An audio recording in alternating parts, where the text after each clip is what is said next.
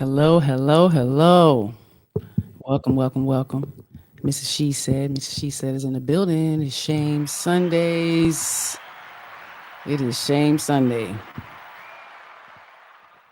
Happy to be here. Again, I appreciate everybody coming in and popping in. Hello, hello. Red Lipstick Vibe is in the building. Peace, sis. WTP Hump is what the funk is in the building. I appreciate you. Paris is in the building. Welcome, welcome, welcome. Give everybody a minute to get in here. How y'all doing? I hope everybody is well. It is Sunday.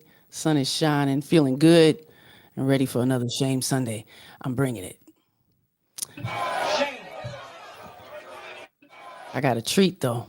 I got a, I got some family in the building. Some great mentors of ours.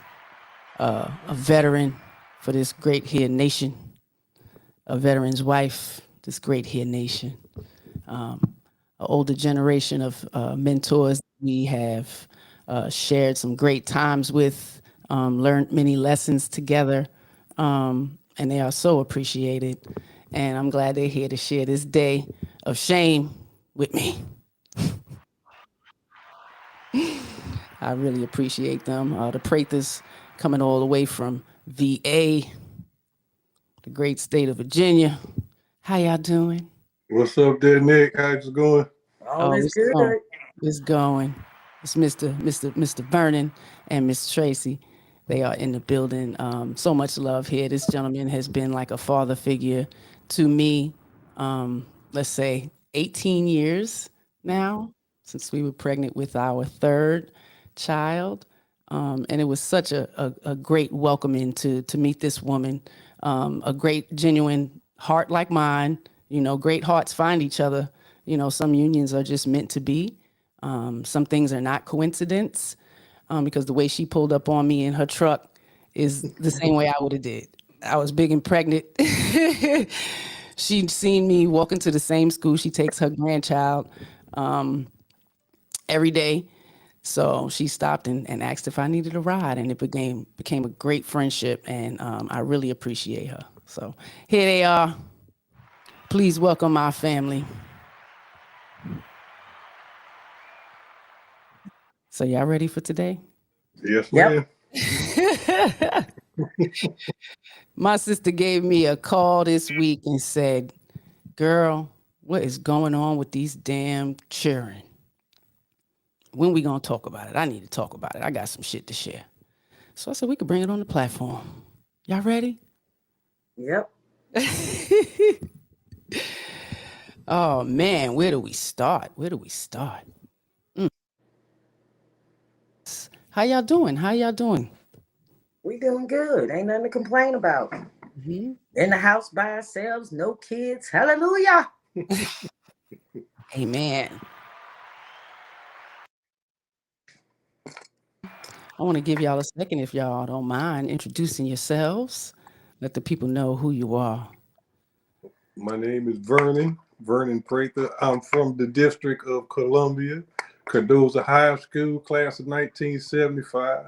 Whoop, whoop. Uh, Norfolk State University, Spartan Legion commander, drum major for those who don't understand that. Yes. Veteran of the United States Navy, 22 years, 1 month, 3 days. Woo. Appreciate your You good service. there? Yes. Go ahead on. I'm his wife, the mother Yes. of his crazy children, Yes. and the grandmother of his crazy grandchildren.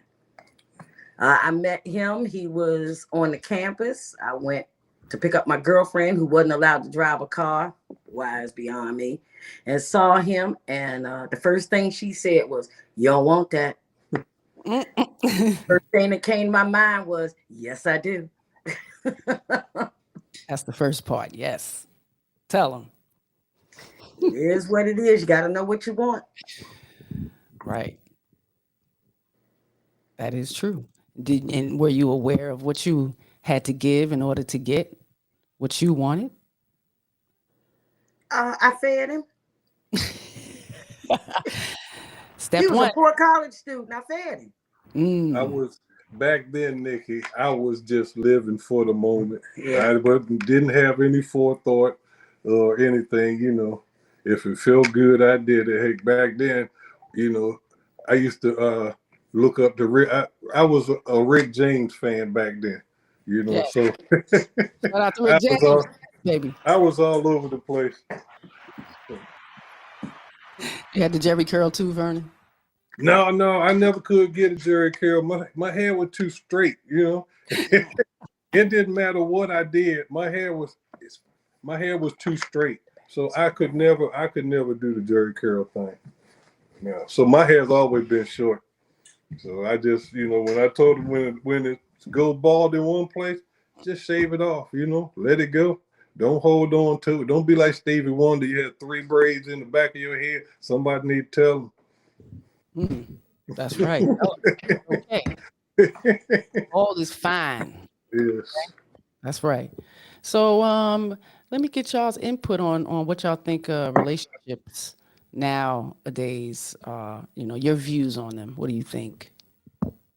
Well, I think personally that people don't talk about life after or when you get married. Before you get, it's like negotiating a contract. People don't talk about it. They assume a lot of things. They assume it's going to be this way. They assume it's going to be that way. And then they get married, and then their assumptions prove not to be correct. But those are things you got to talk about a marriage like you negotiating a contract. And you got to sit down there, and everything is like me and Tracy sat down here, and she would say things like, you know what? I don't wash cars. I don't wash cars. I ain't taking no trash out and all the rest of this stuff. No problem. Well, on Saturdays, I like to do this, that, and the other thing. And it's a negotiation process. And you have to talk about all of the little things, because the little things is going to annoy you more than anything else. Heck, you're going to be tired because he get up in the morning and make too much noise brushing his teeth or something. You know what I'm saying? True. It's But absolutely and that's the things that drive people apart, but they don't talk about. They assume, and assuming is a dangerous thing. You just talk. People need to talk about things before they jump into it, especially something like marriage. Because it's more expensive to get divorced than it is to get married. Now you get in it. And if you got any kind of money, you coming up with at least half of it gone. right. So And a lot of time invested without that communication. yes. And and Communicate. when people get married and then they divorce and everything else, it don't just affect them. It affects other people as well. Then your friends are running around here looking at you there because they done been friends with both of y'all. So now they got to figure out who they can talk to, who they can't talk to, and all the rest of this stuff. And it doesn't just affect the 2 individuals. It affects more than that.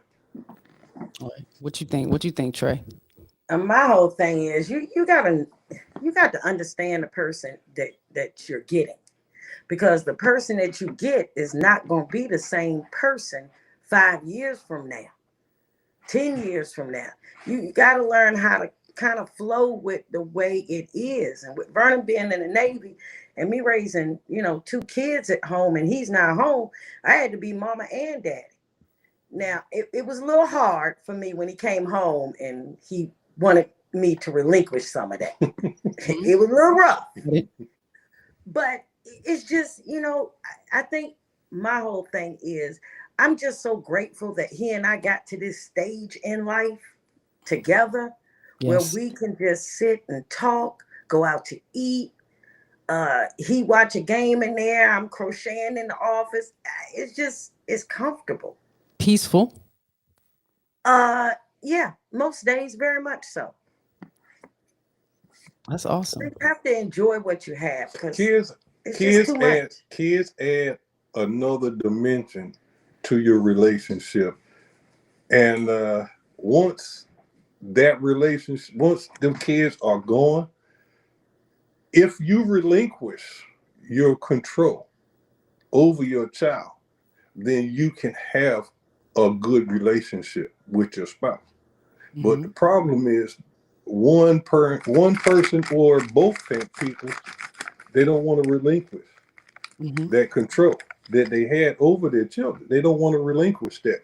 My thing is that we raised them for 18, however many years. We raised them, we gave them guidance, we gave them all the tools we thought was necessary. Once Yes. they walk out their door and make their choices, they're no longer on us. You know what I'm saying? And we trust in the job that we did, that no matter what road you take initially, that you'll find your way back to where you belong. Right. And you'll take the experiences and make them your life, put them in your life toolbox. You know what I'm saying? So you don't make the same mistake twice. Everybody make mistakes. You just don't want to keep making the same one over and over again. Right. Yeah. And as parents, you don't have a choice in the matter. You have to relinquish and trust in your teachings and trust in your judgment, plain and simple. And if you know you didn't do what you're supposed to be, then I guess you can worry about it. Yes, that's true. And I remember you told me that, Yeah. meeting y'all. Like I said, when I met you guys, I was pregnant, so I spent a lot of time with y'all when I had this newborn, right? So I remember you making me aware of that, But then, Nikki, It'll you and be y'all Sean, in the end. So, give them their, but don't forget about him.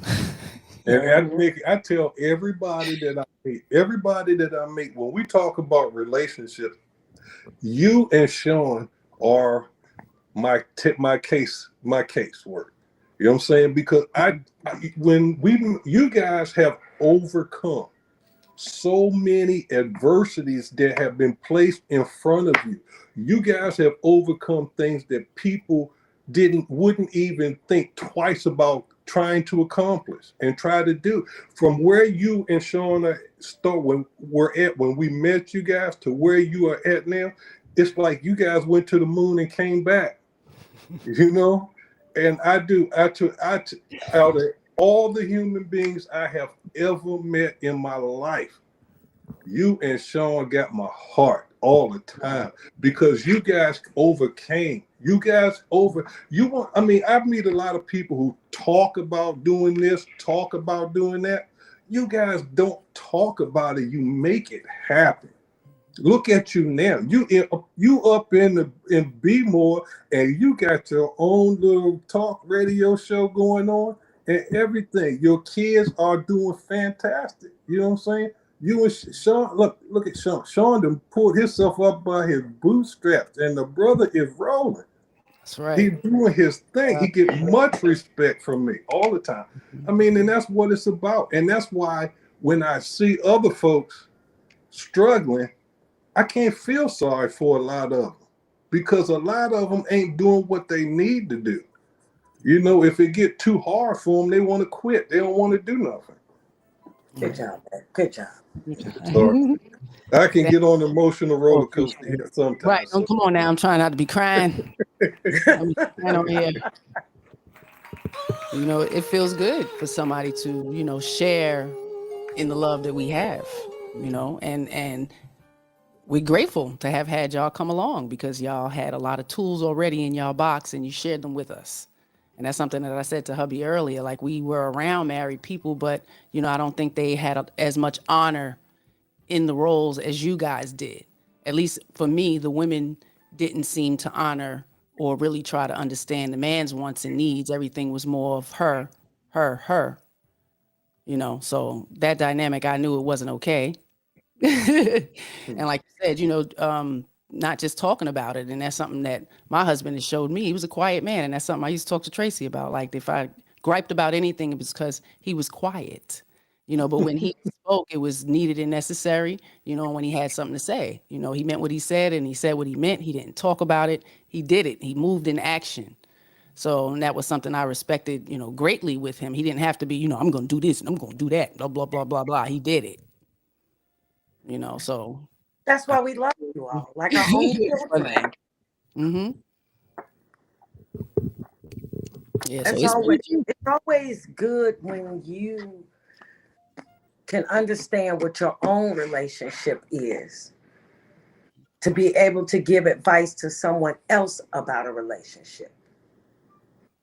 You go through your ups, your downs, your don'ts, your wants, and everything else, but everybody's not going to be in the middle. Some days he wins, some days I win. But the bottom line is just when I go to bed every night, I know he's next to me, and I'm comfortable with that. And when he was out to sea, it was hard because I would just pile up, whatever clothes I took off, I threw them on that side of the bed. So it would be like someone was sleeping next to me. Yeah. Now I ain't got to do that because he don't go nowhere. That's right. Got him all the time now. He put in his work. Oh, Lord. Okay. We're going to go with that.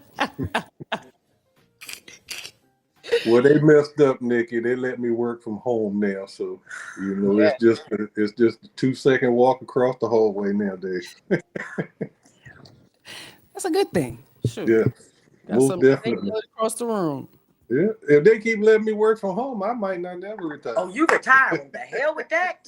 Oh, you are retiring? That ain't happening. We got stuff to do. Okay. Thank you. Who we got in the building? Ruthless.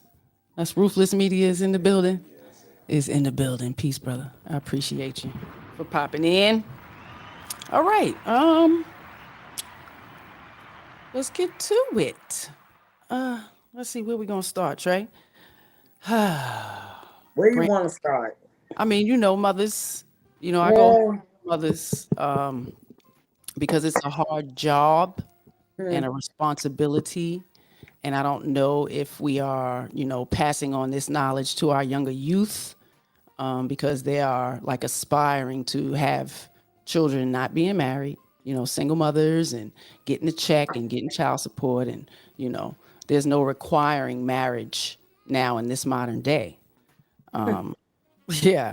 What do you guys think about that? Like, why do we just, allow so much access to vagina without having standards or, some type of moral compass? I got this one. We have an older adopted son, and he has been dating the same young lady for 15, 16 years. And he bought a house. She furnished it. They both live in it, but ain't no rent. So I have on several occasions like taken diamond rings out of my box and like give them to him. And when he leave, my diamond ring is on the dresser. Mm-hmm. My problem with that is if she's good enough to wifey without being the wifey, then she need to be the wifey. She need to be the Miss Wifey. Mrs. Yeah, and we have that. I talked to him about it, and I talked to her. And we were talking about it. She said, yeah, when we get married, it's not going to be just our first year. It's going to be 16 years. Because you've been together that long? Right. No, that's not how it works. Right. And I love her to death. Don't get me wrong. I've known her longer than I've known my son Marcus. Right. But my whole thing is, why do you continue to allow that? What is wrong with you? I ain't met no love that deep that we just gonna play house for years and ain't no ring on my finger. Right. You are of a different generation. You guys are of the baby boomer generation. But Nikki, let me say this. And you're absolutely right. It's a generational thing. It is. When we were raised, we didn't have the distractions that they have now.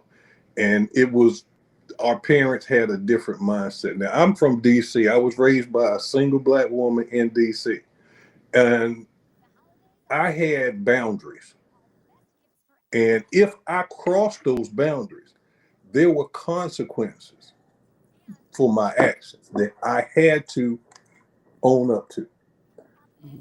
Today, I don't think there's as many boundaries set for the kids. I think too many parents are worried about the wrong thing. They're worrying about whether their kid is going to like them when they get older and all the rest of that stuff, But you can't. I mean, and I hear people say all the time, "Well, you know what? I'm not going to raise my kid the way my mama raised me, or I'm not going to have my kid go through the things that I went through, whether they was hard, good, bad, or what. Those moments made you. They define your character. They define who you are and who you are going to be as a human being. But we through the generations, we've taken that away from our children because we don't want our children to go through this.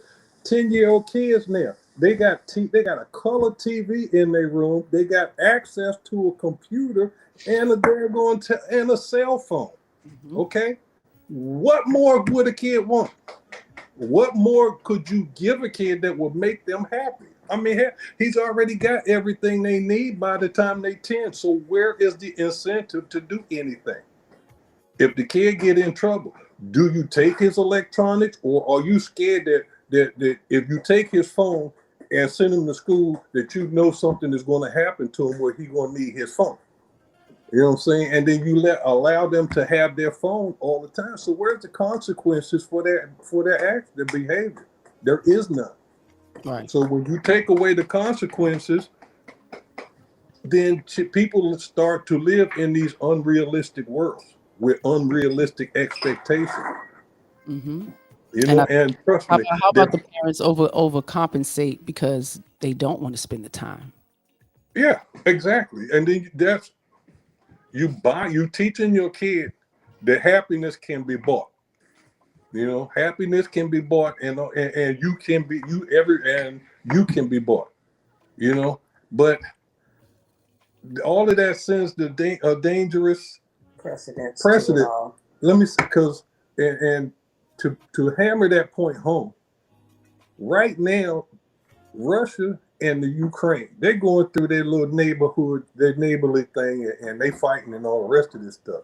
Now, the United States is supplying them with all the technology and the intelligence and the advice that they can give them. But people need to pay attention to what's going on over here as well. All four branches of the military are having major troubles recruiting. Now, if we're going to keep putting our business in Iran and in what Ukraine and Russia is doing, and we by any chance we get caught up in this thing, they're going to have to institute the draft because we don't have enough people in our services right now to handle all of our military obligations.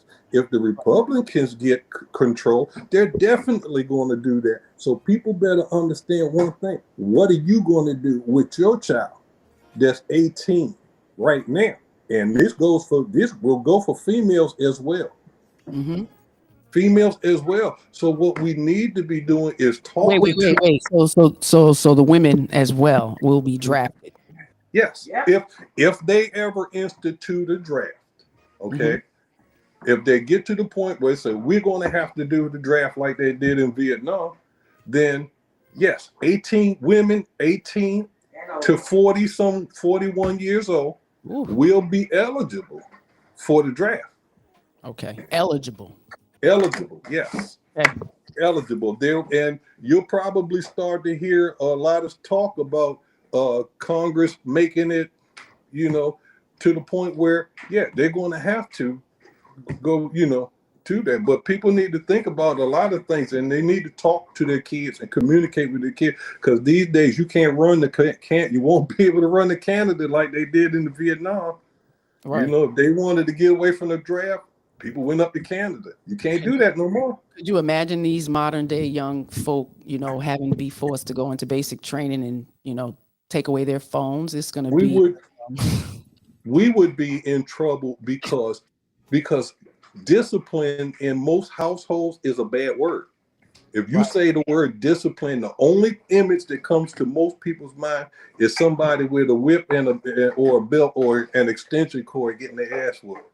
That's what people, over time, that's what media and everybody else has pumped into people's head. Oh, they're saying discipline. That's what they mean. But that's not it. Mm-hmm. Discipline is just repetitively doing something so it becomes human nature. Mm-hmm. That's what discipline is. If you want your child to be safe, then you have to discipline him to be safe by repeatedly going over what you feel like will keep him safe. That's right. You cannot sit there and assume that he gonna figure this out. No, you need to be proactive and Mm-hmm. discipline your child in whatever area you need them to be more up to speed on. Right. And it's not a bad word. Discipline is not a bad word. It's just something that people need to have a little bit more of. Mm-hmm. I mean, we We can train be different. weak. Go ahead, Trace. Huh? I'm sorry. So we training them to be weak. What you got on that, Trey? Over there fixing some snacks. No. See, for me, the factor that I have, I couldn't do nothing with the daughters because they were a little to the left. So as much as you try. But if you tell them at that age, that my daughters are that you need to find a nice guy and blah blah blah, that don't work. But for the granddaughters, I have no cut cards. I tell them straight up how it is. My oldest granddaughter dated a young man for 6 years. I asked her straight up, is bro wearing a condom? Are you doing the things that you need to be doing? Because I ain't raising no more kids. Right. So the youngest one, she's infatuated, I must say. She might be a little, stigmatized. I don't know. But I've already told her straight up. You get pregnant, I don't know what you're gonna do. I ain't keeping no babies. Right. Me and your poppy about to do us. Mm-hmm. So a lot of things these young ladies think of to do just to be seen, because that's basically what it is, to be seen, is foolishness. If it's a good man, he ain't worried about looking at you. He worried about looking at the girl in the corner that's just sitting there chilling. And these young ladies have to understand the difference between that man and this man. And to hammer this point, Nikki, Chris went through a period where he became an alcoholic. Okay. And it was so bad that he got pulled over in the Greenbrier Shopping Center parking lot riding a moped with 2 flat tires on it. and Lord, and Nick, my brother.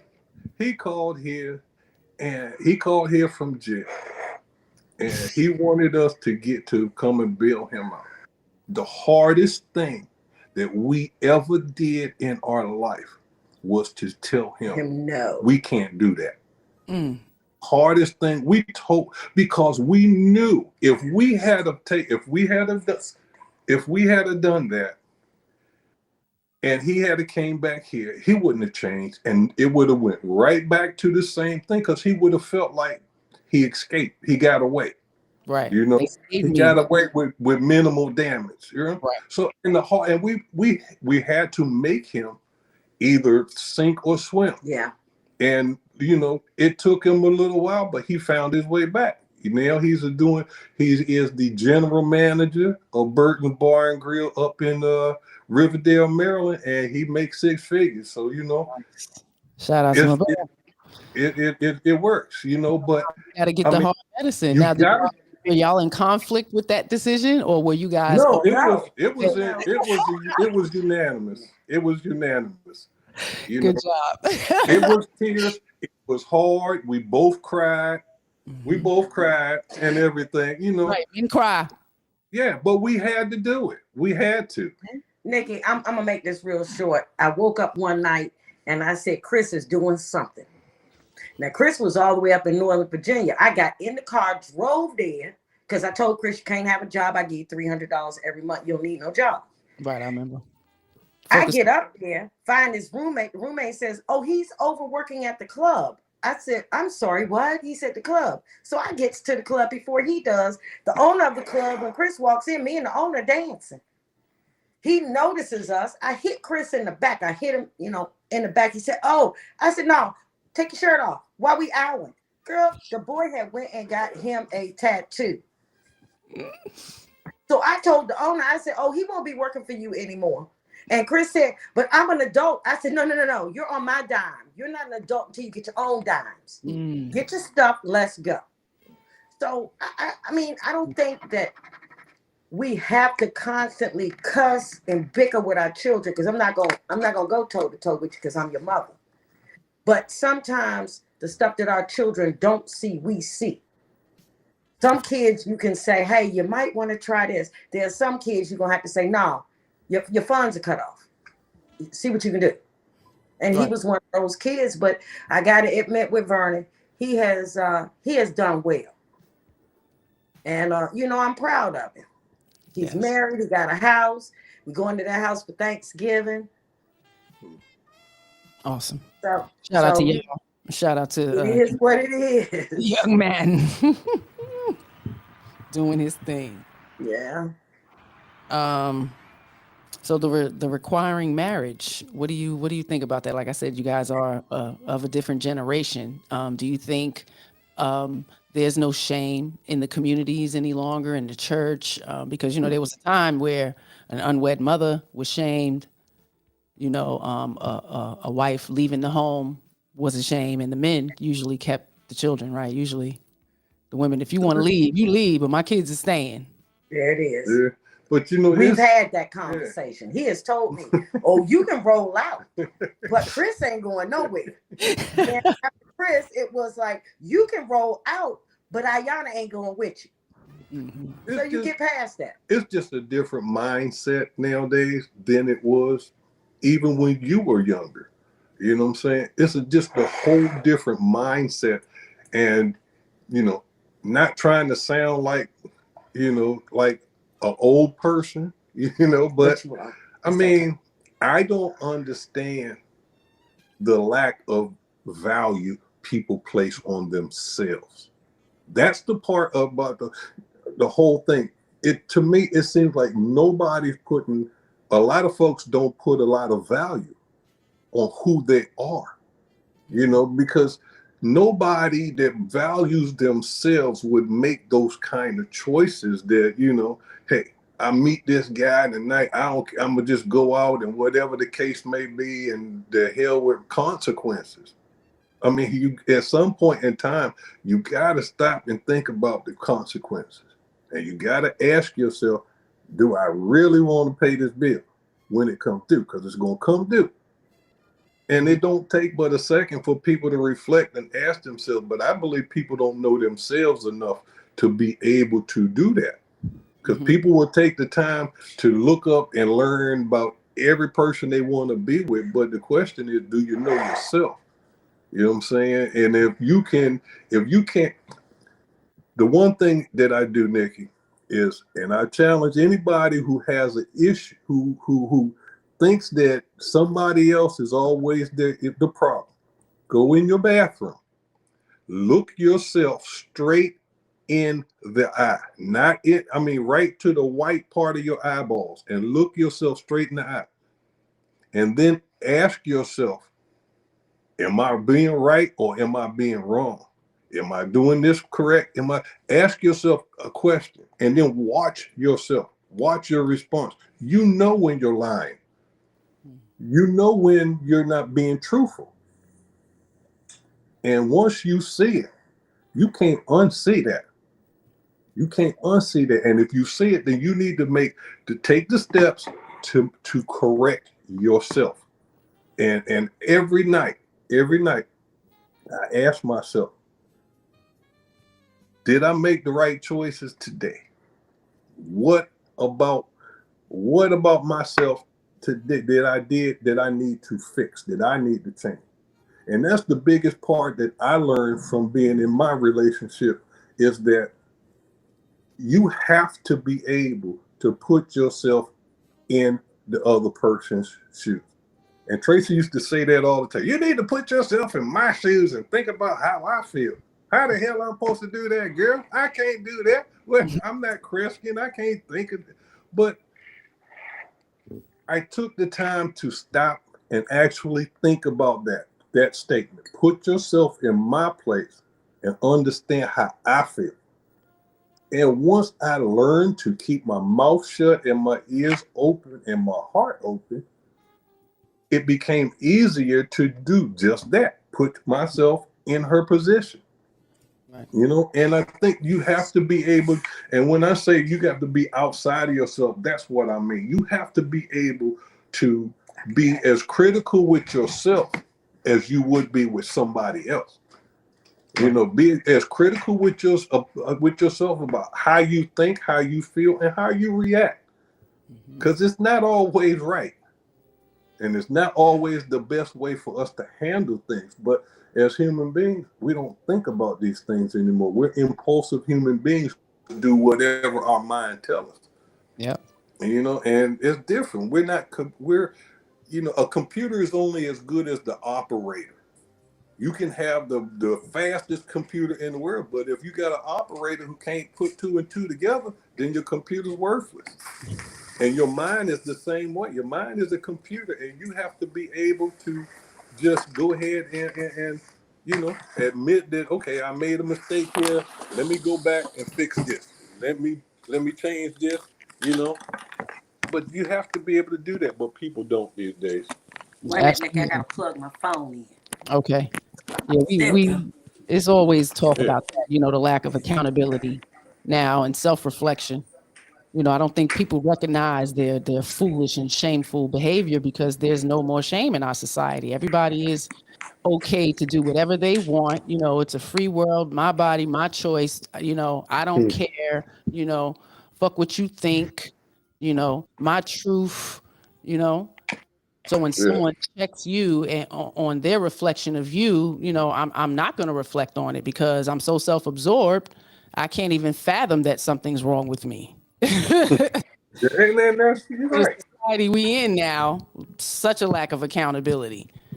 Because we pander and coddle, like you said, we don't want to be like the generations before us. So, we give them, we overcompensate, we overindulge everything. That's why the Yeah. society is as big as it is, because everything is instant gratification for everything. So people think they can jump into these relationships and you have an instant marriage and it's just, gracefully, smoothly flowing forever with no bumps in the road. So it's quite delusional. And like we were talking earlier, everybody's living in fairy tale land. What do you think about that? The princess syndrome is alive and well. Anybody who think that women don't, but let me tell you this. There's only one rule in the player's handbook. It is not a rule, it is a statement. And it goes like this. A woman will always give her love, or she'll give her body if she feel like she's getting love in return. Conversely, a man is hardwired to give you that love if he thinks sex is on the other end of that. That's the only rule in the player's handbook. And you have to be able to walk out here and look at that woman and figure out now which one is she. Is she one of these women with the princess syndrome that's going to come out here and and give me her body because she think I love her? If I can convince her that she will get my love if she give me her body, game over. Game is over. That's the only rule in the player's handbook. All the rest of these brothers out here telling lies and all the rest of this stuff, that's fake. That's fake. So, A okay. real player will be able to look a woman in the eye and listen to her and understand, okay, she got princess syndrome. And if I convince her that my love is real, she'll give me her body and any other thing I ask for. Mm. That's it. It's a Right. mindset. It's a mindset. Mm-hmm. And most of the time, nowadays, we set our kids up. We set our kids up to fall for that hook, line, and sinker. Talk about it. Hook, line, and sinker. That's what we set our kids up for. Tracy, what you think? What you think about it? You know, I'm gonna be honest with you, Nikki. I tried to raise my oldest granddaughter, Ayana, not the way I was raised because I was exactly who Vernon's talking about. I had that princess syndrome. There was nothing that I could not get from family or anybody else I wanted it from. Mm-hmm. But I realized once Vernon and I got together, you can't continue to be the pretty princess sitting on your throne and want a man. That's not gonna work. Right. And especially if you want a good man. And for me, I taught Ayana, you need to be independent. You shouldn't have to rely upon a man to make your happiness. You shouldn't have to rely upon a man to give you everything that you need. And I think Vernon and I actually did very well with that because she was the one who decided that I'm going to go to I'm going to the Army Reserve so I don't have to pay all this money back for my college. Mm-hmm. She realized, okay, if I work for the police department, that gives me some more insight. If I join the ROTC, that does it even better. Right. So I think it's a lot of things that you do have to teach them. And I do have another grandchild, Kayla, and Kayla just believes that she should have everything she wants. And I sat her down and I talked to her. I said, everything we want ain't everything we need. Mm-hmm. You have to learn how to carry yourself and be an independent woman instead of being one that's always got their hand out. So I think young ladies have to understand who they are first and foremost. And I believe in this. Write down everything that you want for yourself or the changes that you need to make in yourself as a young lady. Mm-hmm. Go sleep on that for 6 days. Then take it outside, burn it, and give it to God and see what you get. It's always been my theory. Manifestation. Right. I mean, it's like writing a spell. Yeah. It is. And you got to figure it out. And at our age, we done been there, done that. So I just try to give what I can to the young ones so they get it, but they just so, like, I ain't never seen such absorbed people in my life. Do But you you think it get has something to do with society and just what the media depicts, what we they're That's give it. kids we exposed to? kids 'Cause when I look at Ayana, she's the same age as Nana, yeah, right? So they were mhm, later bloomers when it came to phones. We were a little yeah, bit more strict, right? Yana was yeah. late getting a phone and having access to, the social media like Nana. But then when we look at the next generation, which is Kayla, Cypher, and Maddie, they were introduced a little earlier. Mhm. Maybe what, 13? I'm sure it probably was earlier than that, but our younger one was maybe 13, 12, 13 years old, which was probably too soon. So they had much more exposure to Yeah. it, right? What do you think Yeah. about, what they're getting from the outside world? We not being the main influence any longer, regardless of They're what we not teach. mentally they're not ready. I don't believe that most of them even understand and can process outside of what people their own age want. I think they understand what people their own age want. And to me, it's like more kids are running around here trying to be popular or trying to be not ostracized, you know? And I don't even know if they're actually being them, if they even trying to be themselves, or if they're trying to just not get picked on or just, be a part of the crowd, Mm-hmm. so they fit. But I think that's probably about all that most of them even worry about. I think if you show them a strong front between husband and wife, mother and father, and you understand the dynamics of the house, I think for me it's a little better. I just believe that kids don't need to be stuck in no house all day. Get out, go for a walk, do something, get a gig, anything. But that being by yourself gives you too much time to think about things. And most of the things that these young people think about, uh, it ain't even worth thinking about, really. Well, Dickie, I think if you got a kid in your house and they're between the ages of 5 and 9, That is the most important time in the world, because anybody who don't think a 5, 6, 7, 8, or 9-year-old is intelligent, Think there are again. you are sadly mistaken. If I've seen 5, 6, 7, 8-year-old kids manipulate their parents to no end. Mm-hmm. Now, and people laugh it off, and they look at it like, okay, it's cute and all the rest of this stuff, but Mm-hmm. that's when you need to correct the behavior. And when you correct the behavior, you have to explain to them what's going on. You can't just say, no, don't say that. You have to explain it to them. And Right. anytime a kid can manipulate you, then he can understand what you're trying to tell him. You just have to be able to figure out how to tell them so they can understand it. Right. But as a parent, you got a lot of responsibility. You are in charge of, you are the first human being that will implant thoughts, feelings, emotions into another human being.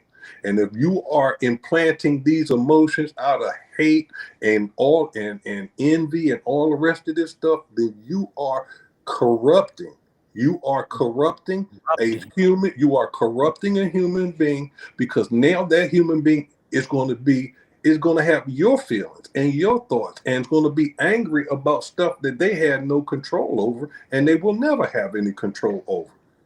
But you're implanting that in in a human being's head. That has to stop. Mm-hmm. It's like you can't raise your child to erase what your parents did to you, or what you thought your parents should have done for you. Mm-hmm. No matter how you raise your child, it's not going to change what happened. So Right. let's not make that a part of the equation. Okay. We're gonna play an icebreaker video. Why y'all doing that? Dash dropping gems. I think parents love their children the most. No one's going to love their kids more than the people that made them. Those should be the people teaching them. Why would you put a kid in a room behind a desk when the sun is out for their whole entire childhood? Not put them in front of water or ocean or anything that inspires them. Dim lights. If you notice, schools, jails, and hospitals all look exactly the same. Why wouldn't it be in something inspiring? Why? Because it's a program to keep us controlled. When you have to have order of masses, you have to have them all doing the same thing so you can know what they're doing, you can monetize what they're doing, you know how they're doing it. So at a very early age, I was like, yo, man, all this shit y'all teaching me, first of all, none of it makes me think I'm number one. It would make me, if I believe that y'all are teaching me, especially back then, that I'm number two. That I could never be a boss, that there could never be a black president. They never teach us how to pass laws and lobby or be politicians, and that's the only way to make change. So it has to be strategic. So when a cycle continues over and over again without change, it's either insanity or it's intentional. Somebody's losing, which is us, but somebody's winning, which is them. And they're controlling the game. This is. Dame Dash. What you think about that? Hey, I'm with the brother. I'm with him. I'm with him. But you know what? There is one, and he's absolutely right. They won't tell you how to pass the bill or how bills get paid. But hey, go next time you on YouTube, Mm-hmm. YouTube Schoolhouse Rock. Yes. YouTube, I'm only a bill sitting on Capitol Hill. Now, Yes. people can say what they want, but back in the day, that kind of stuff was on TV. Yes. Okay. And you could actually follow the process the way they did it. And Mm-hmm. trust me, my mother was a rebel with a cause. She marched with the Black Panthers and everybody else. She was a rebel, a preacher's daughter, and she was a rebel. That's why she lived in D.C. and not up in Montgomery County, you know. But she made it a point. She told me, she said, look, you're not going to live in the nation's capital and not understand how these laws work. Because if you get your butt out here and you don't know how these laws work, you just gonna be another nigga that they gonna come and take to jail. So say you want to be armed, you need to be armed with your education. Learn how the process works. Okay, and then when you learn how the process works, get in where you fit in. That's where you do your most damage. You're not going to do no damage, because if you on the outside hollering and screaming and all the rest of that stuff, they're going to treat you like mamas used to treat their 5-year-olds when they was in the grocery store and they start acting up. You just going to pull them out of the public view, and you either going to tear their ass up or sit them in the car the rest of the trip. It's illegal to do that now. But that's how I was raised. I was raised to listen and to understand the process. The more you understand the process, the better chance you got. That's what I admire about you and Sean. Y'all know the process. There's not a process that come around it. You guys, if you don't know, you educate yourself about what it is.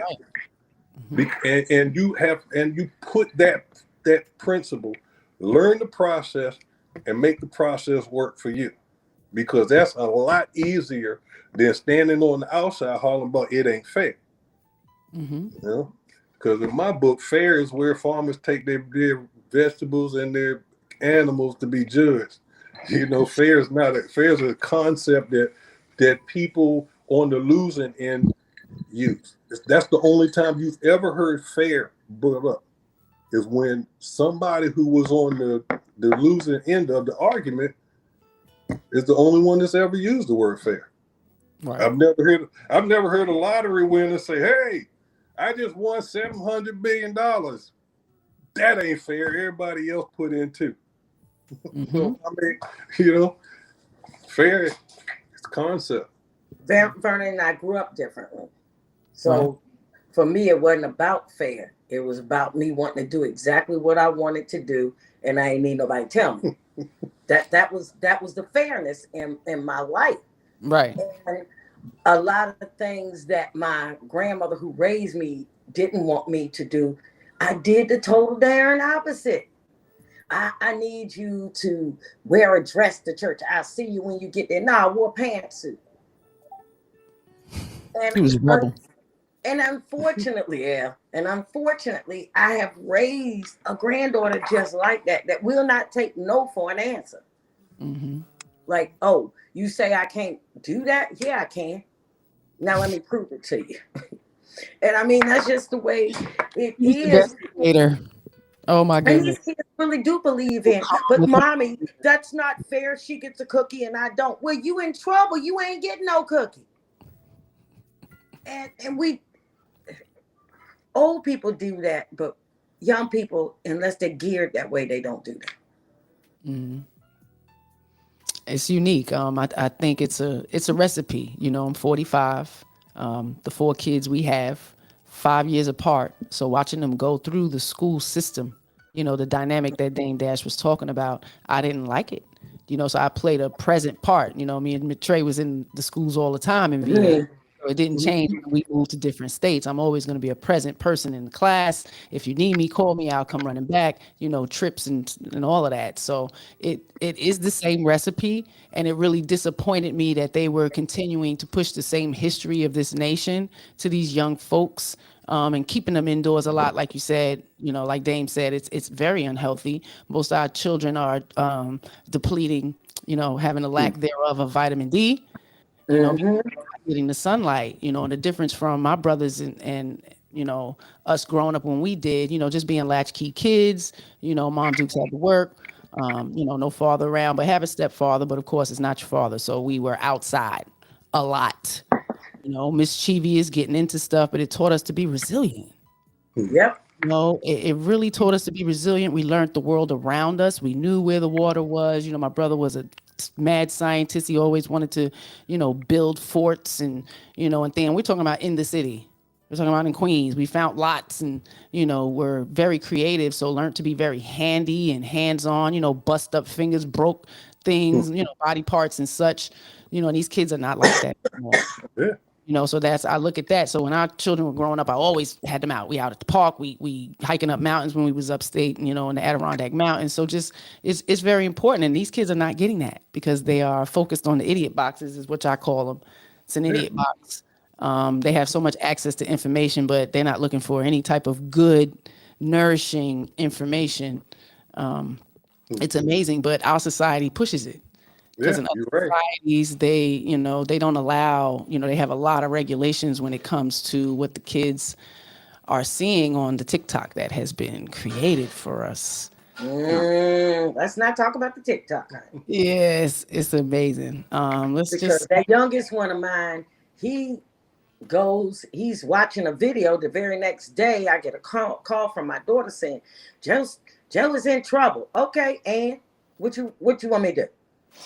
Put him on the bus, send him to the house. So when he got here, I was like, he opened the door, and I said, what did I call him, Bernie? Hey, good afternoon, Magic Mike. He was in school in the cafeteria, and he wanted to be a part of this. He wanted to be accepted by this group of kids. Now, the group of kids they were delinquents. They wasn't doing what they were supposed to. So they was in the cafeteria, and he decided he was going to get up, and they was gyrating in front of people's faces and calling them out their name and all the rest of this stuff.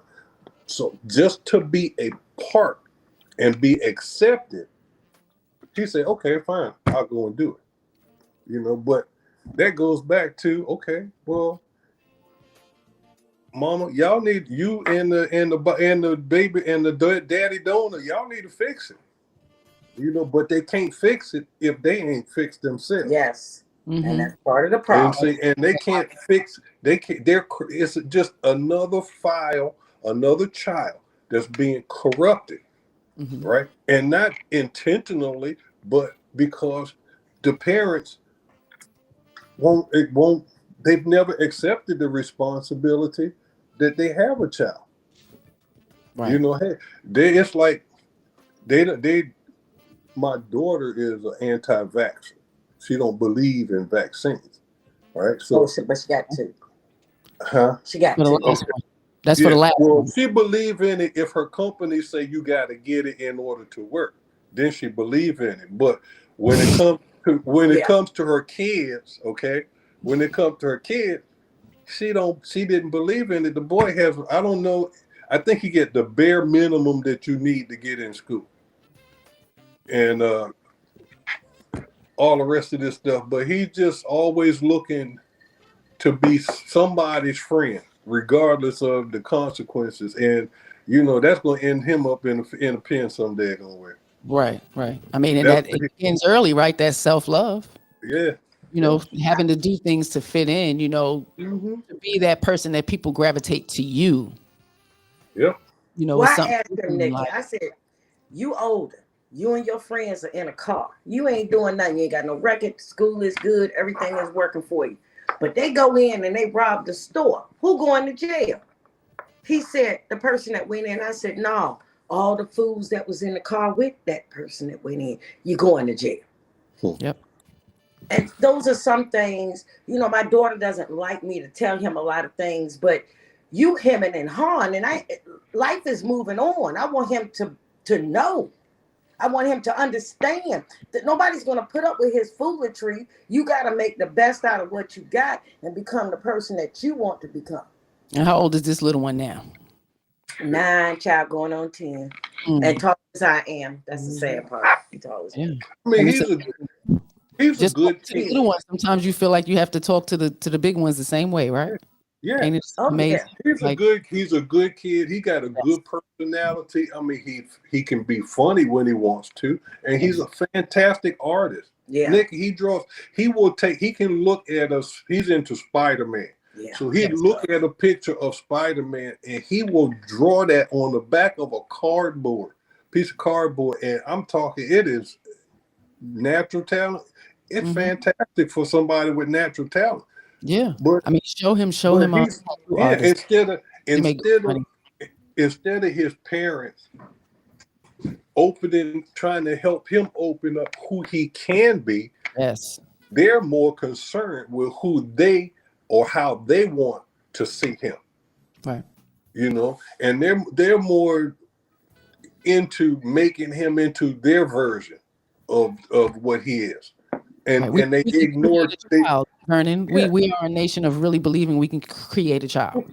yeah, Like, exactly. literally, the scientists are being able to do that. You know, they have birthing people and, you know, little devices to grow children in now. Mhm. It's a thing. Yeah. I mean, it's just crazy. I mean, we corrupt and kill children left and right, and that's got to stop. Well, I'm not corrupting them. I'm I just just tell saying, them straight up. you know, I got a partner his daddy told him one time, remember the numbers, 87, 10, and 3. 87% of the black folks in the world, we're going to use black people because that's what I am. So Right. 87% of the black folks in the world don't care one way or another. They going, whatever y'all say do, we're going to do. 10% of the black folks are, let's say, on the managerial level. They got education. They know how to move in and out of the system and all the rest of that stuff. And the 3%, those are the elite. But the problem is that 87, 10, and 3, they don't connect. You know, they just individual numbers, and there's no connection, and there's no way to get from one level to the next. Right. And as long as we stay in that kind of equation, hey, we're going to be in trouble. Oh, yeah. Oh, it's getting worse. Yes. Yes. I want to play a video for y'all real quick. Have y'all seen that 60-minute segment on TikTok? So America, are we being played? Ouch. No, I think we're playing ourselves. No, they are definitely. Yes, Tracy. Say it again. We playing ourselves. Yeah. That's why, you know, like this is my main thing. If you don't know, ask. If you don't understand, ask. You know, I saw something this morning. They were talking about Africa and how they're building all this technology. And in my mind, I thought, you know, people just think that Wakanda is just a movie, but maybe Wakanda was to get all, to understand all, so that we could get this. We're free in this country because our forefathers let us be free. So they think. In these other countries, China, some parts of Japan, Korea, you don't get to say what you want to say when you want to say it and how you want to say it. But I mean, think about it. Can't we in the United States shut the hell up and learn? Because that's what we need to do. I mean, you got to learn. All of this goes back to when the same thing about the military. It's the same thing for every other aspect of life. We are corrupting our children to have these kinds of thoughts where, yeah, they would rather be an influencer than, you know, to have a career or whatever, you know. And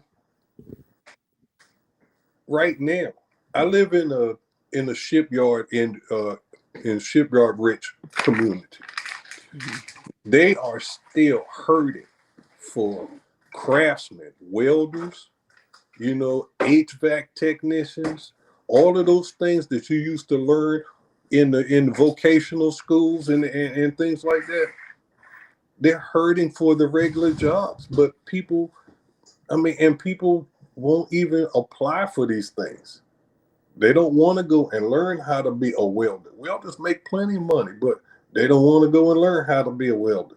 They don't want to learn how to be a plumber or work on, you know, air conditioning units and things like that. You know, everybody want to run out in the tech field and become a technician, you know, IT person, but that's a dog eat dog world. You know, another thing, I'm just going to jump in here real quick, but another thing is that I'm going to give you an example. My daughter scheduled a job interview in the shipyard making $22 an hour. And he just politely, when she got in there, he politely said, my what did I say? My granddaughter? Yeah. Okay, my grandson. Same thing with him. Grandson, granddaughter, same. And he literally was like, oh, that's not for me. At that point, Nikki, I wanted to call my daughter and say, now, what she need me to do? I mean, do I $22 an hour? What am I doing? And it's a fire watch job. You run around and make sure ain't no fires. Are you what? What? See, this is what I'm saying. Their minds are so, like you said, like Vernon said, delusional. They beyond delusional. Use because I mean, it doesn't make sense. You know, they're growing up in a world, you know, ready to be an influencer. This is why they looking for the attention, the likes. You know, they on here doing straight foolishness to get attention and likes. But you know, if our TikTok was geared like it is where it originated from, you know, spinach, because they sent it over to us on methadone. You know, and it's not just the kids who are addicted; parents are as well. It's grown people who are addicted to this shit, and you can imagine what they're seeing. They're seeing everything. And there's no, you know, you put a little age in there under 14, it still doesn't, you know, separate the foolishness from the things that are appropriate for our children. Exactly. And I kind of blame us. It's kind of our fault because the men, y'all have built things, but I'm looking, you know, back in society when, you know, all the fight for, you know, taking certain coloring out of food, you know, having them die down on exposing our young girls on commercials, you know, looking like sex objects, you know, stopping the, you know, sexually explicit commercials and such, you know, just all of those things were fought by us. You know, so we just dropping the ball here because now our fight is for the LBGTQIA community. It seems like this is where the fight is now, and we are not paying attention to anything because, like you said, everything is corrupting our children, and we're not saying to the media, "Stop pushing this." You know, you don't want to teach proper, you know, information about slavery and how this land was cultivated, but every year there's one or two movies that's being pushed and pushed in your face. Like, so how can we just not have this and want to get the knowledge for ourselves? And they teach in such cookie cotton candy kind of way when you're really young, and they're not getting it till our 22-year-old is in college and taking an American history class, and she's now getting all of the real, you know, Trail of Tears and really understanding what really happened here, and it's kind of traumatizing for them. To get at such a late age. Like if I didn't take this class, I wouldn't have been getting it, you know, because they're not looking for the knowledge here, you know, because it's an idiot box, instant gratification. It makes us happy, you know. So I think you have to teach but one thing about me, Vernon and I decided to do our DNA test.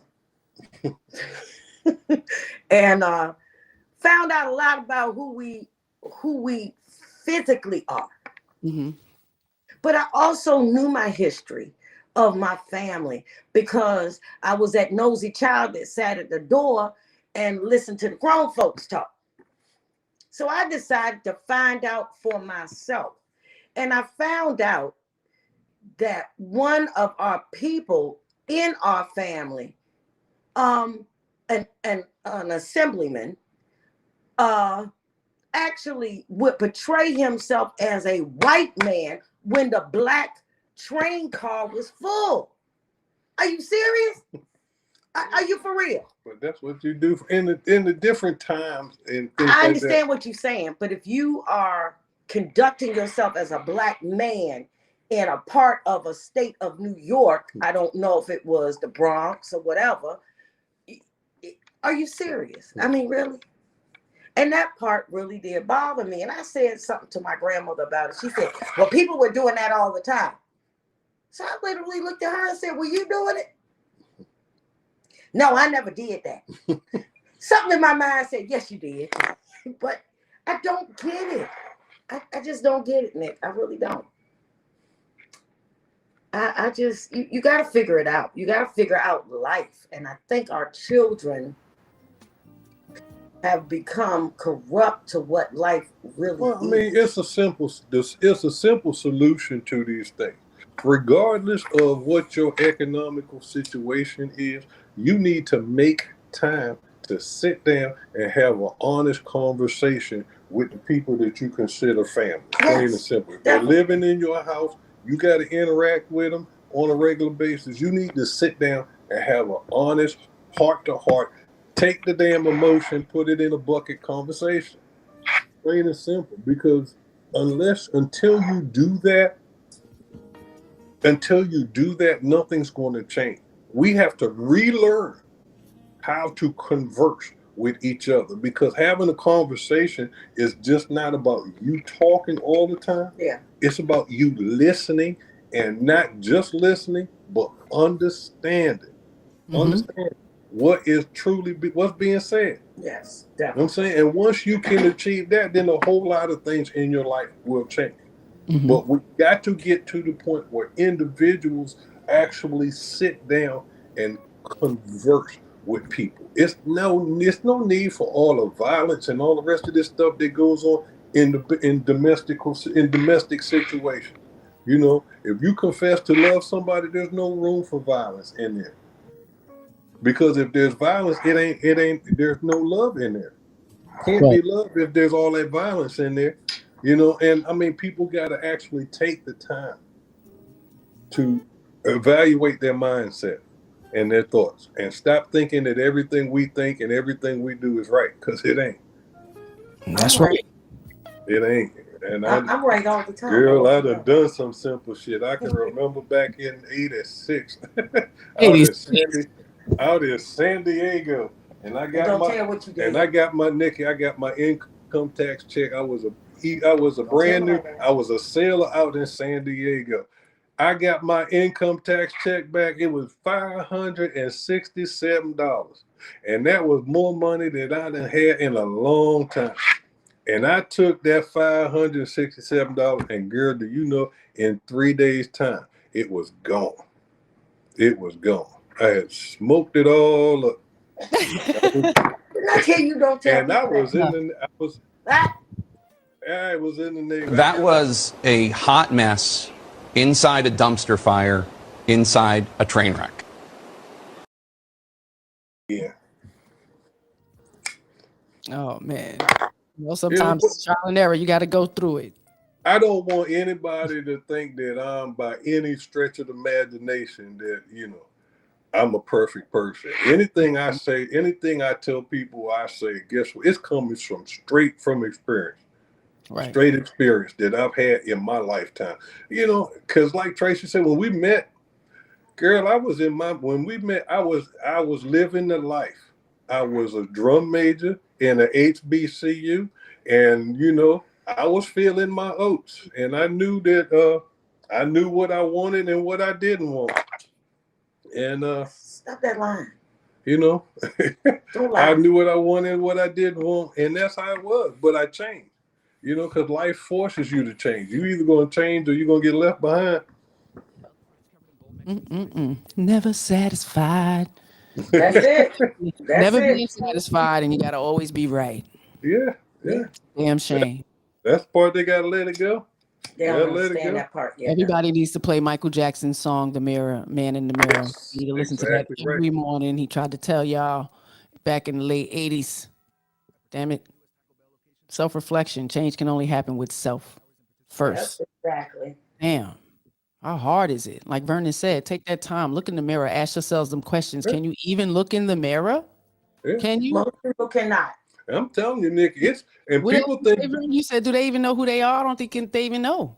No, they don't. They don't. Children. They don't. And I'm like I said, I challenge anybody out there right now. If you got questions or issues, go ahead. If you don't believe what I'm saying, go and try it. Look yourself in the mirror and be serious, and look yourself right in the little white part of your eyeballs, you know, and then try to lie to yourself and see if you don't start laughing or something up in there. Cause no damn way you're lying. Start crying. So,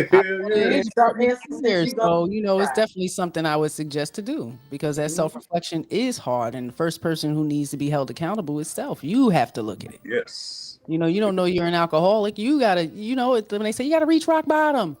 Yeah, these people need to start reaching rock bottom. And I think that's healthy for people. It's healthy. I think if you, like I said, I knew how I grew up. It'll stop all of this. People saying, like, today, in today's society, people say a whole lot of things, and then 10 minutes later they turn around and they're apologizing for what they said, or somebody's making them retract their statement and all the rest of this stuff. I mean, if you in tune with yourself, you won't be making these statements you got to retract. Oh, I don't do that. You won't. I just say things. That's me. Whatever comes to my head comes out my mouth. More than likely, I mean all of it. Not even gonna lie. But I turned 65 in October. Yes. So I told my kids, I officially get to say what the hell I want to say. So be careful of what you ask me, okay? Because I'm 65 now, and by law, I can say what the hell I want to say, how I want to say it. So if you think it's going to hurt your feelings, don't ask. Don't ask. Don't ask the question. I mean, I'm there at 45 with the kids. I'm not like with everybody, but when I get 65, I'm probably going to be there too. Shout out to you. Yes. All medicine ain't going to taste good. No, it ain't. And don't come and ask me as your elder, and don't, expect me to pander you and coddle and want me to answer the way you expect.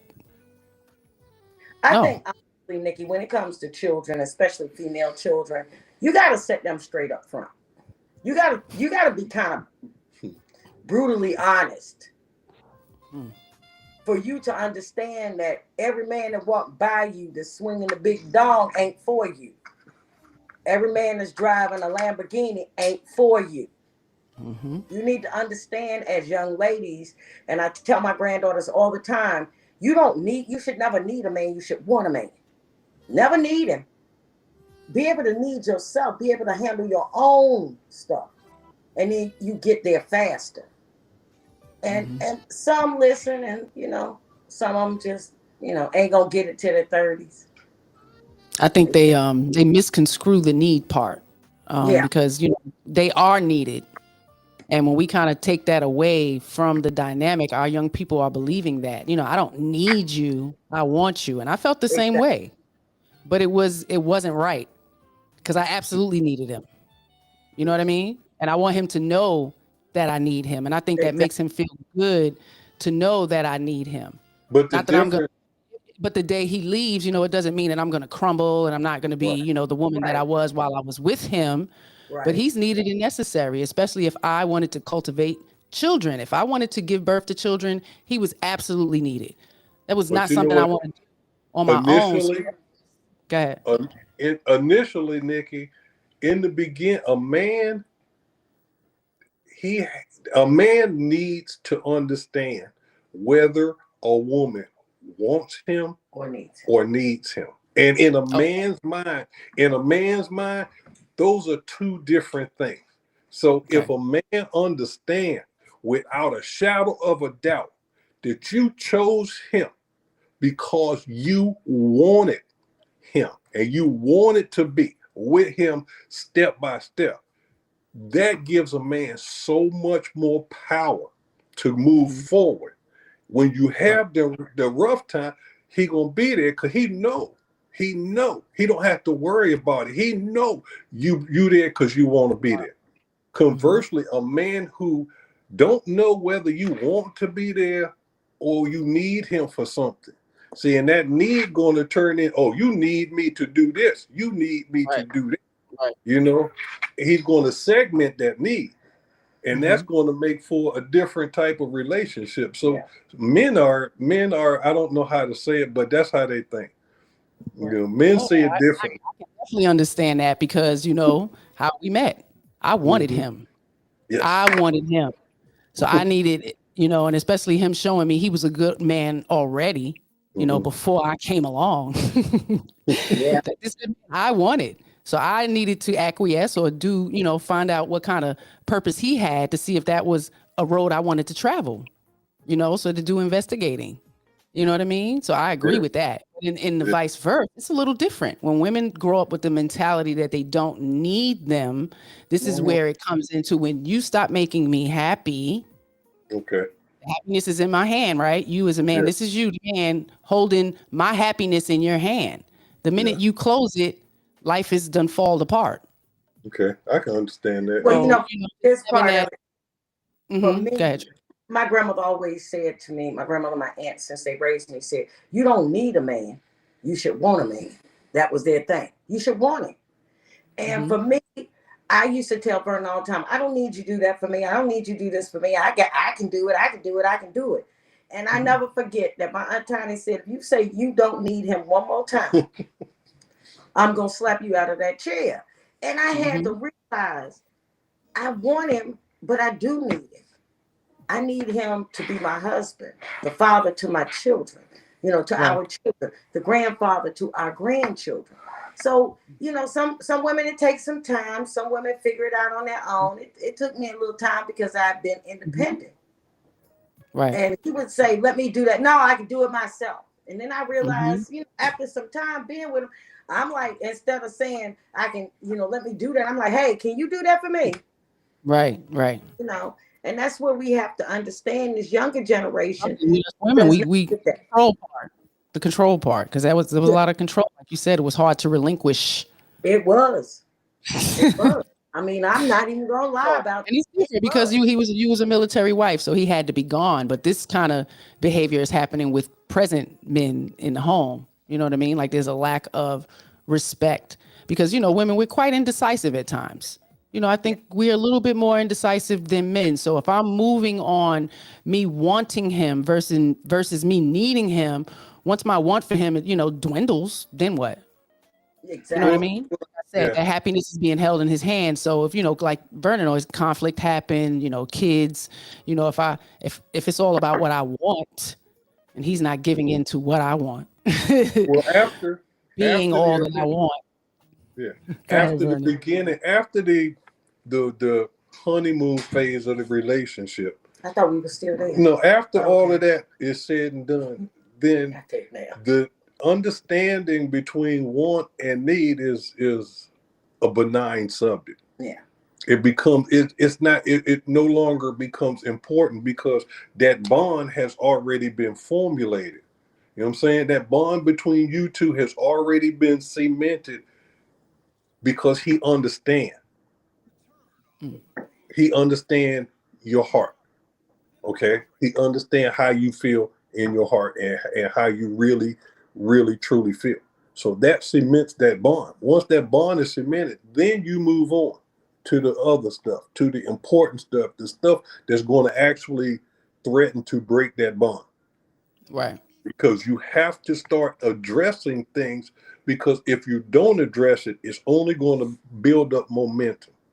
Mm-hmm. It's only going to build up momentum. It's going to become bigger and it's going to explode one day. And you don't want something that happened in the beginning to explode in, 5, 10 years down the road you know, and ruin everything. And you done invested time in it. And when you had the chance to knock this thing out and get it erased and put it behind you, we didn't do that.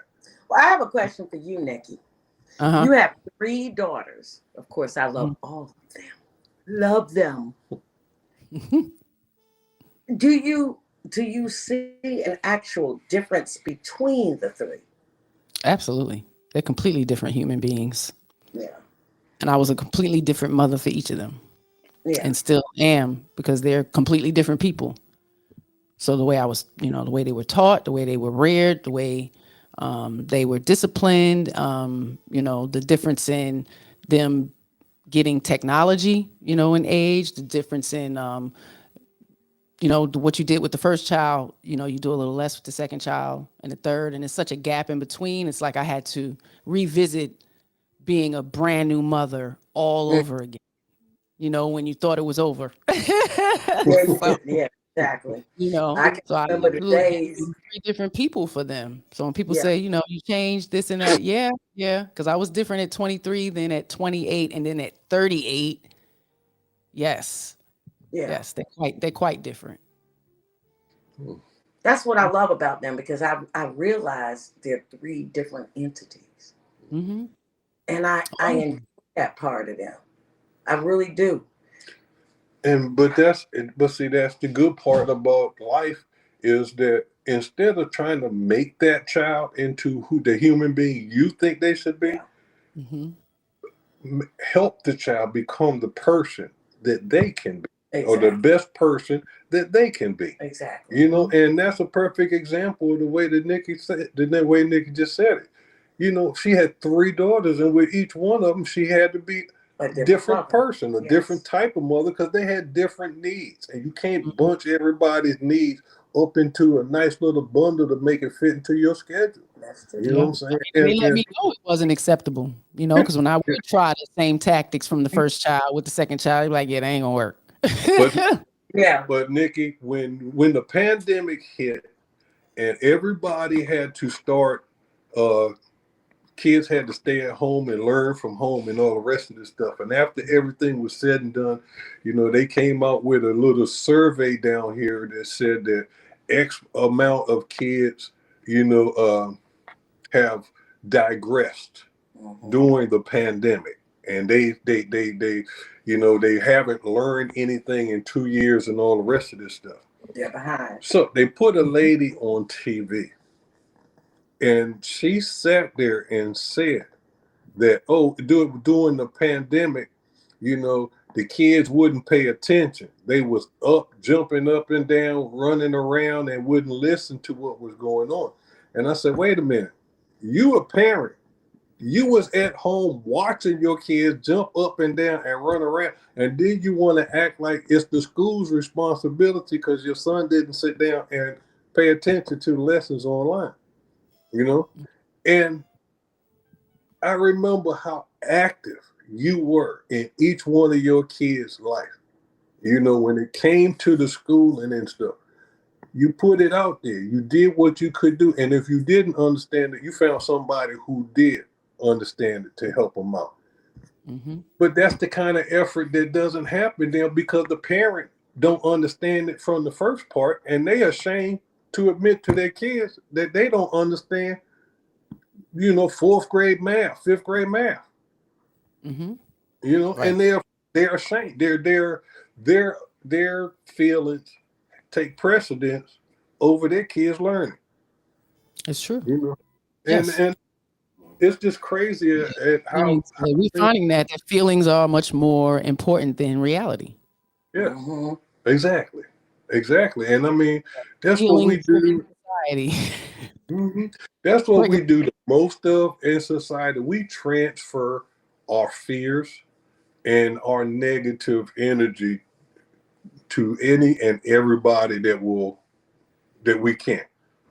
Mm-hmm. And that's, Victimization, right? I mean, yes. most people lead with it when you meet people. Hmm. Oh, it's me. Yeah. This is what happened to me. We're weak. We know that.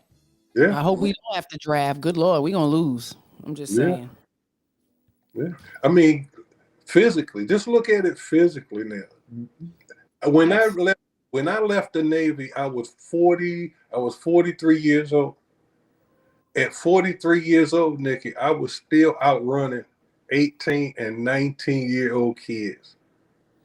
You know, and there's no way when I was 19, ain't no way a 43-year-old man was going to outrun me unless he was a professional. You know what I'm saying? Right. But these You know, kids now, man, these kids now, they can't even run around the corner without stopping. Don't talk about our neighbors' people. You know what I I mean? know that's who you talking about. Our neighbors' people. Physically, these kids are lazy, Please. man, and they don't do anything. and they don't like to hear it. I'm gonna give you something to laugh at. So my neighbor, her sister and her nephew live with them now. They were in Cali and they moved here.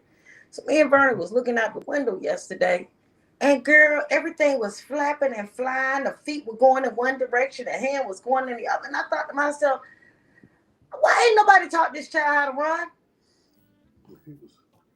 I mean, just I don't know what's wrong with these kids, Nick. I'm just gonna call and say it. I have no clue to what is wrong with the majority of them. They do no chores. No, but see, I A ain't lot gonna of it lie. has to do with us. A lot of I it ain't has to. gonna lie my house though. Y'all said no regulating, no No, disciplining. Nope, it's Nope, not. there it is. That's A lot of additional. that, no following through with the, consequences Yep. and all of that. Everybody need a super nanny in their damn house. I've been Pretty much. following a guy called the Prison Doctor. So he's been traveling around the country, for people who need help with their kids getting out of control. And what he's finding out, when he's finding out the nitty gritty, asking the little people, like you said, your grandson, was influenced in school. It's all coming from the TikTok. It's all coming from, Yeah. the kids in school. It's all something. So we need to be more involved. Much more Yes, involved. So self-absorbed with ourselves, our lives, our clothes, our hair, our nails, our Mhm. poom pooms getting smashed. You know what I mean? Like, come on, focus on these kids. yes. 'Cause we leaving them to a world of wolves. Like, we're already controlled. We see society is dictating and controlling a lot. The schools are dictating and controlling a lot. Like, so we're kind of Yeah. under a real matrix here, and we're just going along with it. Yeah. It's And just sadly, ridiculous. it's affecting them because they're not going to be able to save us. No. But you know what, Nikki, and I don't want to sound like, like my parents, but there have been some positive things by some young folks, Yes. even recently. And kudos to the young 25-year-old who won the congressional seat in Florida. That's Okay. very big, and he did it in a red state. But and I give my props down here in Newport News. They got a 33-year-old a 33-year-old veteran, a brother now, Nice. and he's running the city and everything. And I mean, they got some young guys that are actually getting involved and doing some positive things. People didn't understand that during the pandemic, the lead scientists for Pfizer and Moderna, some of the lead scientists on there were Black ladies. Mm-hmm. A lot of Black females were in lead positions on the research teams for the COVID vaccinations and everything else. They weren't, and people don't, they don't, like you said earlier, they do all of this searching on the internet, but they pass up on those type of stories. They pass up on when they see those type of stories and people doing positive things, and they don't pay it no attention. But I mean, there's people out here, some young folks out here doing some positive things. We just need more of them to get on board. Mm-hmm. Just And need it's more of like, them to wake up. it's not being shown, so the kids are Yeah, not seeing it. And like I said, exactly. it's our job to, like you said, knowing this, to show our young people, that this is happening. But they're not. We're not taking on that role anymore. We're like, the idiot box is taking over. So you're Yeah. not even shedding light on that. Where we do have some great young people out here doing their thing, but the majority in our large inner cities, they ain't doing shit. Yeah, Mm. It's yeah, you're horrible right. out here. You're You know right what I about mean? that. So we have Yes. to put the blame on somebody. Somebody needs to be shamed. And like you said, we've been having a society of women-led homes. And look at our young men. Nick, you know what? And like I said, if people actually stopped and thought about this, when I'm a question for you, when at any point in time in the history of free Black men from 1865 on, whenever has there ever been a period where it was a stable Black home? After the Civil War, Reconstruction started. People had to leave the South. Slaves left the South, had to go find work. In a lot of situations, the man planted his family somewhere, and he went traveling trying to find work, and would bring money back or make sure money got back to his family. That was a way that they had to make it happen. And that has been the whole situation. There's never been a time in Black history where the Black family has been stable. Okay. And that's like the princess syndrome. Like I said before, coming back to my childhood, I was raised by a single Black woman in Washington, D.C. From my point of view, you don't need two good parents. You need a good parent. You need a parent, and if you have two parents, if they're working on the same page, then you got a good parent, plain and simple. But I mean, you just need one good parent. You don't need two. I grew up and I've had friends. My best friend had a mama and a daddy, but daddy was drunk all the time.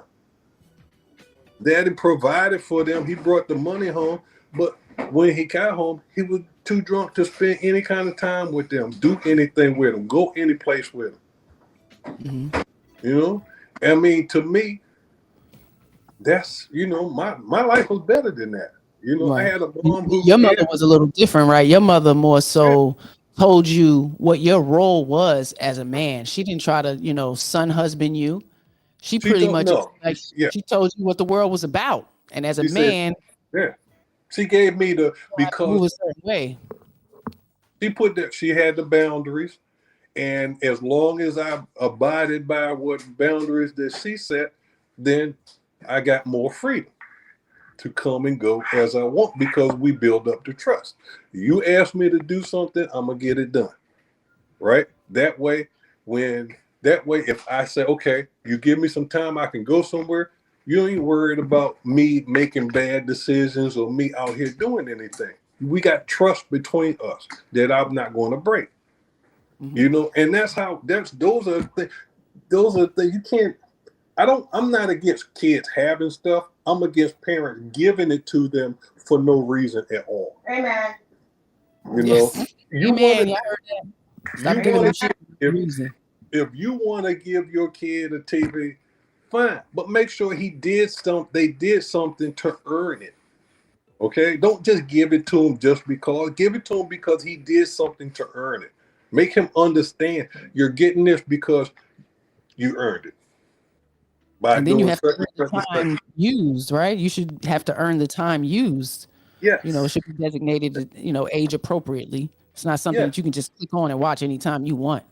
yeah, Or sit and watch exactly. it all day. Yeah, and it So should, like you said earlier about the phone. When Ayana got her first phone, we did a contract. We made her sit down and sign a contract, and we carried it out for a whole year. Okay, she had to turn her phone off at certain times. It had to be in our room by a certain time.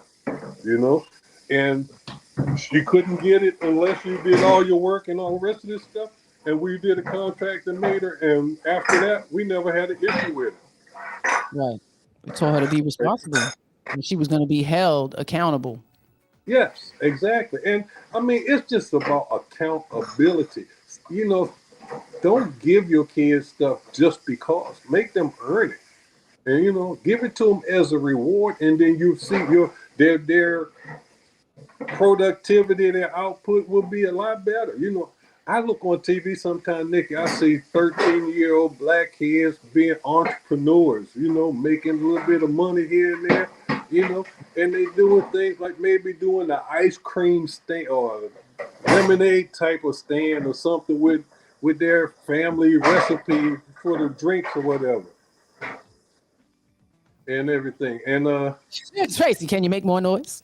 yeah, thank you. He's shutting it up. Yeah, do them pants. Yeah, I know it's I mean, good, though. I know it's good.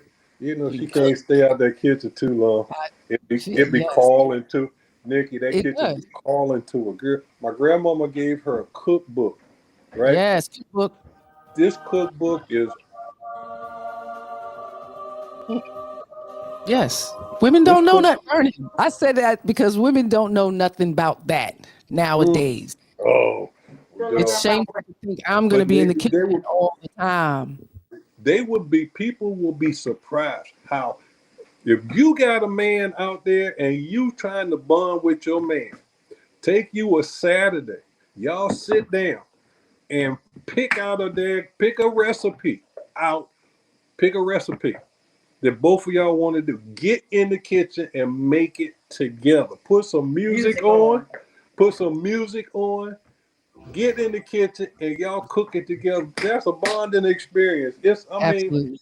That is a bonding experience. You Love have making, so man. It's much like fun love doing making. that. Yeah. It's But real. people, man, stop spending your money at McDonald's and all the rest of these places. You can make them most of that stuff at home. I gotta jump in. I have to. Please. Ain't got no damn cookbook.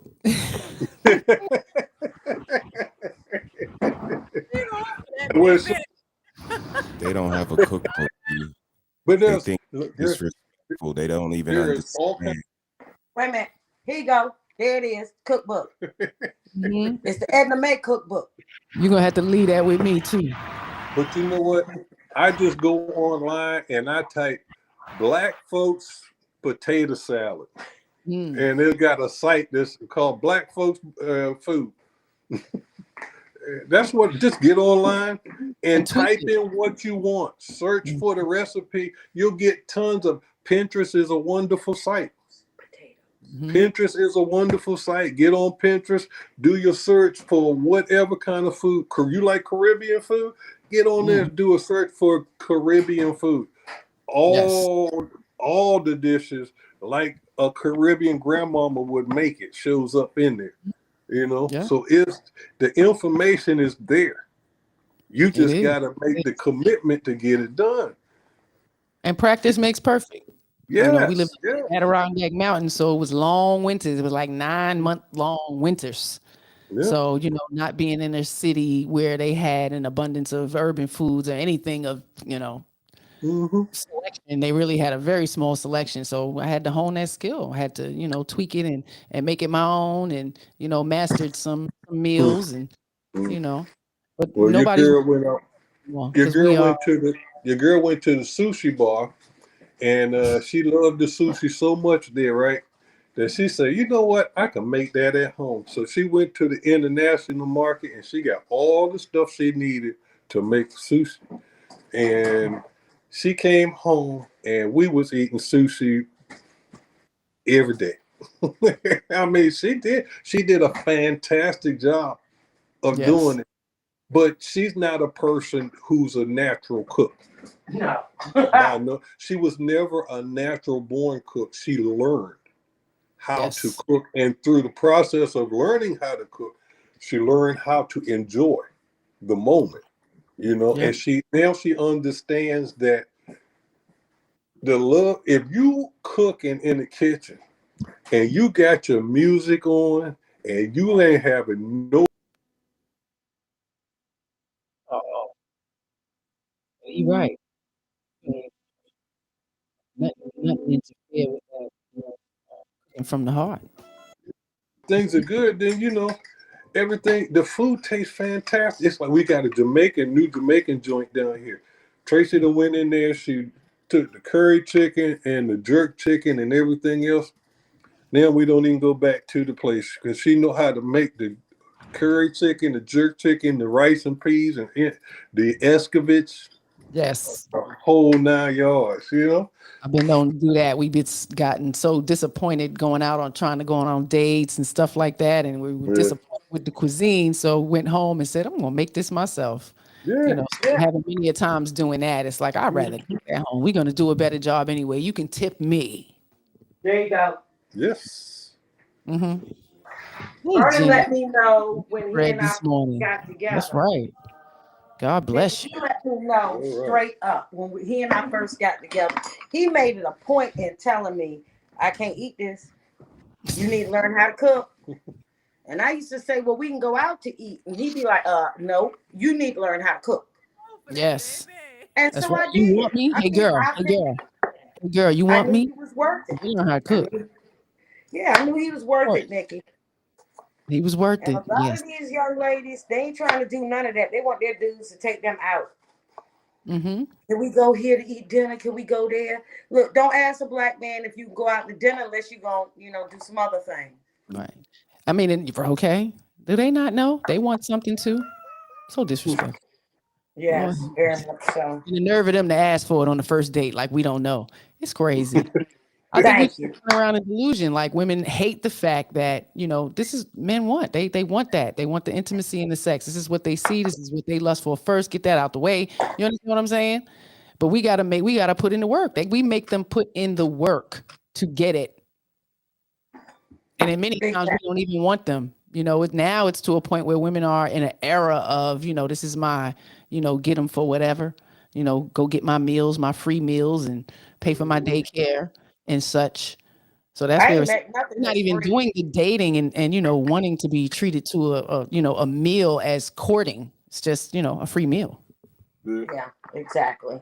Well, see, then that's the same thing that they're looking for is the other side of the sword now, because you got to be careful what you ask for in these days, because anything you ask for, that's what you're going to get. And then you got to ask. So that's what you wanted, but you didn't ask yourself, am I ready for what I'm gonna get? Am I gonna like what I'm asking for? Because if you ask for a man that's going to take you out and wine and dine you and make you his eye candy, and that's what you get. You can't ask for the intimacy. You can't ask for the trust and the loyalty and all the rest of that stuff, because all you asked for was, Dinner. was the dinner and to be the eye candy. He giving you exactly what you asked for. So asking for more after the deal has been sealed is they ain't gonna cut it.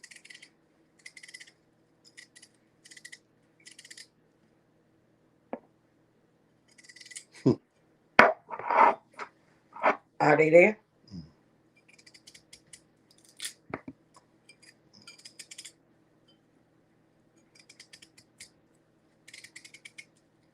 So unless you get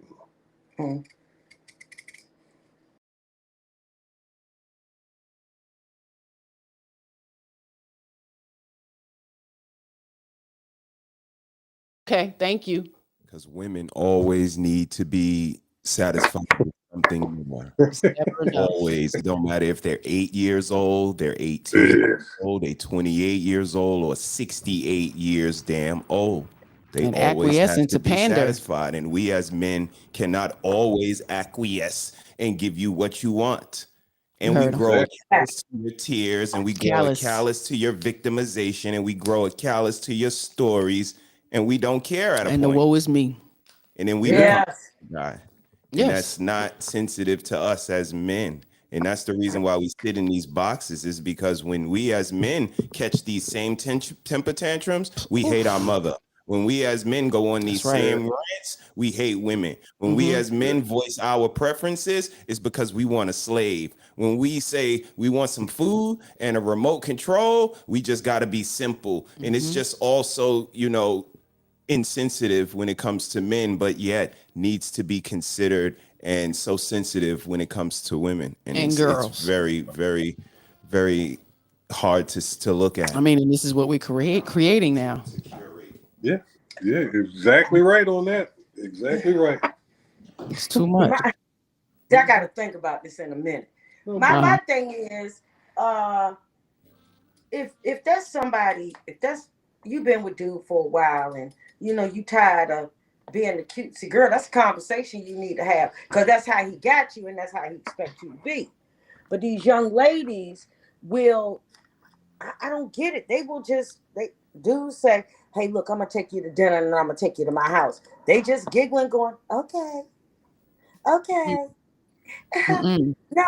No. Sometimes you need to look at the man and say, hey, baby, I'm going to take you to dinner. And after dinner, we going to my house. Right. These young ladies, they want to be cute, but that ain't cute. It's just a conversation that's never been had. Plain and simple. People don't talk about those kind of kids when I don't know if parents or moms talk to their sons these days when they leave the house, when they're going out or whatever the case may be. But the society we live in is a contradiction. And I mean, because they don't give a damn about a man's feelings. They don't care. I mean, man's, it don't matter what's going on. The man is, if they're the domestic man, going to be the one that they catches tail all the time. You know, society only cares about men when they figure it's going to boost their ratings or something else. But it's It's like, unique. That was definitely one of my questions. Do you think women today respect men? Just No, in, I don't know. I don't no, think they no. can. I don't think they can respect men if they don't respect themselves. ooh, talk If they about it. don't respect themselves, ain't no way they can respect anybody else. So, I'd say no on that aspect of it. But, like I said, my thing is self-discovery. That's my thing, is self-discovery. Right. I'm in it every day of my life. I've tried to be a better person each day. I try to be more conscious of my surroundings, and I try to be more conscious of what it takes on a regular basis for me to continue to do the things that I do and live the lifestyle that I live. Mhm. Because I understand that it's not just me, and there's Mhm. more to my world than just me. That's right. And I have to give my homage to everything. It's like, yeah, I'm 65, but I've learned so much from people of all ages. You and Sean have taught me so much about life, and I take all of that in because I know I'm nowhere close to being perfect. I ain't trying to be perfect, and Right. I'm just trying to be a better me, because I feel like at the end of the day, that's what our purpose is. Be the best you can be. You ain't got, don't be the fool or don't be the cool guy. Just be the best you that you can be. Be conscious of the world around you and everybody that's in it, you know. Mhm. And life could be simple, but human beings complicated. If you would take one basic rule, treat people like you truly want to be treated, we wouldn't have all these issues out here. Because don't nobody want to be hollered at, screamed at, belittled, and talked about, denied jobs because of your color, because of your religion, and all the rest of this stuff. Mhm. Treat people like you want to be treated, and then we don't have no problem. We don't have no problem. But people want what they want, and then if whatever they give is conditional, you know. Right. Mhm. And And I some people mean, like that drama. Some people yeah, are attracted to it. It's infectious, and the yeah, cycle just continues. No, thank you. yes. I mean, and you're right Right. on that, boy. That drama is crazy, boy. Drama I is mean, worse. that's something we That's always a refer. worse. Worse than the soap operas. That's a worse drug than crack. And when you grow up in it, such as myself, very early, one of my earliest memories of my mother and father were fighting in the kitchen. I wasn't even 2, and I remember. So to tell her that story at 11 was shocking to her because she's explaining to me how young I was and surprised that Mm, I remembered it so clearly. mm, So don't think for 1 minute that these kids don't realize it. So, and I would say for me personally, self-reflection was always intact from very yeah, young because I was yeah. reflecting on the life that I was living at the time and making mental notes of this. Yeah, not okay. This is unacceptable. And it was Yeah. maybe a 4-year period in my teenage years where I was absolutely a product of my environment, out in the streets, following my brothers, doing things that I knew were foolish and bad, and I got caught up, trial and error, you know. Yeah. Thank God once them teenage years stopped, 19, the Mm, reality of it was right up front. I want mhm. better, I want different. I don't want to be this person. So that consciousness was there, and I have to, give that to just the world that I grew up in and the people Yeah. who influenced me, like you said, the lessons learned, Mhm. being in different communities and all of that. So the society absolutely depicted this, strong, independent, I don't need a man, and change the dynamic of, being Mm. comfortable in being sexually explicit, like being Yeah. proud of, like that's some type of rewarding role. And we fought against that as women. Don't use me as a sex object, but now that's where we're at. Please use me as a Yeah. sex object. Yeah. Changing, switch the subject real quick, Nikki. Mm-hmm. Bullies. When it comes to bullies, every parent should ask their kid 2 questions. first question is, do you get bullied at school? Right. Or do you get bullied, period? If they say no, then the next question you need to ask them is, are you the bully? Yep. Do you bully other kids? Yep. Online, at school, or anywhere? Because I hear all these parents hollering about how their kids was bullied and all the rest of this stuff, but I ain't never seen a bullied parent. I ain't Right. never seen a bullied parent.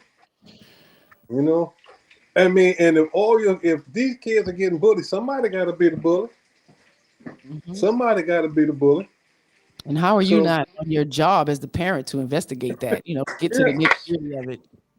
yes. And that's my thing is, okay, fine. Everybody kid been bullied.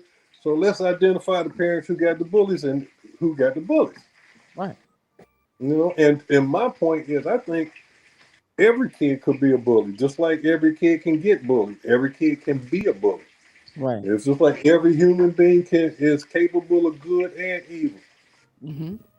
And all these kids are can be bullies or not or be bullied. And you need to talk to your kids about that, about relationships with other kids and all the rest of that stuff. You Mm-hmm. really do. And there's a lot of things they need to sit down and talk to their kids about. And I'm not talking about indoctrinating them into any kind of crazy society, but just see where their head is at.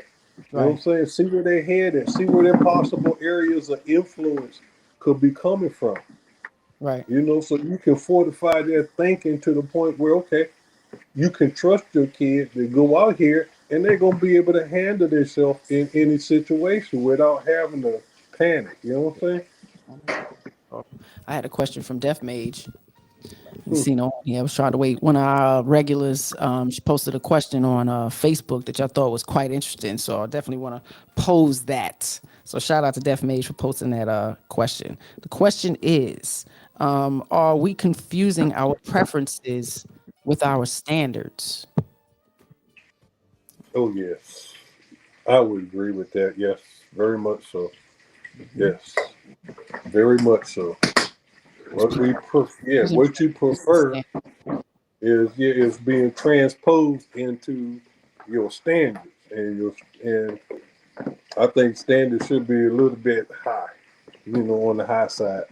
Mhm. I think a standard should be on the high side. I think you have a conversation.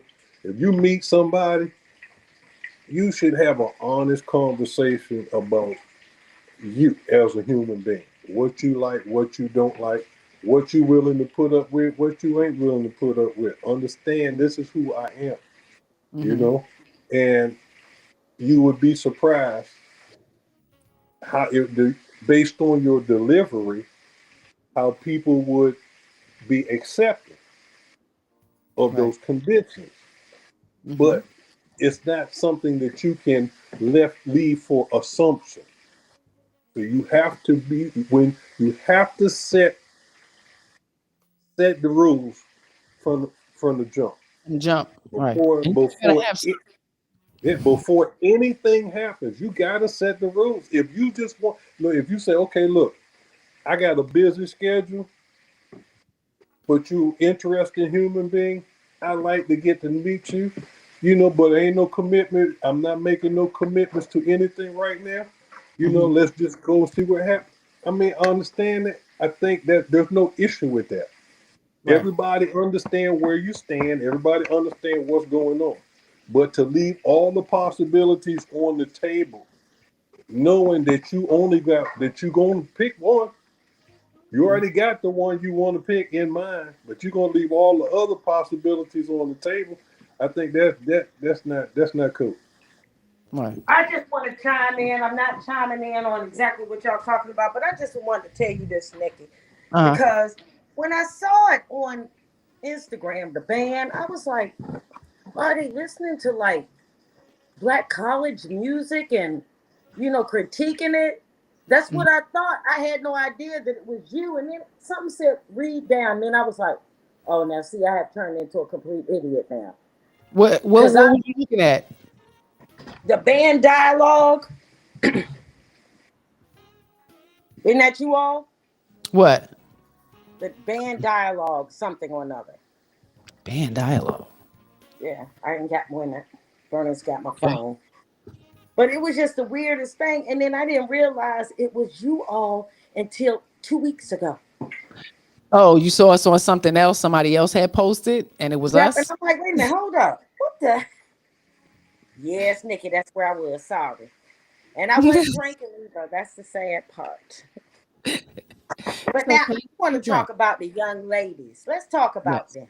Yes, yes. Now you The have three confusion. young ladies. Well, you Mm-hmm. have two young ladies in your household. Mm-hmm. I have two grandchildren of my Oh, own. four. It's four in Now, here now. Four. We got all huh? four. Four. Oh yeah. Remember, we Oh, got the friend child. okay. And the French. Okay. Yes, we got an extra Now, child. if you are of age and that's your partner, I'm gonna use the two friend children, the child and the friend child, Okay, two and grown you ones. know your girl is doing wrong. Do you step up and say anything to her? No, Not you, but the friend. no. They pander and coddle each other. So what good does that do you to be a friend? It doesn't, and this is I definitely have talks with them about that and tell them that they should, because this is how you know, because you're reflecting. You guys are closer than anybody else. So Right. you're going to notice things. And if you think that your friend is moving in a foolish and stupid way, it is I would say, your responsibility to say something. Okay. See, that's It's that's your something I've responsibility as a friend. You always. don't want your friend to do some foolish and dumb shit and put herself in a position and still, again, not hold herself accountable. It's going to be blame on Exactly. somebody else. Somebody else did it. Somebody else's fault. I just didn't Mhm. know all this bull crap. No, you're a fucking adult and you should know better. And as your friend, you should tell me. And those are the kind of friends that I grew up with. Exactly. Exactly. Not just You going was to let always stuff gonna tell, slide. but these kids are just, back then, Nikki, for me, speaking just about my age group, I wasn't self-absorbed. I did everything I could to hide me. I didn't want to be noticed by guys at that point in my life. Too. But Mhm. these young ladies, they didn't turn up the music, they didn't turn up everything because that's what they want. They want to be seen. They want you to tell them how pretty they are. I mean, you should wake up every morning and tell yourself how pretty you are. Right. That's true. It's I never think I think come for to you and that. I, even being two different generations, Trey, you and I had a understanding quite young. We both knew off top, like when men say initially they want sex. That's something that's That's what it is. and Exactly. and knowing that means I'm not gonna try to manipulate you, to make you who I want. I want to find someone that I'm gonna be a willing participant in that exchange, because I'm sure that's on the top of the Exactly. list amongst other things. You understand? But that's something Uh-huh. that I'm gonna want to be willing to satisfy. And I don't women put it on the table like it's an option. Right. Right. But so again, we just came into it, I think, with the understanding that we understand that they're different, their needs are different, and it's going to be a learning process and growing process. I think a lot of young Mm-hmm. don't have that concept. They don't think that, like Vernon said, the fairy tale land, the princess, you know, delusion is amazing. My way or the It is. highway. Happy wife, happy life. Those kind of things have been programmed, and not just programmed. Society dictates it. All the movies, all the shows. The Bad Husband. It's a lot of promoting, and even if we do see the opposite side, women, we focus on the men's side, men in the wrong. Versus I know personally more abusive women, more cheating ass women than I know men. And I grew up with a Yeah. lot of men. So we can say 50 to Yeah. 100 men and all the women I grew up with, more abusive women. You heard what I said. I know more Mm-hmm. women, cantankerous, disrespectful mouths, women, Mm-hmm. than I know men. And Nikki, a lot of that comes because people never get rid of the baggage that they carry through life. Mm-hmm.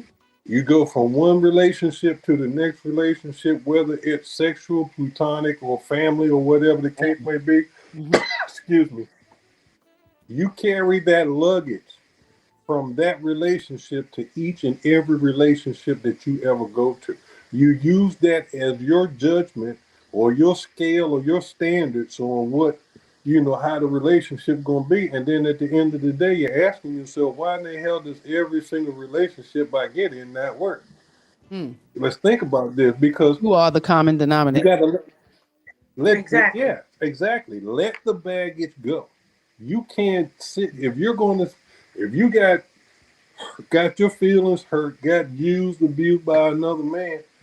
If you are not ready to let that go, then don't get in another relationship until you can let that go. Because you can't go into a relationship and all of a sudden you're going to throw all the things your ex did or you thought he did Mm-hmm. onto this relationship. Because hell, this one ain't going to have a chance.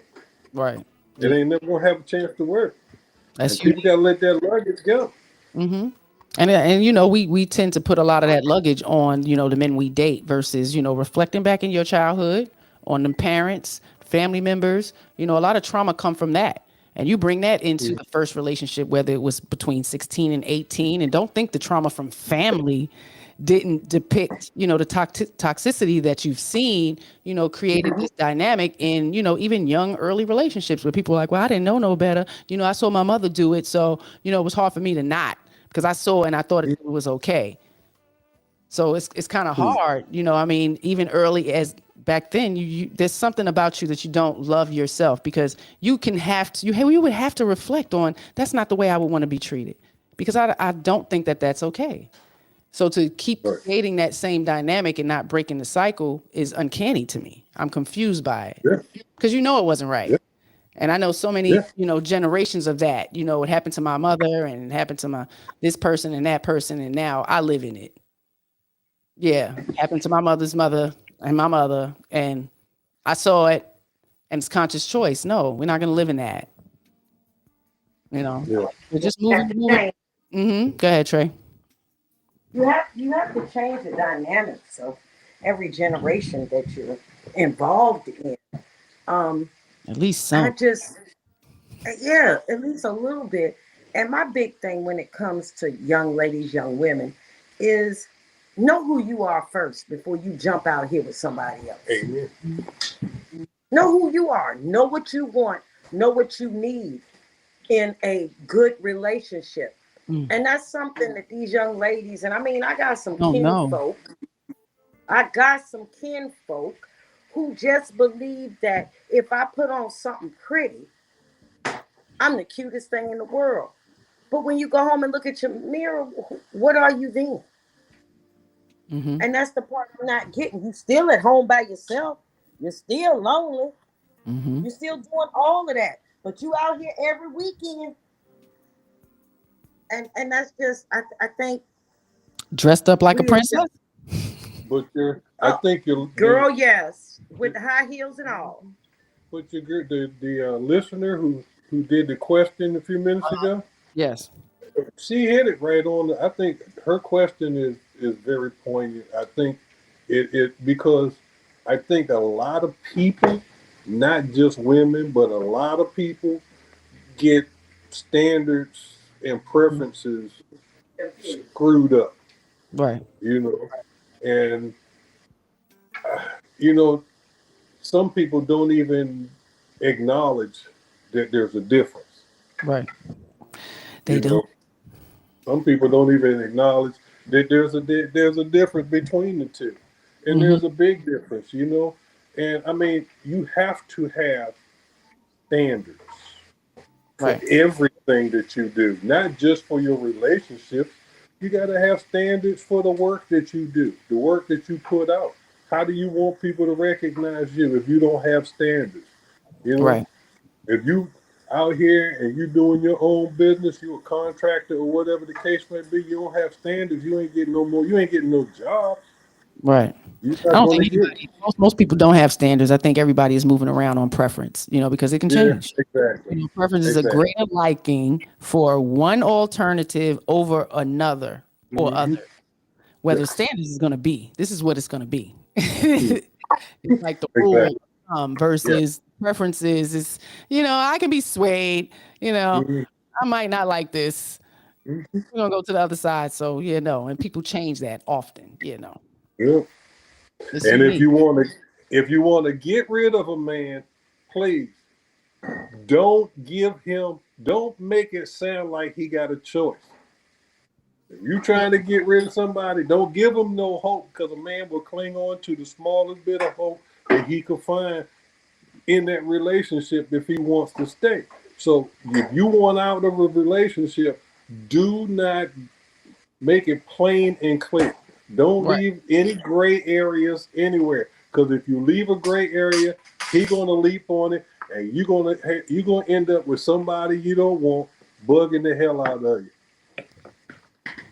So just make They hey, be require marriage, right? Because, like you said, any little window of opportunity to swing that's back in, it. you're gonna swing back in, That's especially if it. you don't let them Sir. open. You can open them legs some more. Hmm. After they done trampled all over your standards. Yes, It's yes. just Don't leave no crazy. room. Don't leave no cracks And in then the blame him. Then blame him. Well, he said he wanted this, but he showed you he wasn't shit. Mhm. He showed you. So, yeah, So so from the beginning. I'll be naive and gullible for a little bit longer, and then when a relationship lasts 6, 7 years, and it's a disaster, he's the fault. He's the blame. That's what Yeah, I don't like. Hold yourself accountable yeah, for most making definitely. choice. You know what I mean? Like, own Yeah. that shit. I made a bad choice. But I got some kids out of it, so I'm confused. Is it really a bad choice? Your kids are supposed to be like good, right? Precious gifts to the world. So you diminish all of that when people, they don't even realize what they say. And you're creating that dynamic. Your children hear you say that this Yeah. nigga was worthless, he wasn't shit, but I'm a piece of him. I'm half of him. Mhm. It's so horrible. Exactly, and you're exactly right. You're exactly right with that one. Because I mean, it's hard being the son of a single black woman. Sometimes, you Ooh, know, talk about it. sometimes it's hard because you get you and you want to do other things, but you really can't. You know, because you got more responsibilities and all the rest of this stuff. And all of that is great. But if a kid can't be a kid sometimes Mm-hmm. and just do the things that kids do Okay. without having to put drama on it. And I mean, don't bring a man in your house if you ain't talking to your kids why he there. Don't bring a man into, because if you think your son is asleep and can't hear what the hell you doing in that room, you wrong. He can hear. Trust Mm-hmm. me, he can hear you.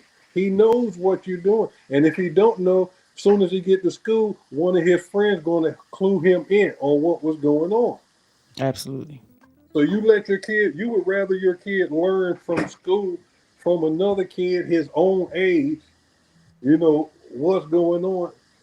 It's not cool. I mean, that's another way that the boys get corrupted, Right. you Yep. know. It's And true. and ladies, Mothers, if single you mothers, listen, yeah, listen, because it's true. If you're raising these boys, this is a product of it. And yeah, even back then, it was still, the same dynamic, and you can call it out because it's happening now. So they're yeah, definitely you can't. I experiencing. mean, don't if you're going to bring that man in their house, you better make sure that you have talked to your children and you have explained to them what is going on in terms that they can understand. Yep. You know, and if they have issues with it, then you are obligated to listen to Mm-hmm. what they have to say and try to find some kind of resolution for it. Mm-hmm. Especially if it's reasonable. Right. If it's reasonable, you have to find some kind of resolution to that. You can't just, because you're not just, your decision don't just affect you.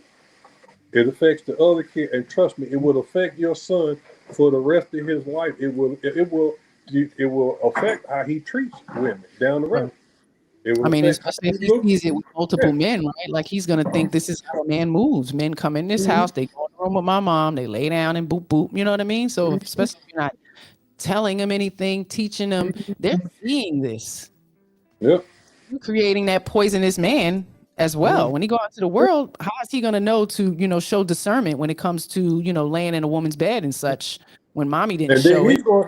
And he's going to be better prepared to go out here and continue his behavior because he's not going to have a problem. Okay, let me see. I I don't got see to no pay shame for her. I he got to did it. pay for her to get her hair done, maybe her nails done every once in a while. Oh, ain't no problem. I can do that. So I mean, it just makes him even better at it than the people that he learned from. But we don't try to stop this behavior. We accept it, and they keep moving on. So I don't see where anything is really going to change unless people actually consciously, just jump up and do things differently. But Right. it's heading in a scary direction. Right.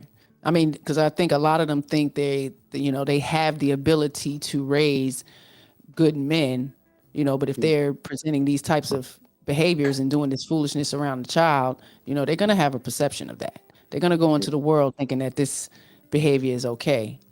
I would suggest that you teach your son how to recognize a good man. When he sees a good man, then you won't have to worry about your son becoming a good man. Like I said, I wouldn't know my father if he was sitting right next to me in a bar. I would not know him. I've never met him in my life, but it's never been an issue for me. My mom Right. stepped up and she taught me how to play basketball. She taught me how to catch a football. She taught me how to hit a baseball. She taught me how to swim the whole 9 yards. She Right. also taught me what a good man does, what a good man looks like, how a good man acts. So I could find a good man, or I could recognize a man that was doing his work and taking care of his responsibilities. I didn't need somebody to, oh, I'm a good man. This is what you're supposed to do. Teach your Right. son how to recognize good people when you see good people, how to acknowledge good people. Then you don't have to worry about it because he'll see the good people. Right. He'll be influenced by the good people and what they do. But you can't. And that's hard now, right? Because I mean, everybody seems to Yeah. be, And I'm introvert. sorry, I don't go I don't outside. care. And they don't Yeah, interact with people. yeah. I don't care where a woman's heart is at, and I'm not trying to sound callous, but a woman can't teach a man how to be a man. She can teach a man how she can teach her son what she believes a man is, but she Yes. cannot teach him how to be a man. No. And Right. he need and every child out here, especially boys, they need a man, a good man, a good, whether he's an uncle, a friend, a close friend, a cousin, or anybody. He needs a good man in their life somewhere that they can freely talk to and relate to. And if you can't find a good man, then there's organizations out here that can help you find mentors for your kid. And you just have to reach out to find them. But there are organizations that provide mentorship. You know, Yes. and if there's not, then maybe you need to start one. There You you know, go. yeah. That's what it Nominate used to my be. husband to start one.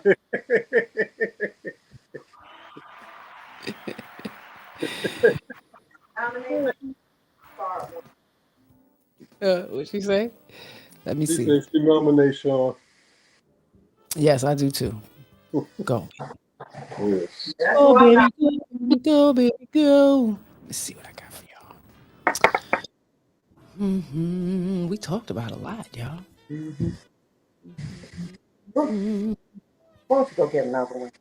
I Get that a break. am. Okay, so this is becoming very common. Women have a different insight on, when it comes to domestic violence. And like I said, I knew more abusive women than I did men. So I think they're actually being taught differently. They think differently, about it. So this is another podcast group, and I want to have a little listen and see what you think. like if a woman hits a man, is not the same thing as a man hitting a woman. You guys are stronger. But, you guys. what does that mean though? But is that What does it mean?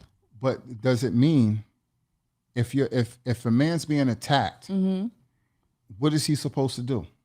If a man Defend himself if off, a man but- gets hit, what is he supposed to do? Now it doesn't matter. See, this is a universal thing. It doesn't matter who's stronger. I think it matters. It doesn't. Okay. If a smaller woman walks up to you, another grown woman, but she's smaller than you, and she punches you in her face, I'm gonna punch her right back. I So- don't care so- how tall or how big or how small she is. okay. Okay. So I kind of get it, but it's still a man hitting a smaller woman. That's not the same because your but strength. it has nothing to do with the strength. It's about respect. I Hold agree. on. So what society says is a woman does not have to have enough restraint within herself to hit someone else. But when she hits that person or does whatever to push his buttons, he is still not supposed to react. Now, do you teach your son that? Go out No. into the world, let this man that's smaller than you punch you in your face, beat you up, rob you, disrespect your mother, and you do nothing because this person's smaller? Yeah. Where else in the world does that make sense? So within that same guideline, that means that the woman can do anything. Let's say she's not even hitting you, but let's say it's just setting an example of she can do anything to you, and you're supposed to take it.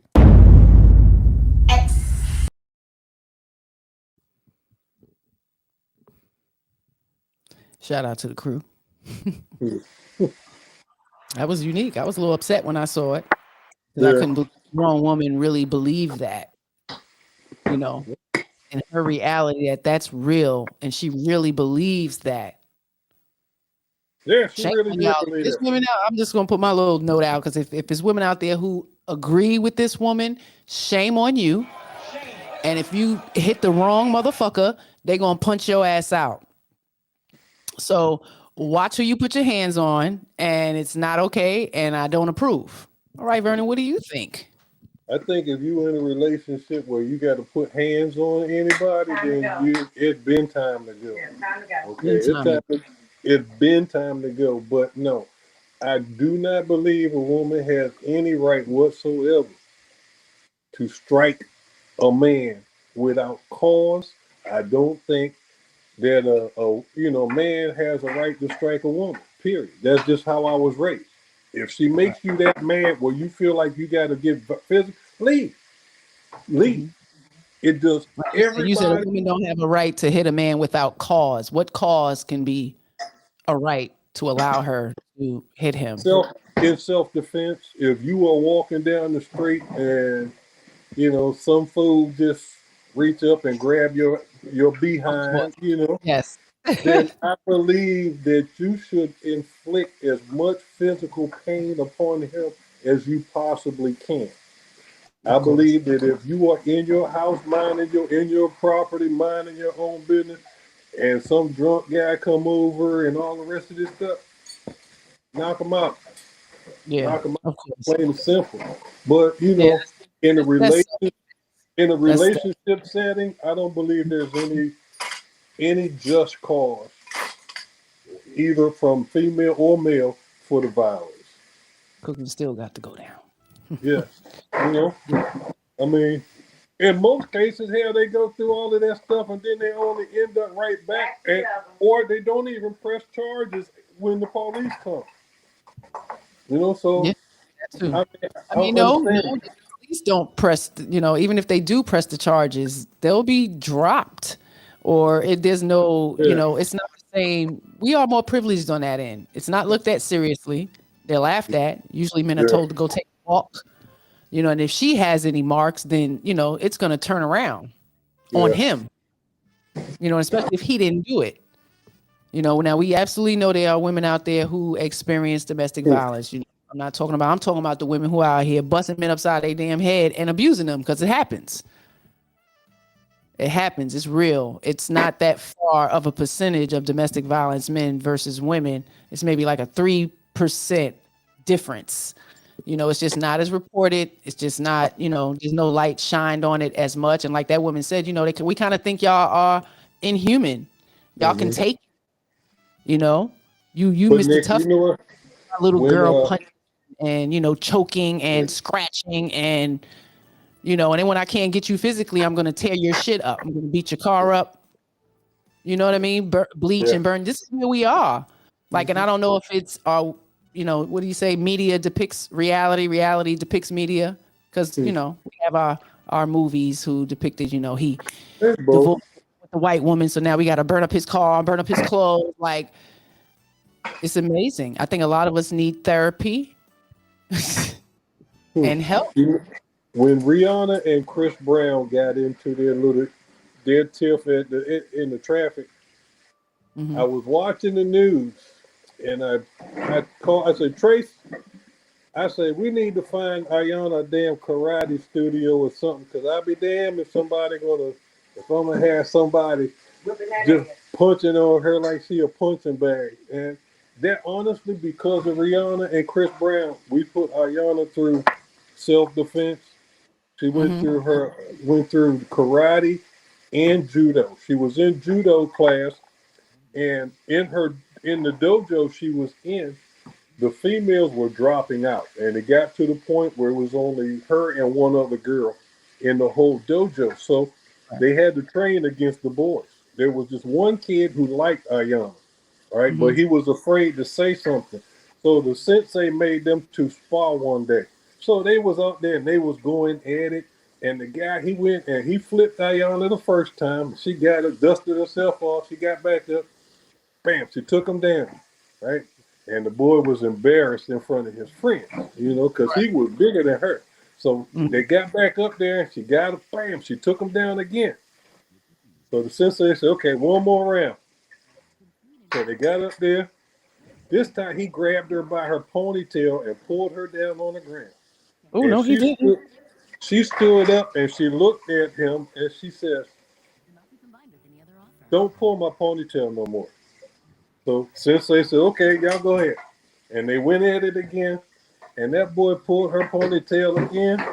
Ayana jumped up and Nikki, she kicked him in his hind parts about 3 times. Right? Ooh, And the sensei separated them, and she said, I told you, don't pull my damn ponytail. oh my And goodness. after that, in the dojo, after that, they called her the Dragon Queen every time they saw her. You know, Shout out to the Dragon Queen. yeah, but I I want to just shout can't out see it. my folks in the chat. We got some new heads in the chat. Shout out to Sir Hale for popping in. How you doing, Lady Navoa? Hey, lady, I see you. Happy Sunday. Bringing back shame. I am the single one is in the building. Peace to you, love. All right, we having a little conversation. I got visitors today. I appreciate y'all. Said no exceptions. None Well, we love except. to come on with you all too, and we miss y'all a lot, a whole lot. Wise people learn from others' mistakes. It's very Yes. important. Yes. All right.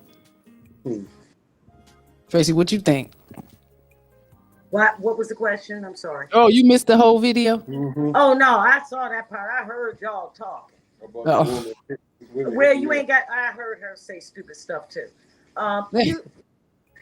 You ain't got no business putting your hands on a man, because this is what happened. She hit you, you hit her, she calls the police, and more than likely, if he ain't got a scar on him, he going to jail.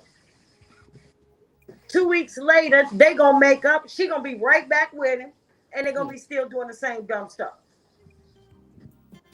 Over and Now, over. if it's got to come to violence, if it's got to come to violence, then we don't need to be together. Because Absolutely. somebody's gonna be dead. And ain't no need for all of that. And we as women need to learn that. I mean, at some point you gotta learn something. Yes, dear. These young girls ain't learning squat. I hate to say it, but God knows it's the truth. Right. It's about, I want to go to the party. I need a new outfit. Ooh, my hair need to be done. Girl, come on with me and go get my nails done. No, baby. Sometimes show up in a pair of jeans, a ball cap, pair of sneakers, and let a brother experience you that way before he gets you at your best. Mm-hmm.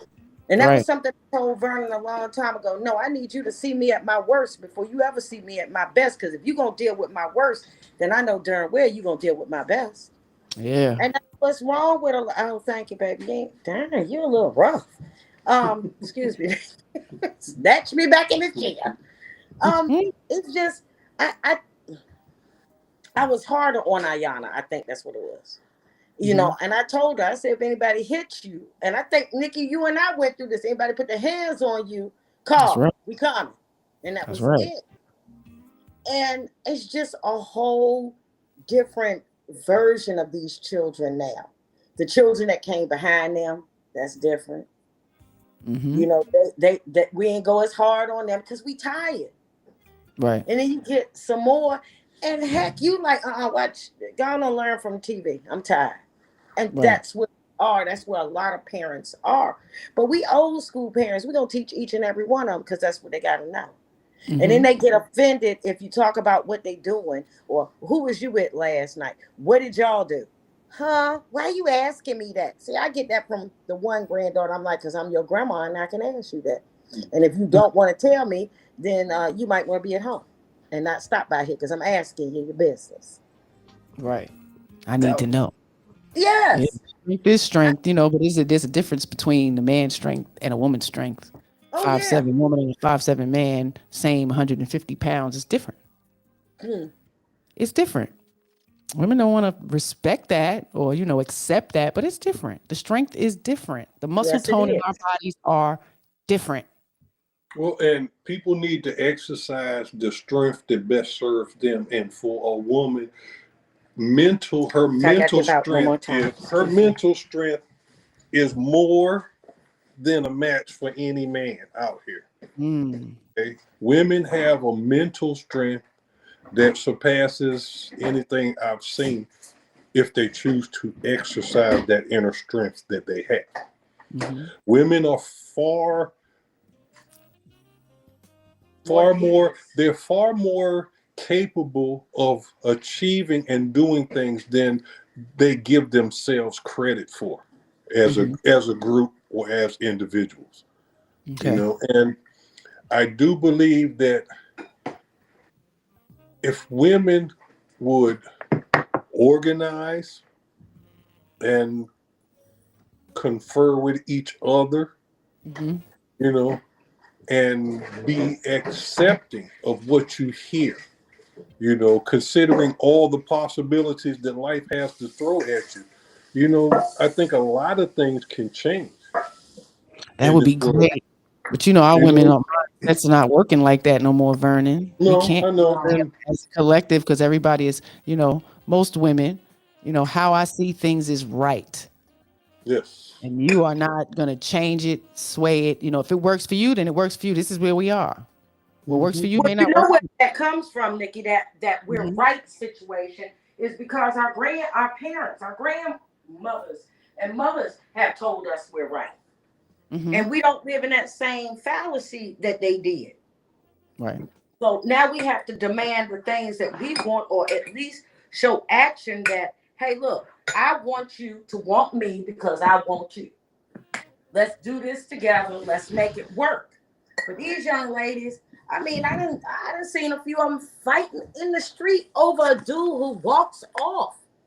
Like he just gone. And y'all just standing there That's like, been.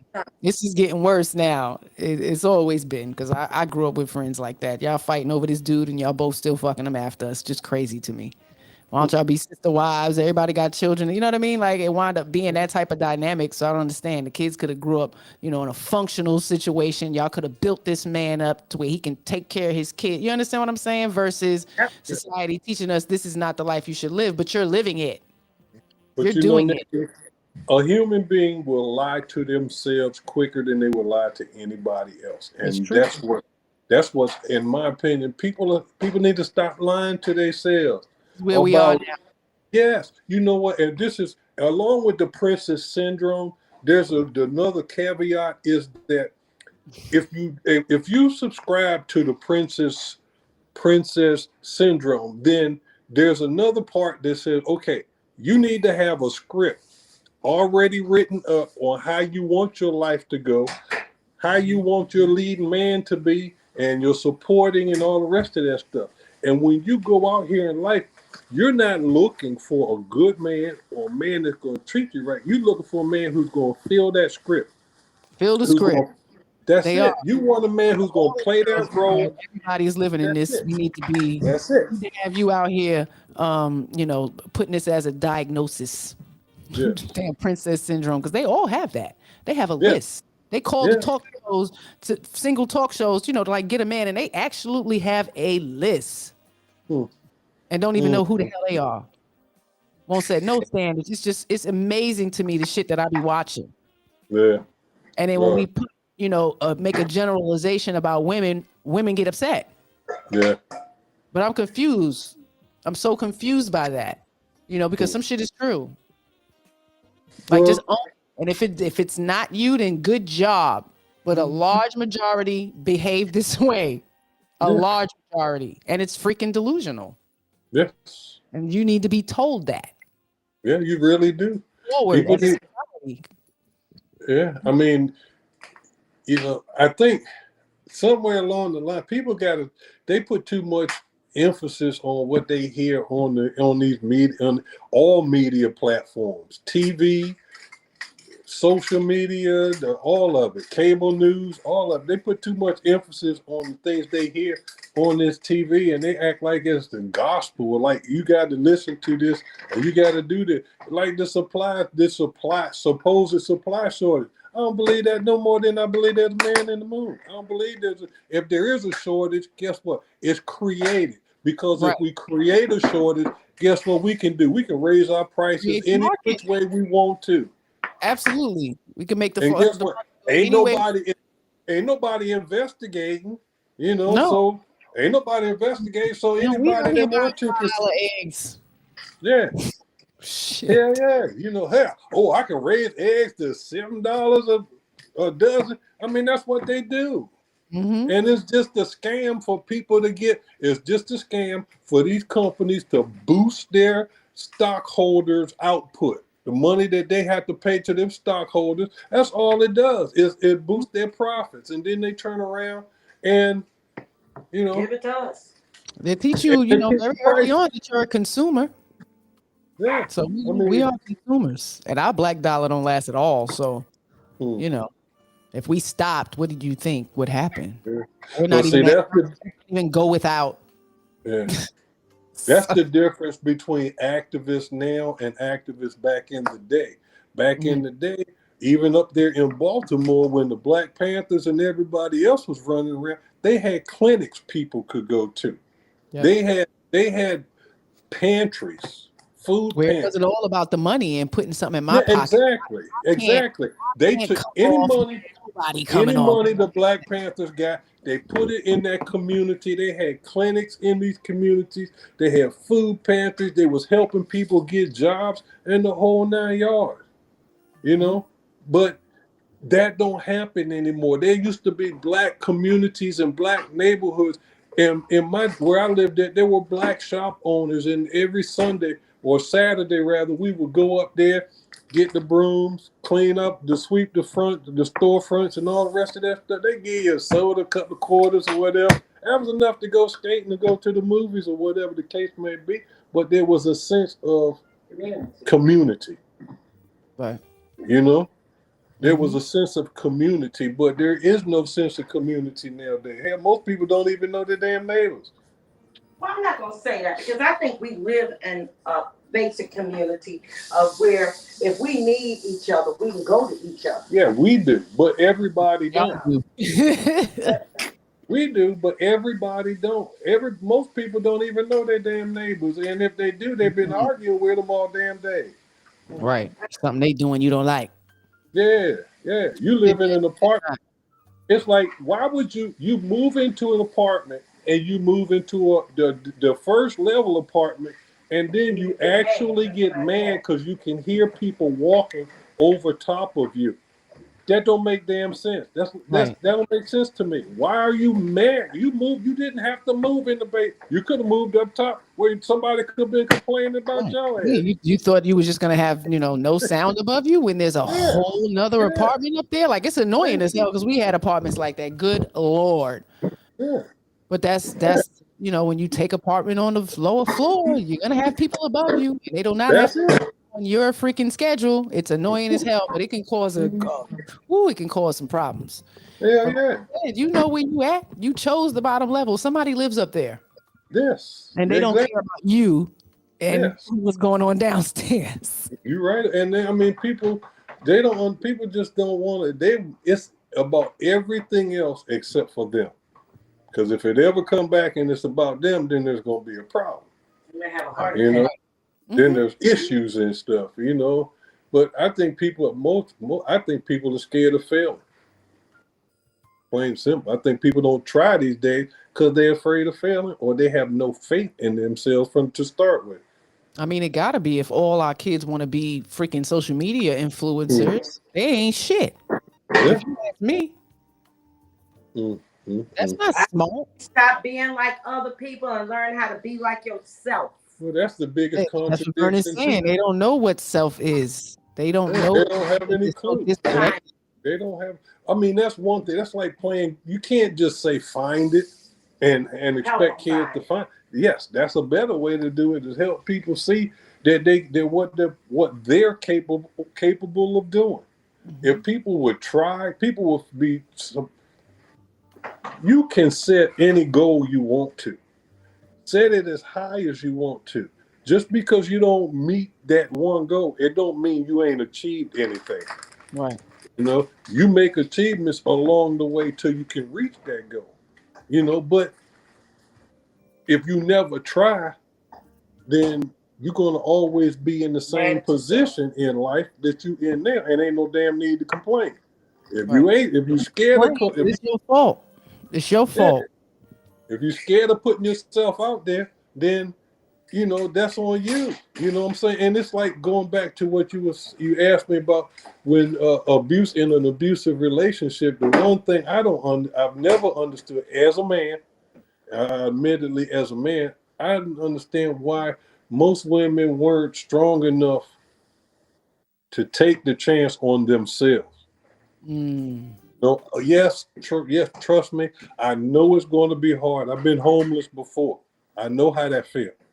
Right. Okay. I've been to a point where I had to make a choice. Continue down the road I'm going or do something about it. And that's where the Navy came in for me, and I did something about it and I changed it. And I understand how hard it is. But at the same token, if you never take a chance on yourself, you never know what you're capable of doing. Right. And I mean, it seems like we're taking more chances on these sorry ass relationships than ourselves. Like you said, how do women not have the strength to know that they deserve better or, value themselves more, to not put themselves in that type of situation and then blame the other party. You put yourself in that situation to some degree. You have to own that. Okay, now I'm coming in on the relationship part. He was talking about the domestic violence. Like Vernon said, you gotta love yourself before you can love somebody else. If you're in a relationship and it's a good relationship, that's one thing. But if you got to give him something right off the bat, that's not a good relationship. You got to know the difference. And I'm sorry, but a lot of these kids aren't like me and Vernon, aren't like you and Sean. We worked at it. We suffered for it. We went broke for it. We did the best we could with our kids for it. And these young folks they like, we always had food.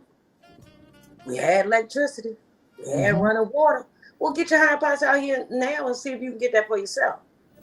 Right. And they don't understand the dynamics. They don't understand what it's like to be in a relationship with a good man and do the ups and the downs and the crying and the blues and the whole, because most times our kids don't see that part of it. And I think sometimes we need to show our kids that, because you need to understand what the reality of life is about. Right. The reality of a relationship, the reality of family. Too many people don't get that part.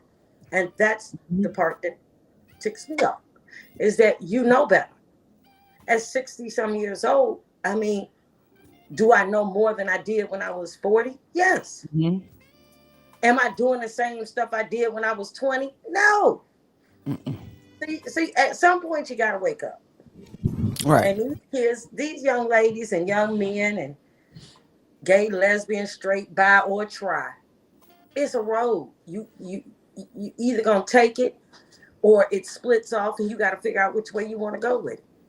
Mm-hmm. But half these kids are so smart and have such good talent that they forget how to use it. Mm-hmm.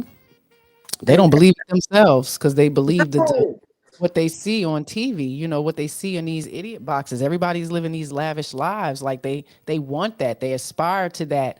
So they think their lives are less than because they're not in the same position as these people who are fronting and probably miserable as hell. You understand what I'm saying? Mhm. So it's just like social media is kind of creating this delusion of life for these kids because for all our children nowadays to be inspiring, to be an influencer and not the influences that I usually have ticking at the bottom of my screen. I'm talking about successful Black women who created this path for us. These are influential women. These are influential Black women, not the bitches pulling up at the red light and twerking and jumping on cars and signing a stupid ass contract on a flight with all their friends. You understand what I'm saying? And know nothing about them signing away their life. They know nothing about the industry and they think getting this, hot song, spewed and played is really important. Like this is what they're living. Fake hair, fake eyelashes, fake nails, fake everything, but you are real. I'm amazed by the delusion that's really happening right now. And too many of these young ladies want that look. Yeah, that's Too many of them want They it. want the life, the look, the life, all of it. Yeah, The they want it likes, all. the attention. But you gotta ask yourself, what you gonna pay for that life? They ain't going. That's not on their They're radar. so- I understand that ain't on their radar, but payment gonna come due regardless. That's it, I don't care Vernon. who They you have are. no idea what's going to transpire later, and I think that's the difference about men and women to a degree. Y'all know there's a certain purpose that you have to move with versus us. We can be extremely indecisive, and I want to do whatever I want and be whatever I want, and then when I decide that I want to be mad, like everything is in control, and it's not. For them to No. walk around in this life and think that they are fully and solely, just in control of everything is really fucking delusional. What do you think? Well, I look at it like this: if you in so much control, please move out of my house. Just move. Just see what you can do out there. And that's part of it. Like I said, Nikki, I know from the beginning how you raised those kids, how you had them CNCs and everything else. But I don't understand how our children forget all the nurturing, the days, the crying, the we ain't got this, but I'm gonna go get it anyway. I'll just pay it later situation. And they don't get that part of it. It's just instant gratification all the time. And then you run into something that you really don't want or you don't need. And then you move on to somebody else. I mean, it's got to be a point where young ladies, young men, like I said, trans or otherwise, you got to figure out what you want for you first. You worry about the relationship later. Get your foot in the door. Get what you need first before you do that. My generation, we didn't really do that. We met a man, he was good, we married a man. And yeah, that's another thing that Yeah. is I don't want anybody to understand or think that everything that happened when we were growing up was super fantastic and all that stuff, because there was a lot of things that people never just didn't talk about. Of course. Back then. Oh no, everything was Everybody had their secrets back in the day, and there was a lot of things that weren't talked about in the Black household that should have been talked about. Back in the day, it was okay. I'm gonna give you enough freedom so you can go out here and learn about the streets and everything else on your own, and then you can make a choice. But it was never with a guiding hand. You had to figure it out yourself. That's right. You had to figure it out yourself, and you didn't have any of this that these kids had. You didn't have none of that. You Well, know, you want to know something? You had to go to the library and read a book.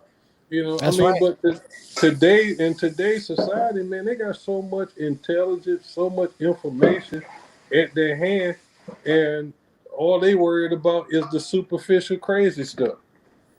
The stuff that really don't matter at the end of the day. It don't matter. Because To if to you them, society thinks that's the difference now. They think it matters. It all matters now. The eyelashes, the hair, got to have the best of the best. Wearing the Balenciagos and the shit that these white people don't care about you. Okay, No and money I into hear that.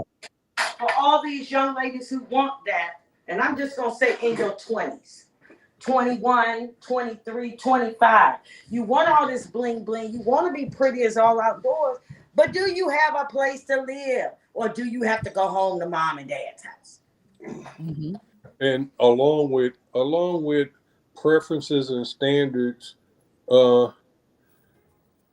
you can include your choices and your decisions. There's this is equally as important in life. But I mean, people, like we've been saying the whole time, everything you say comes back to you being responsible for your actions. You understanding, hey, the easiest way to live life, whether you believe in God or not, the Ten Commandments are still the best document out for you to live your life, plain and simple. Right. Ain't got nothing to do with you believing in God, but if you read the Ten Commandments and you can find a problem with the Ten Commandments, there's something wrong with you. Right. Some type Plain of and moral simple. compass. Something is wrong with you. And all you got to do is treat people like you want people to treat you, plain and simple. It's not difficult. But, it's a path that we will refuse to go down, because going down that path means that you have to look at yourself and you have to hold yourself accountable for your actions and everything else. But we want to hold everybody else responsible except for ourselves. So we ain't never gonna go down there. And I hear people all the time saying, "Oh, we need a dialogue. We need a dialogue." To me, all that means is you want to be able to say what you want to say while denying somebody else the right to say what they want to say. Absolutely. That's what today's dialogue means to me. So I agree. Well said.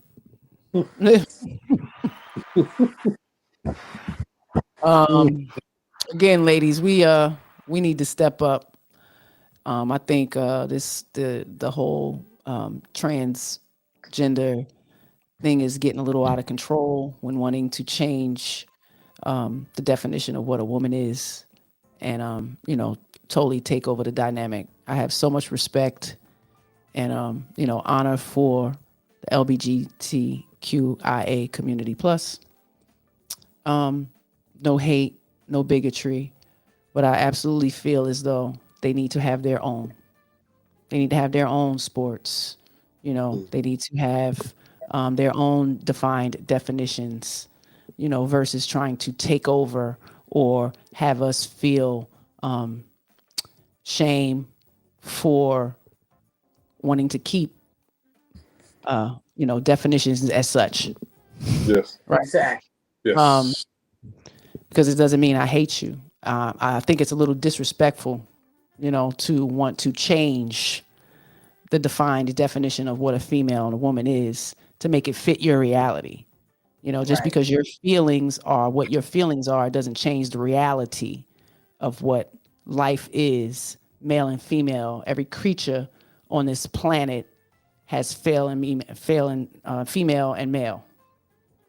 Right. So it's getting, the lines are being crossed a little bit. And I kind of blame us women. We put forth the fight for the equality for, this group of folk.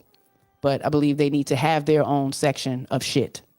Yes. Because I do think it's unfair that a man can transition to a woman and then go into, a brutal fighting sport and beat the living shit out of the women. I don't think it's an equal playing field, No. and that should be shamed. Have a separate transgender whole sport, because it's not the same strength, it's not the same muscle tone, it's not the same.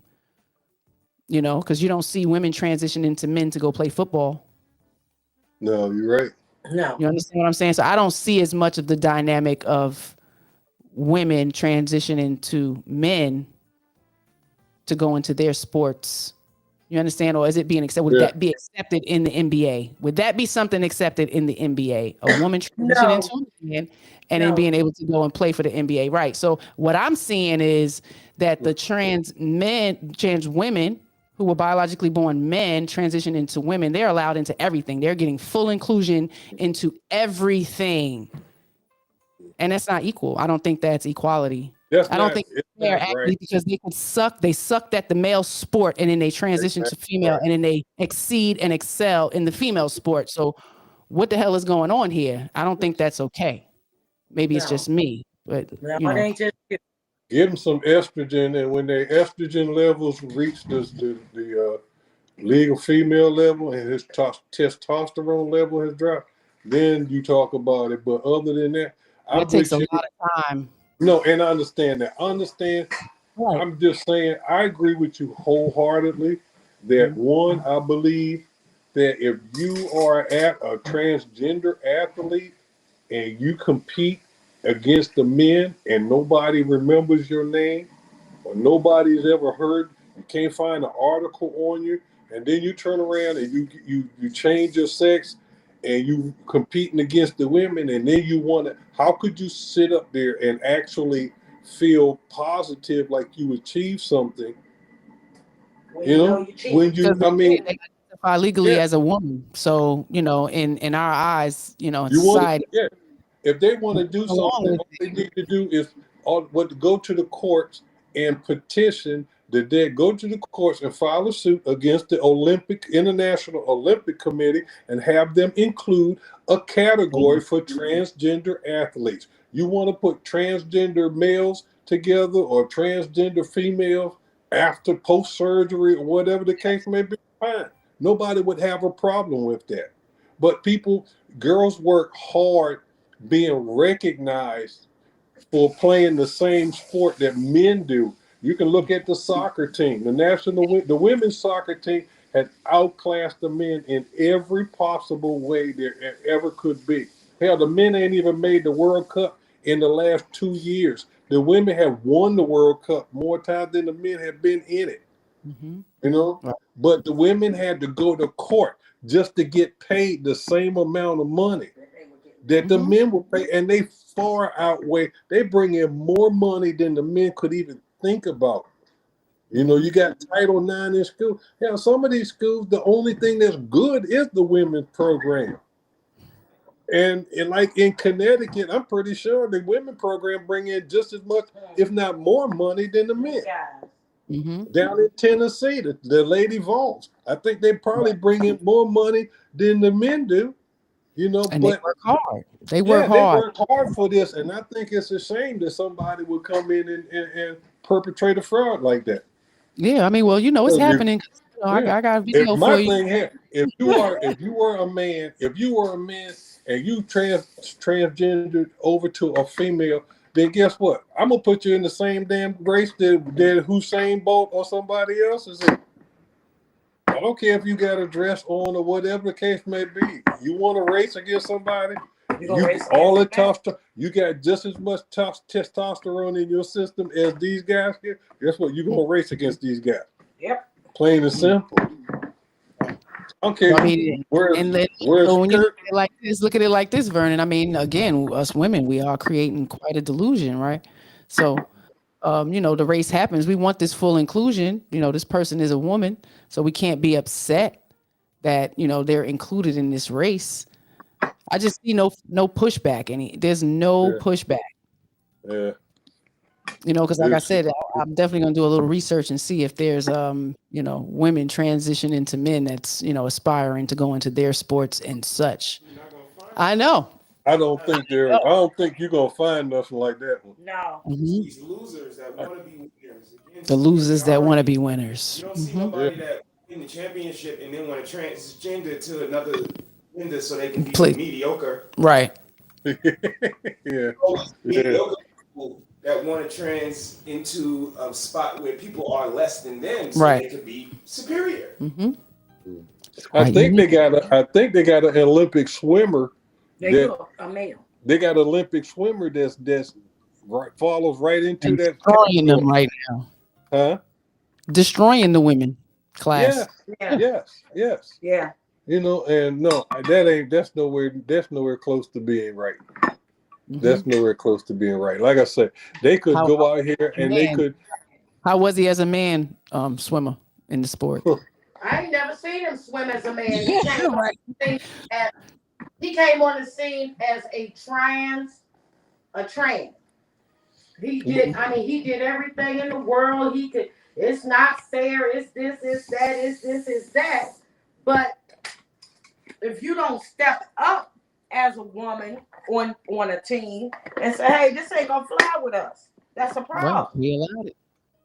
You can't just. I mean, if you don't accept it, be woman enough to say you don't like it. Well, they protest, but individual athletes don't have the strength that they have as a whole. And the schools and in college settings and things like that, it's on the school. The school has to do the stuff. The individuals don't have the power to do any of that stuff. Well, but my thing is, because they want to keep their 10. it's the same thing. It's about money. Yeah. It's about money. Every time you turn around, it ain't about nothing else other than money, plain and simple. And I think that community has the largest amount of money fluctuating through this country, so they're gonna get what they want right now. That's right. If they getting federal money, then they're gonna let it go because they don't want their federal money to be in jeopardy. If they getting private money, then whatever their board of trustees and all the rest of the people that giving money, whatever they say, that's what goes. Plain and simple. It's always about the damn money. Yeah, I see. Well, I'm gonna play this video. See what y'all think. Teenager in New Hampshire has become the first transgender contestant to win a local Miss America organization beauty pageant. Brian Gwynn didn't even change his name. He's still Brian. 19, won Sunday night's pageant to become Miss Greater Dairy 2023, which awards awards the winner a crown, a title, and a scholarship. I think we have the footage of this young man winning the beauty pageant. Yeah, we do. Let's watch that.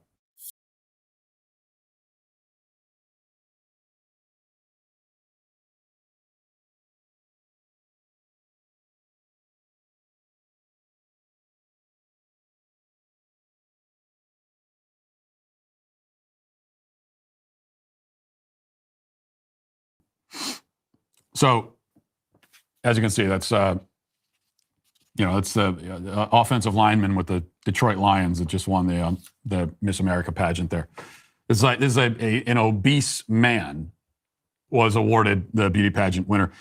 Gwen announced on Instagram, "In the 100-year history of Miss America, I have officially become the first transgender title holder within the Miss America organization. No words can describe the feeling of having the opportunity to serve my community and represent my community for the very first time at Miss New Hampshire. I am so honored to be crowned your new Miss Greater Dairy 2023, and I am thrilled to show you all what I have up my sleeves." Really don't want to see.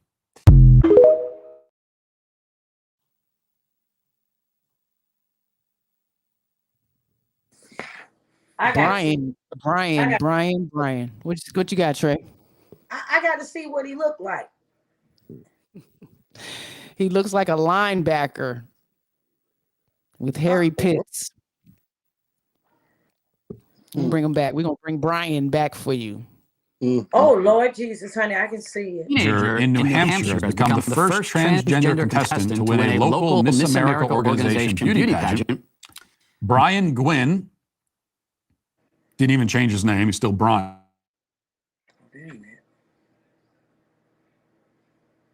Beast man.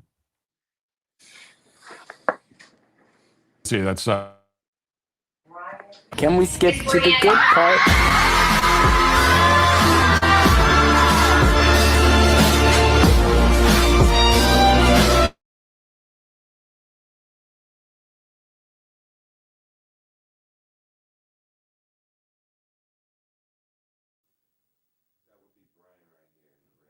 In the red dress, the first chunky. Looked like he said he looked like a linebacker. Let's watch that.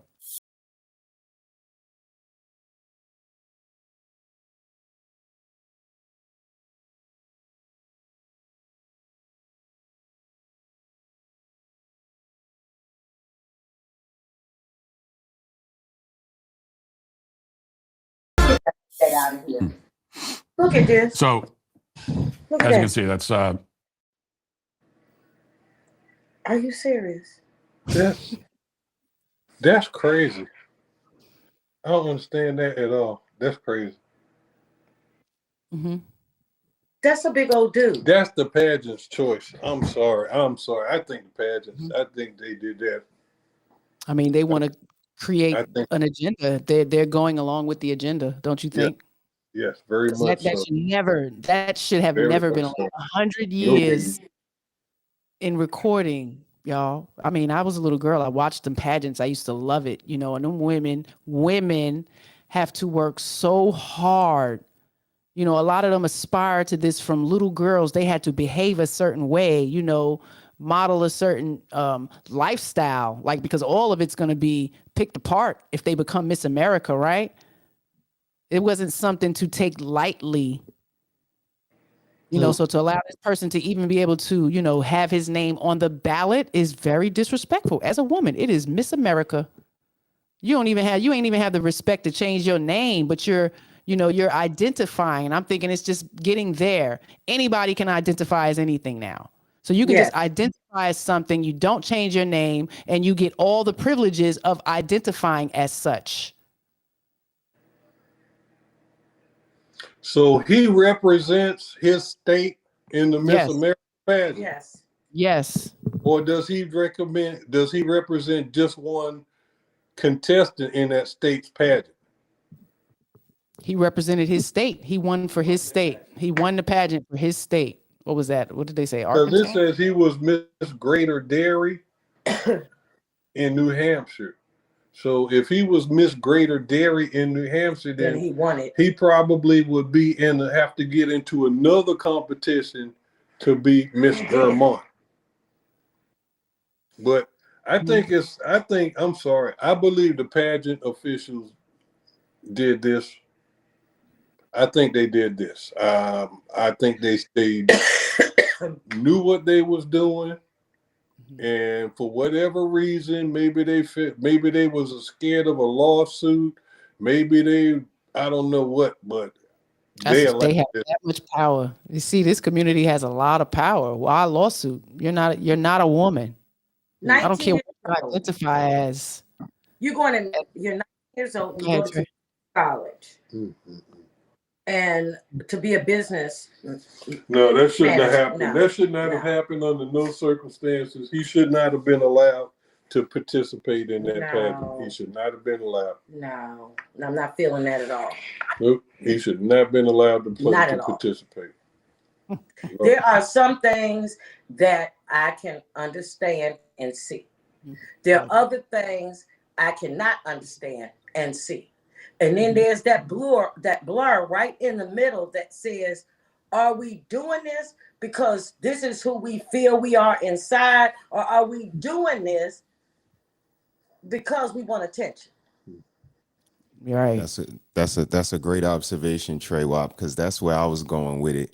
What's so insensitive for me is that I want to know, were you aspiring to be Miss America as a young lad?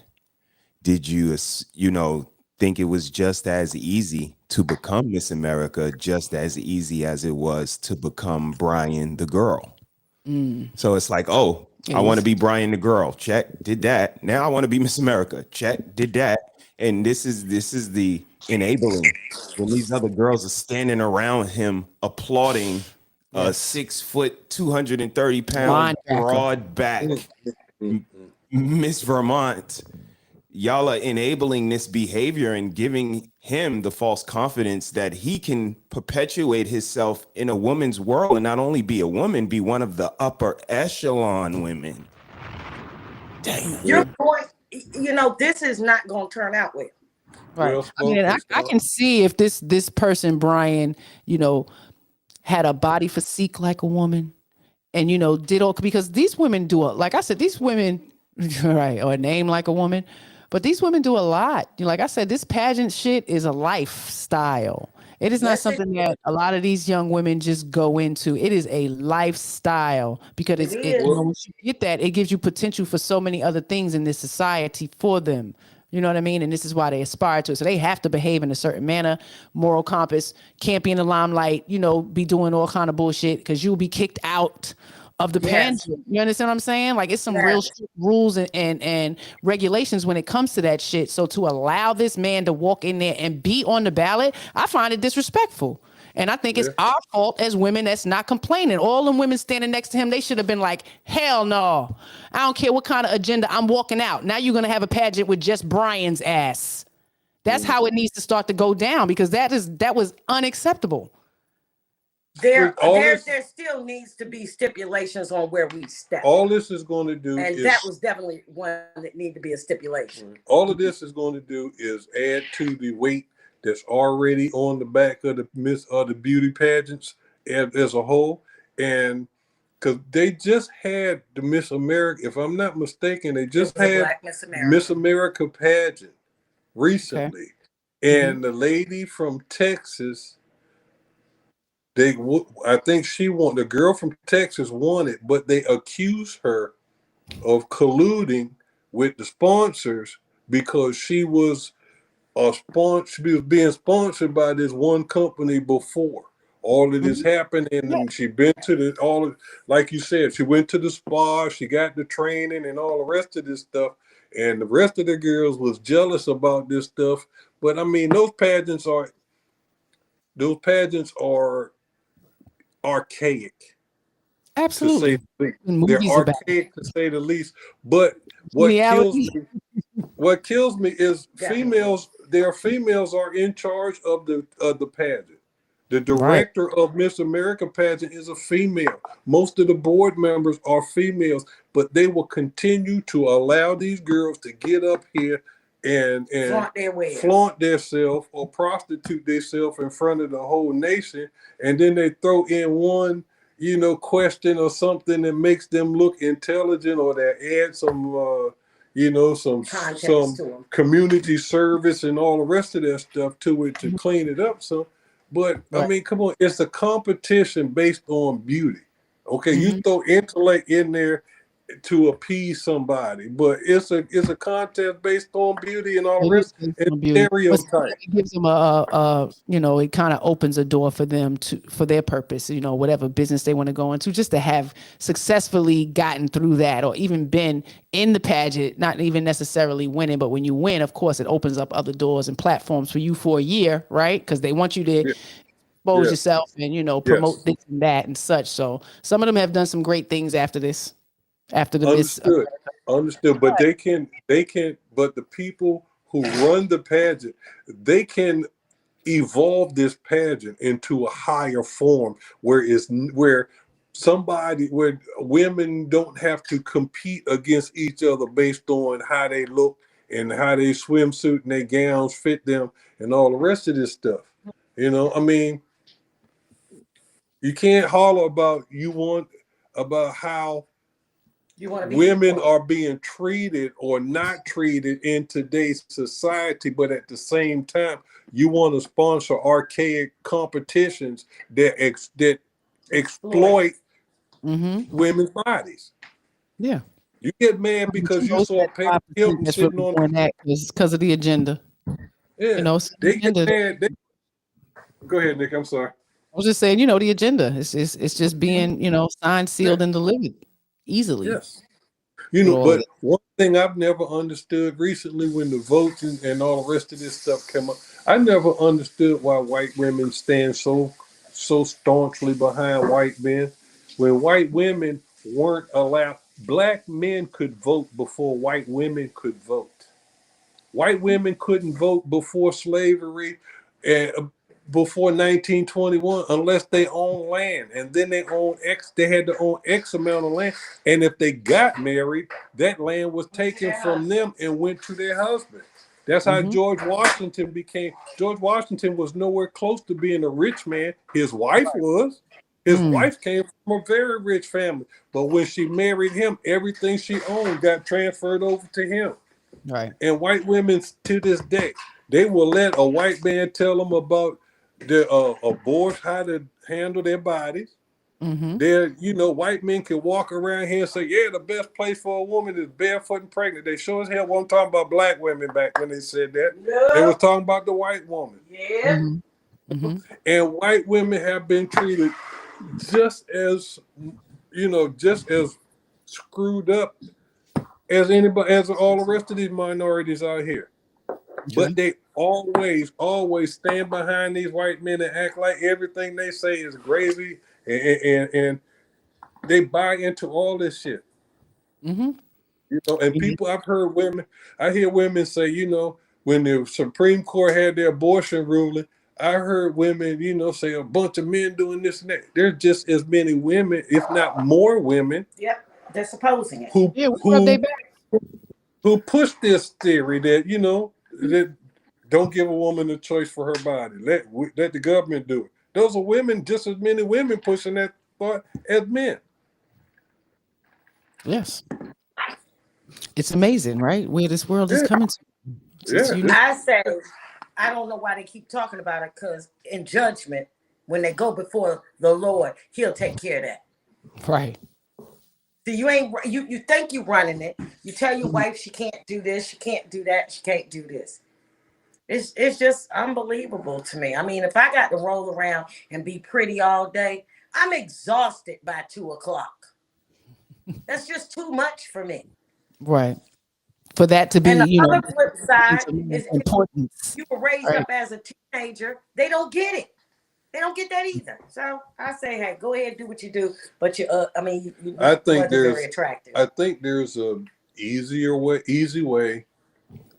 relatively easy way to get back on track in this society. But the issue is that nobody wants to accept their blame in the whole situation. That's exactly where we are.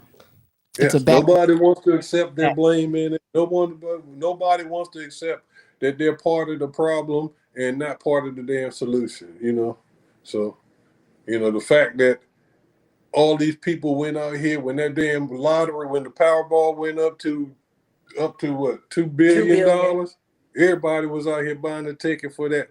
Why? I mean, because it wasn't been a quick and easy way to get out of all of the misery that you in. Now you just need a lot of more money. Like, why does that money? If nobody wins. Why does that money not get allotted to the states or anybody besides just rolling it back into the lottery? It's a business. We're all consumers. I mean, we're all just moving in their agenda. It is what it is. We're just pieces on the damn chessboard. Yep. I mean, and it's just the whole world, the way people. It's like when you watch TV today on the news and politicians, they got one objective in mind: to scare the hell out of the public. Whichever politician can scare the most damn people, you will win the damn election. It ain't about platforms. It ain't about causes. It ain't about none of that. It's about spreading as much fear as you can into your constituent base and hope you get enough people to come out and vote for you. And these people don't talk about anything whatsoever. And there's no way a damn senator who only has a 2-year term is going to, get on the committee that they need to get on to make the changes, find somebody that's going to co-sponsor their bill. All right. Write a bill that's going to get that's even going to get recognized by the committee. Right. Let alone if it don't get recognized by the committee, you ain't got a chance. And that's not going to happen in 2 years' time. Okay. It's not going to happen. So any politician tell you that they're going to make a change in they're lying. Okay. It ain't going to happen. Get off that, because you're going to upset my ego. Get off that. I don't want My my name is upset. Mr. He Said, and here's why you should vote for me. Because Nikki is terrible. Nikki knows Vernon and Tracy, and Vernon and Tracy know Obama and Michelle. And Michelle and they do evil things, just like Vernon said. It's all fear mongering. And it's just, Nikki pointed it out the other day that even when they have a commercial, they don't tell you the good things that they can do for you. They tell you all of the bad things the other candidate did and why you shouldn't vote for them. Yeah. Exactamundo. Yes, sir. But you had touched, Yes, sir. That's you it. had said something earlier that, you know, back in our day we had some you know, some lessons on TV. What was it, Schoolhouse Rock? Yes, sir. I got something for you. A lot of steps to get to this Capitol building in Washington. Oh yeah, there you go. What that little scrap of paper is. I'm just a bill. Yes, I'm only a bill. And I'm sitting here on Capitol Hill. Well, it's a long journey to the capital city. It's a long, long wait. Yes, sir. I'm sitting in committee, but I know I'll be a law someday. Someday. At least I hope and pray that I will. But today I am still just a bill. Gee, Bill, you certainly have a lot of patience and courage. Well, I got this far. When I started, I wasn't even a bill. I was just an idea. Some folks back home decided they wanted a law passed, so they called their local congressman, and he said, "You're right, there ought to be a law." Then he sat down and wrote me out and introduced me to Congress, and I became a bill. And I'll remain a bill until they decide to make me a law. I'm just a bill. Yes, I'm only a bill. And I got as far as Capitol Hill. Well, now I'm stuck in committee, and I'll sit here and wait while a few key congressmen discuss and debate. That's it. That's what we're going through right now. That's how they should learn. I'm telling Yeah, you, Schoolhouse yes. Rock was That's a Schoolhouse Rock 3-minute was the video. joint. Yep. Yes, sir. And we definitely show Madison because, you know, she's learned about Congress and different parts of the government and all this other stuff now. But, you know, like I said, a lot of these laws, you know, the little things that you see, the stop signs, the stop signs that have been added to the school buses, a lot of this work came from us women. Yeah. Saying this is unsafe. You know, we cared about our community, we cared about our children. So our fight was that. Now it's different. It's not the same. Or if those fights are there, it's not being promoted. It's not being shined. You know, it's like it's not our purpose any longer. You know, the purpose has changed. We're selfish. You know, we really don't care what's happening because the things our children are seeing right now, we should be fighting for TikTok to have the same type of regulations that it has coming from its original place. You know, it comes here and we're not capable. And it seems like we know America we're not capable of self-regulation. We're not capable of de-escalating situations. We're quick to fly off the handle. It's a lot we can't do. So here, just give it to them. Because our children are not healthy mentally. No, nowhere close. Psychologically. And it has a lot to do with this and us not regulating it as parents because it begins with us. It's already showing, society is already showing signs of that very thing happening here.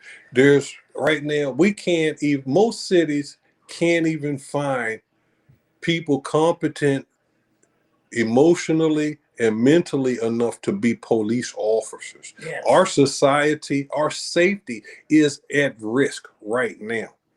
Okay. We can't find competent soldiers, sailors, and all the rest of this stuff to protect our country, yet we don't have a problem getting out here talking, calling people out their name and threatening other countries and all the rest of this stuff, and we can't back none of this stuff up. I mean, we can't even find kids that will want to be a plumber. You know how much money it costs for a plumber to come to your house? And kids won't, they turn their nose up at being a damn plumber because they want to be basketball stars. I mean, they turn. I know a whole clan of again with the illusion of what women want.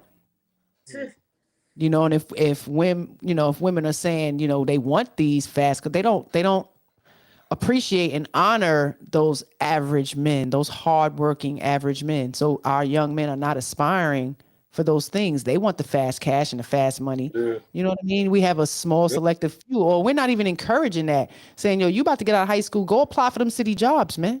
Go to this trade school and get this electrician and get all of this, and you can have your own business. It costs so much, Yeah. like you said, to get a plumber, and they come in and do a 15-minute job and they getting a couple $100. Like, Hell yeah.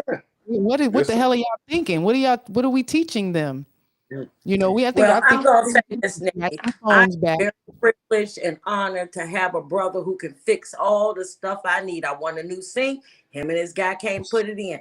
He looked at our gutters. He cleaned them for us. I mean, we have to understand and appreciate the things that people can do and that do for us. And I think that's a lot of problems as a whole, because nobody appreciates anybody anymore. And there's no patronage. People don't patronize the black ownership, the black owned businesses, to the point, unless it's something related to something that's faddish. You know, if it's faddish or whatever, then fine. A lot of folks do it for a little bit, but I mean, people don't patronize black businesses like they used to. You know, back in the days of the Green Book and all the rest of this stuff, people don't, you know, they don't patronize the, you know, black businesses and stay in black owned hotels or go to black owned restaurants and all the rest of this stuff like it used to be when I was growing up and everything else. I mean, they more separate. Black folks are more separated now than they ever were before. And on the current path, this country ain't gonna last too much longer. Not in its current state anyway. And sometimes with this behavior, you open the doors for lunatics and idiots like Trump and all of his followers to come by and spout all of the hate that they want. Why? Because there's another segment of humans that aren't recognized either, and those are the white folks that other white folks call poor white trash, the trailer park whites. Those people were embraced by Donald Trump. He came in, he embraced them, he talked the same trash they was talking, the whole 9 yards. So now he got a whole new army of folks going on, and he's emboldened people to do the crazy stuff that they do and everything else. And this country, unless we get a hold on this stuff, and everybody changes their attitude, how they look at it, it ain't going to change. It's going to get worse and worse to the point where it's going to come a time where you might have to make a choice between moving or picking up some damn arms. That's right. I'm just ready to move to an island. Preferably a Jamaican island. There it is. Now you know what? It's really amazing because we got a partner of ours. We took him over there one year. Dude has just like taken over. He is building a house over there. And he and I were talking. He was like, yeah, I'm building enough space so y'all can come and stay. So I said, well, where is it gonna be? And he said, up in the mountain. I said, how am I gonna get there? But I just told my oldest child, Marcus, I said, look, he said, if something happened to Vernon, I want you to come stay with us. I said, look, let me go ahead and tell you how this is gonna be. If something happened to Vernon, I'll visit y'all. But I'm selling everything in this piece and I'm out of here. And I don't want nobody following me. You can call me, and visit maybe once a year. That's it. That's all. We old school. We don't need a whole lot of visitors. Because when you visit, you want something. I ain't into all of that. So let me ask y'all, what do y'all think about the brothers, the Passport Brothers? This thing going on now. It's a new era. The Passport Brothers, they are, looking for love out of this country because they can't find any good, women who want to be wives and aspire to be wives or have a purpose of being a wife, or even just nice girls. They're flying up out of here to go But find there's love. a flip side. There's a flip side to that too. Okay. Now, if you go and you get a foreign lady, and all the rest of this stuff, and you trying to bring her over here. Now, they're more obligated to acquiesce to what it is you want. And a lot of brothers don't want to have to deal with the African American female attitude these days. Okay. A lot of foreign women are more docile in their approach to relationship. They don't speak out as much. They come from societies where adultery is That teach you kill. commonplace. In the Caribbean, most women, if you But not most not that married, it's common, right? It's just it's reality, right? yeah, yes. I think when I mean, but a man chooses monogamy, it's a conscious choice. yes, You know what I yes, mean? So if yes, they don't choose that, then they are not naturally monogamous people. right. You And know. I mean, if you get a foreign, you get like a lot of times you get these foreign ladies, and you can basically write your ticket as far as the relationship, because most of the time they just want to get in the country, like Right. men, Yeah, that's the down like the floor. guys. Yes, like the guys. Guys just want to get in the country.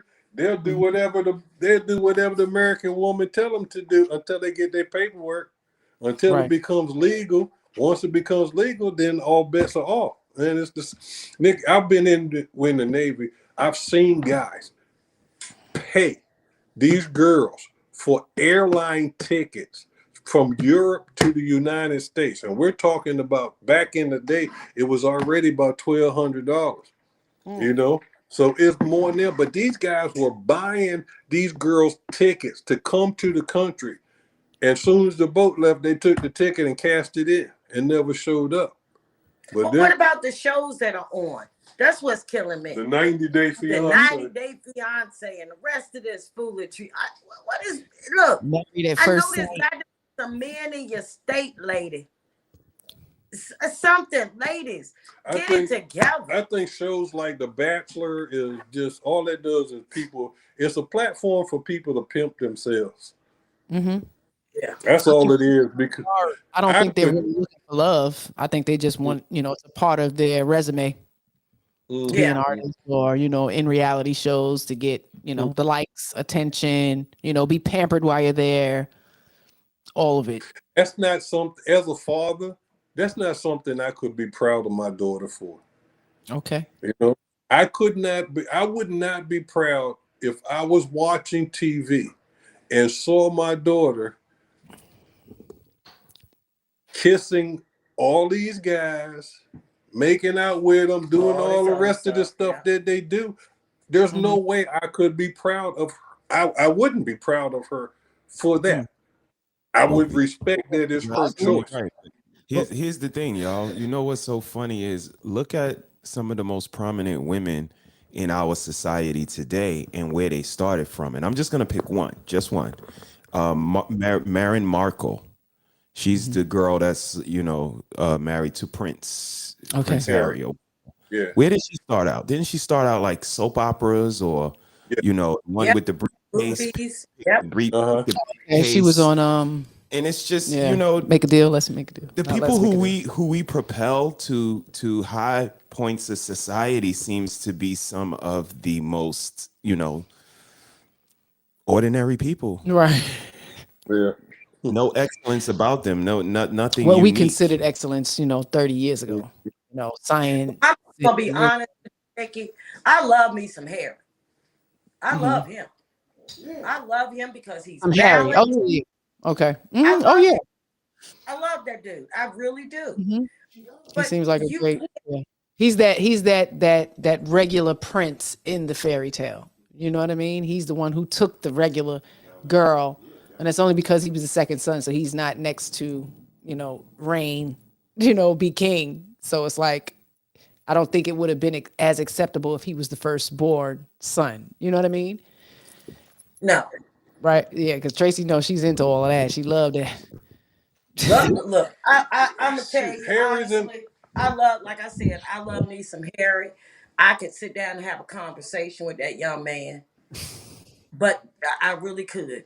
He and I go out and have lunch. He was in the best place as a royal. He had no responsibilities and all of the privileges, but the real British society showed up when he brought his wife home.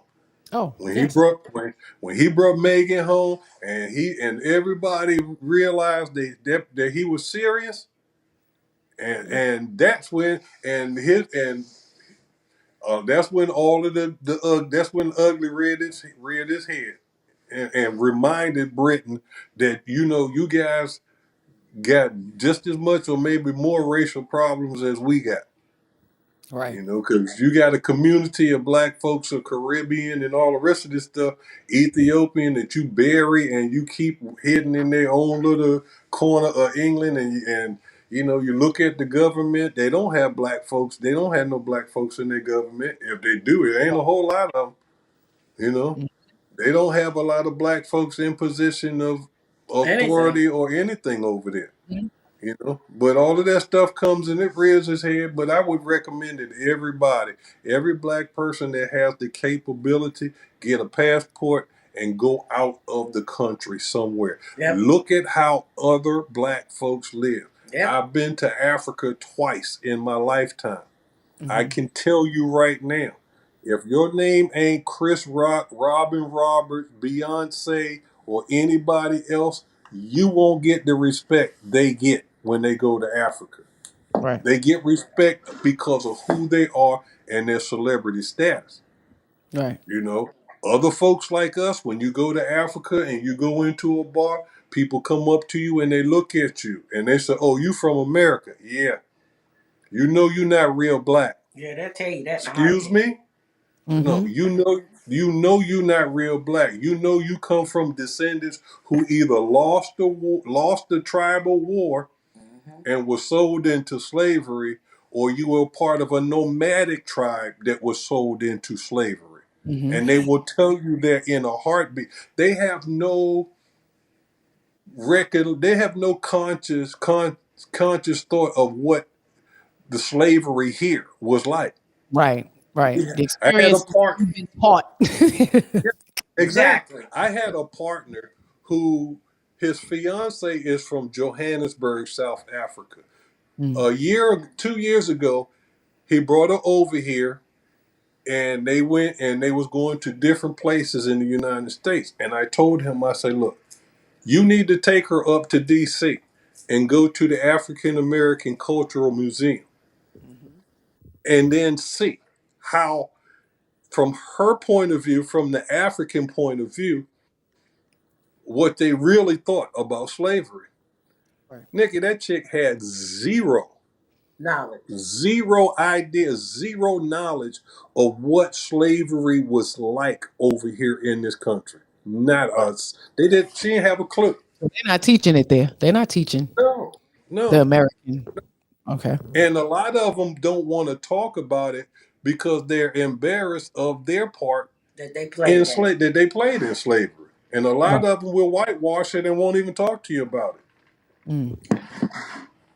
But here in America, everybody, they show Wakanda one time, everybody doing the signs and wearing the garb and all the rest of this stuff. And, you doing that for a movie, Right. Doing it for the moment. Like, is it really, wanting and yearning to learn that culture? Like, there was a freaking yearning for me. And I don't know if it was just because the reality of knowing that my mother was a white woman, because I didn't know. It's not something that I knew as a child that it was different. You understand what I'm saying? Yeah. Because it was just her. So growing up in such, black culture, we lived in black, she was just the only white human around. So she wasn't excluded from any, you know what I mean? It wasn't defined to me.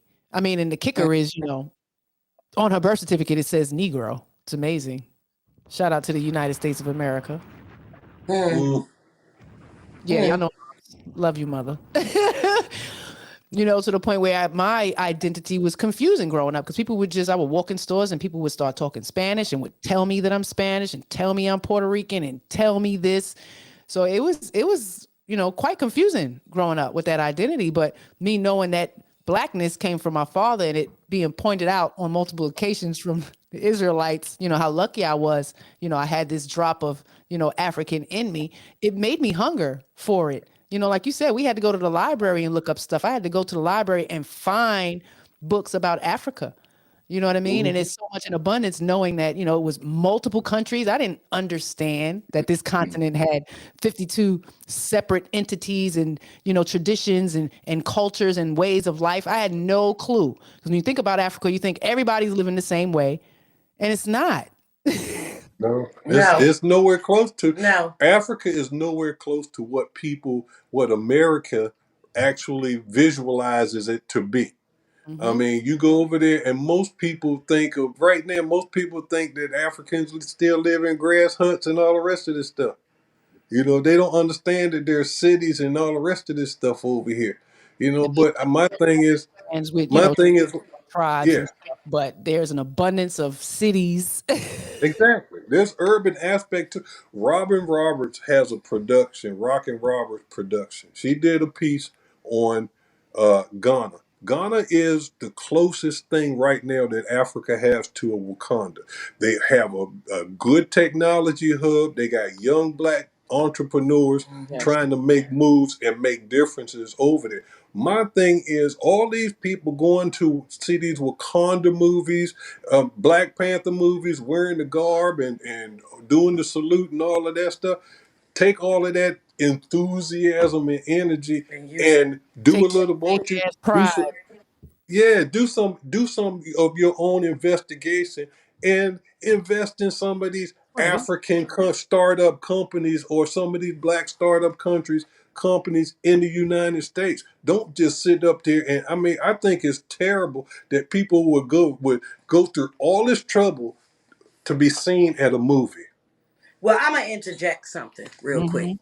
Vernon and I did our DNA, and Vernon swore up and down, oh, he was part of the Shaka Zulu tribe. Oh, he knew it. Shaka Zulu. He Come on now. went with it. He ran that for until he got it, and then it said some percentage of Nikki, white. it's like, wait a minute. So he tells his mother, and his mother almost has a freaking heart. Ain't no white in you. but see, Nah. I'm sorry, Nick. When I got the DNA test back, it really did open my eyes to one simple fact. I'm sorry, but there are very few pure black people out here that live in the United States. If you live in the United States, if you got more than 2 generations in the United States, I'm sorry. I had 23% Nigerian. I had 20-some% like Cameroon and other African countries, but I also had 12% Great Britain and Wales, and 4% of this white and 2% of this white. I mean, there was a lot of them on there, but it just opened your eyes to the point that, hey, nobody's pure, and trust me, all of that came from the slave owners sneaking up. Slave owners sneaking in the cabins at night and stuff. But I mean, it's an eye opener to see that, hey, I got Caucasian lineage up on that joint. It wasn't an eye opener for me. Yeah, you quite high yellow. Your grandmama can absolutely pass for a white woman. If she dressed herself and spoke a certain way back in the day, she could absolutely present herself as a white woman.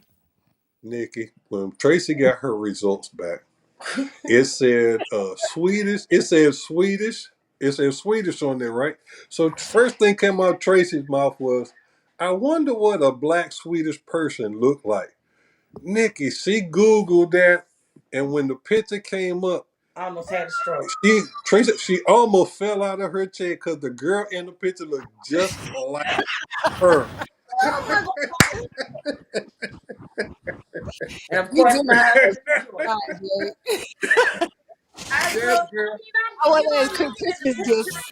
we gonna do it. I look at Nikki and I'm like, what the hell? That girl in that picture looked like she could have been Tracy's sister. Yeah, it was scary. It was like, okay, that answers that question.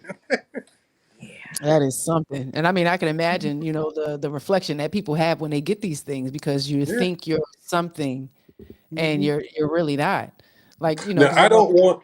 together 25 years, so having my white mother around, you know, all these years, we always talk about Africa, we always talk about, you know, history and how everything was, you know, happening here and stuff. So, you know, always talking about everybody came from Africa, you know, from the beginning of time. So everybody has some type of African, you know, in their DNA, right? Mom Dukes did hers a couple years back. It was a depressing moment for her.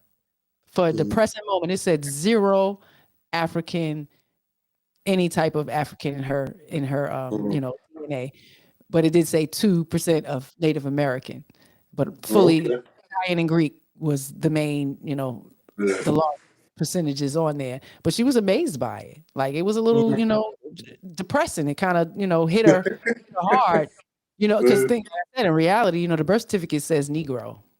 So what was going on back in 50s? What the fuck was y'all doing? But back then, hell, back then they was writing just about anything on there, and if you know if she was dating a black man back in the day and all the rest of that stuff, they would have put it on there. Nick, Mom, my birth what certificate. it was. That's what it My was. birth certificate, when I was born, my birth certificate started out. When I was born a colored baby. Colored. I was born a colored baby Orange, when I was green, born. rainbow. By the time I got to Rainbow. elementary school, I went from a colored child, a colored baby, to a Negro child. Okay.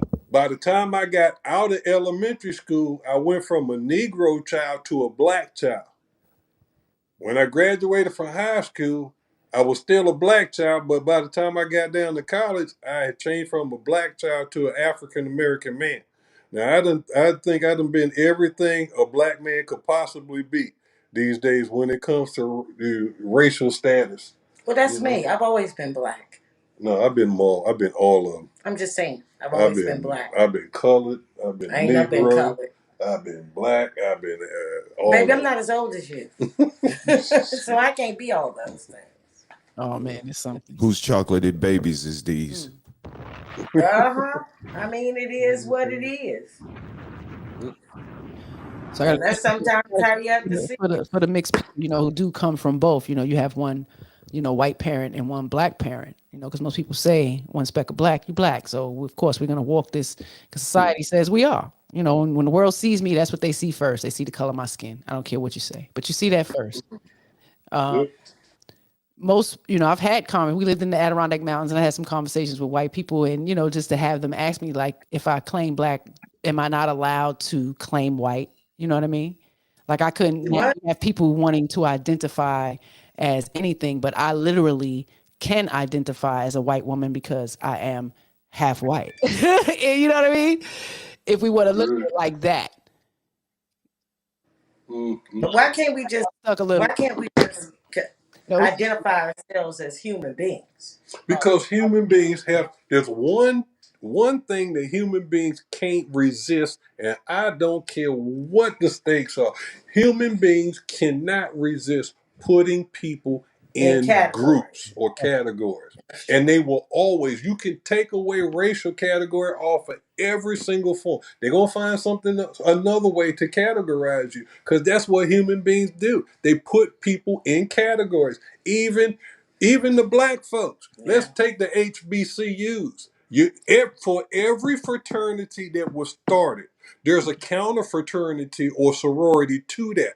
Like the alphas were the first ones, right? You know, but when the alphas started, they only let black men of a certain hue or a certain color or a certain tone join their societies. So when the dark skins couldn't get in that one, then another fraternity started. Then here we go, we got the sororities. The sororities were, you know, selective. They didn't want the dark-skinned girls and the light-skinned girls together, you know, so another sorority started out, you know, and that's how all of these sororities started, because they were so exclusive that other fraternities had to start so people could be a part of them. I mean, it's not too long ago that you could turn on the Steve Harvey radio show and they would get ready to go on their cruise, and they're going to have a water fight between the dark-skinned blacks and the light-skinned blacks. Yeah. We went down to Jamaica in 2009 for the first time. We were sitting down there watching TV. The politicians were actually on TV debating the pros and cons of light-skinned blacks and dark-skinned blacks. And who was going to run the country. Yes. Wow. Okay. So, I mean, we're not, as a society, we're not far removed from being racist to our own people. You know, everybody looks at Beyonce and Rihanna and all these girls and all the rest of this stuff, and they don't have no problem with them. But look at their complexion. Now, you tell me another dark-skinned chick, Lizzo, yeah, they pay attention to Lizzo, but why? Because she's a big girl and she proud of it and she ain't afraid. I love her. She make people respect her. If you like her, you respect her. Plain and simple. And I mean, most of the black women that I've seen that they do put out there, they're all the same. If the media put them on TV, they're like they shot them out of a cloning machine or something. They did. Yeah. They did. I mean, and everybody else got to work for it. Everybody else got to work for it. No matter how many awards somebody like Viola Davis or somebody else win, you don't hear about them on a regular basis. You don't hear them being put up as a model or anything. You know, you hear about all the rest of these stuff, can't stop hearing about the Kardashians and all the rest of this stuff, and they ain't did anything positive in ever. Right. They may not be black, but they didn't have enough black in them. You know, I mean, it's and what killed is Holly Berry won a daggone award, but she won Academy Award. But look what she had to do to win it. She had to screw Billy Ray Thornton on the damn floor like she was an animal in order to get any goddamn publicity. That's right. And Denzel Washington with Training Day. Yeah, he had to be a bad guy, cussing and fussing and everything else. Yeah, you're gonna win the award. You depicted the representative of black people that we want y'all to see. This is what we want. This is what's gonna win the awards.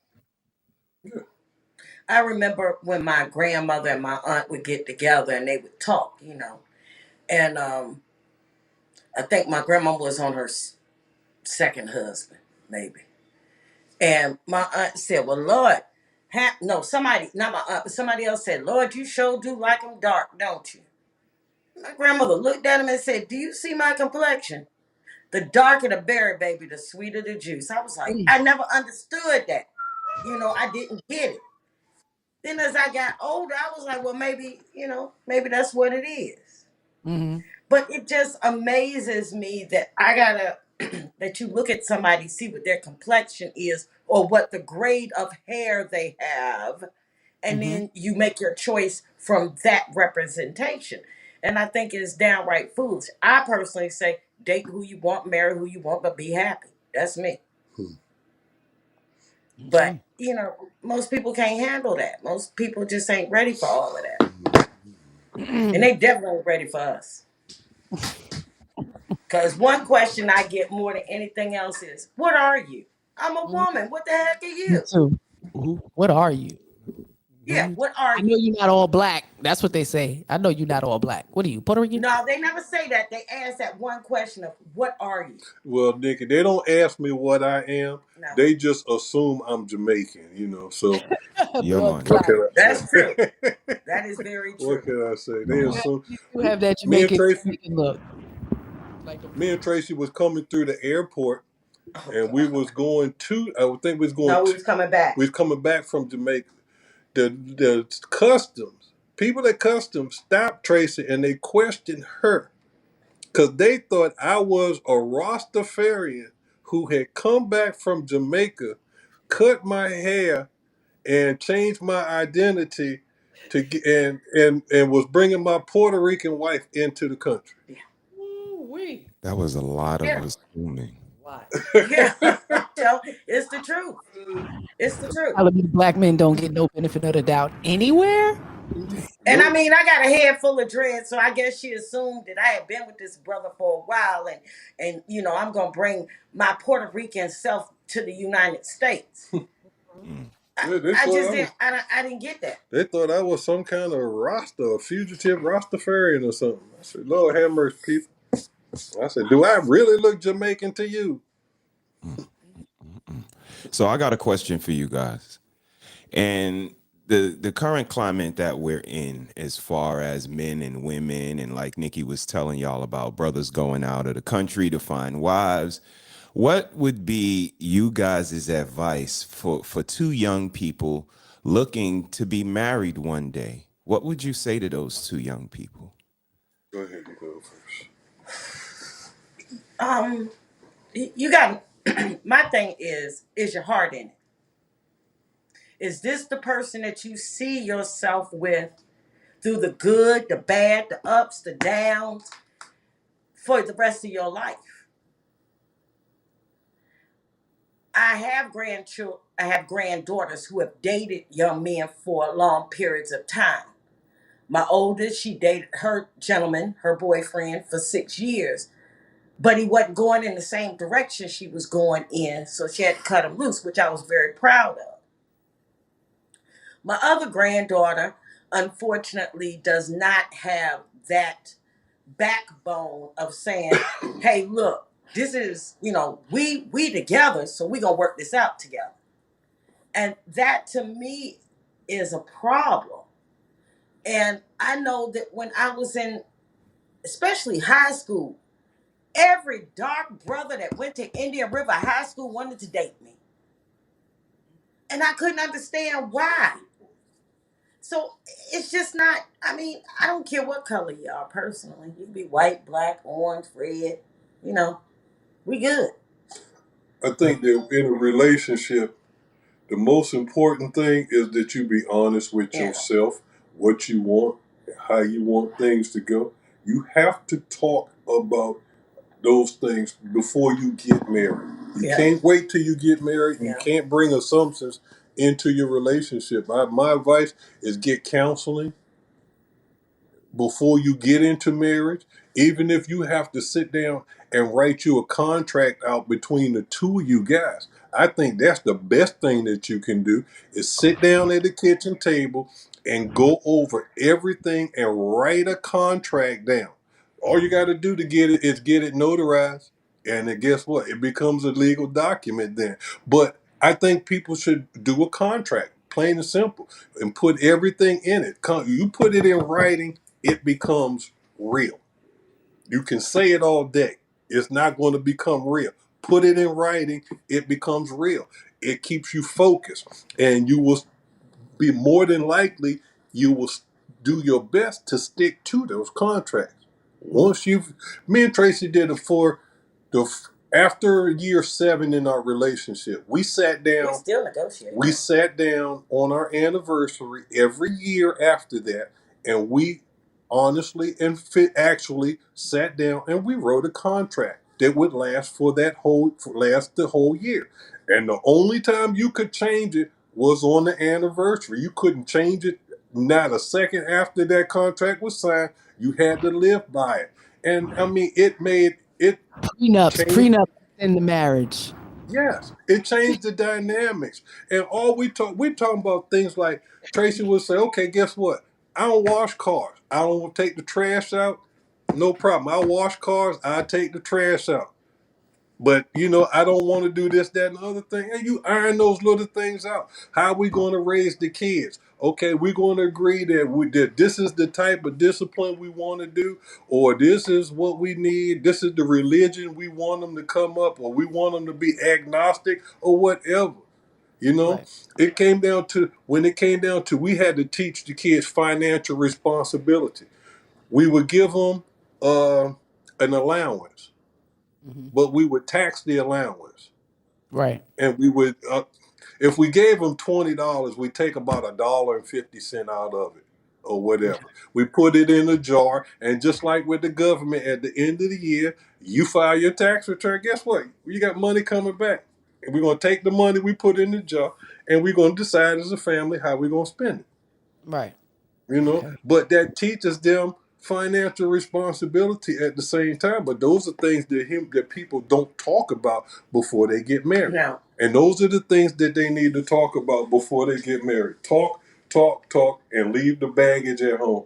And it's got to be about everything, not just your finances, how you want to live, your sex life, what you like to eat. It's everything on the table. Especially your sex life. You better throw that one in there, because see, Yeah. what people do to get somebody is not always what they do after they got the person. No. That's And true. see, that sets you up for failure, plain and simple. If you think somebody creeping, use your sex life as a weapon and trying to control somebody. That's the number one way to make somebody go creeping, is you using your sex life to try to control him, or control her. Plain and simple. That's the number one way.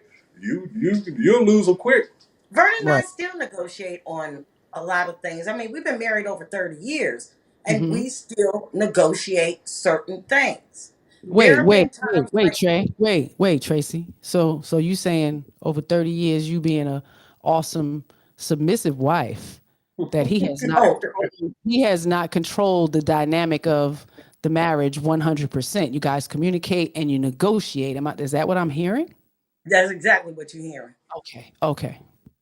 You can continue now. I mean, But and another thing, people, The way you thing, people don't hear that. Women don't get a chance to hear that, from the man's, perspective, the way you continued to say it, that you guys negotiated. You guys talk and communicate, negotiated over and over, and sometimes it had to change.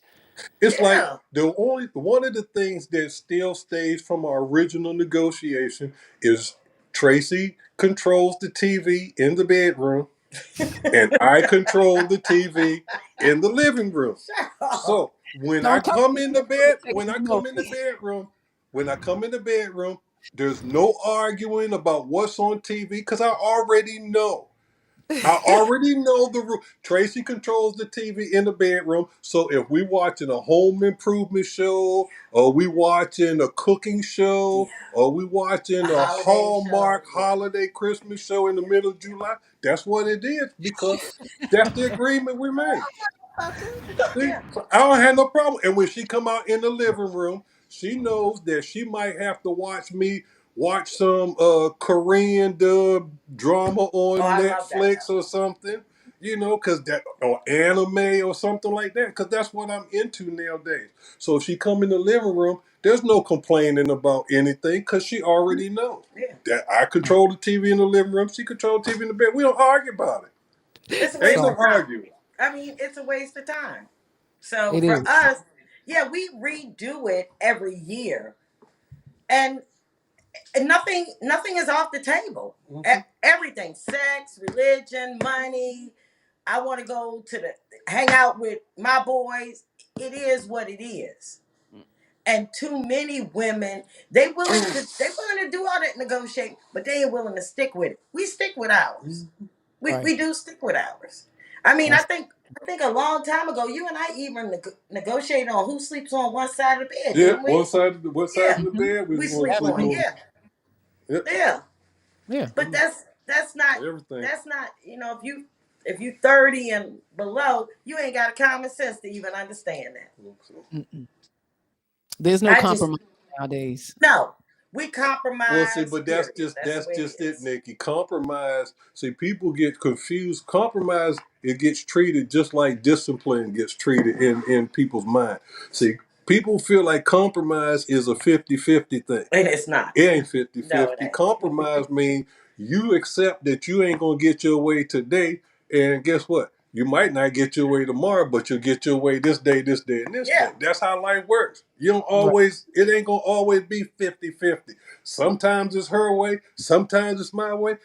Sometimes and a little bit of the time, it's right in the middle. Yeah. But most of the time, it's on one side or the other. Right. You're two different human beings. Yeah, we are two different human beings from two different backgrounds. Definitely. Okay, two different walks of life, trying to blend everything in together. You're going to run into bumps. You're going to run into issues. How you handle it and how you respond to those issues is the main thing. If you respond with attitude, you're gonna lose every damn time. You're gonna lose every time. You need to respond with rational thought and as little emotion as possible. You know, use your emotion to get it across, but once your emotions are done, let it go. Don't keep, you can't, everything can't be an emotional, passionate rant. No. Because people don't listen to you. That's right. Plus, that takes up too much time. I mean, for me,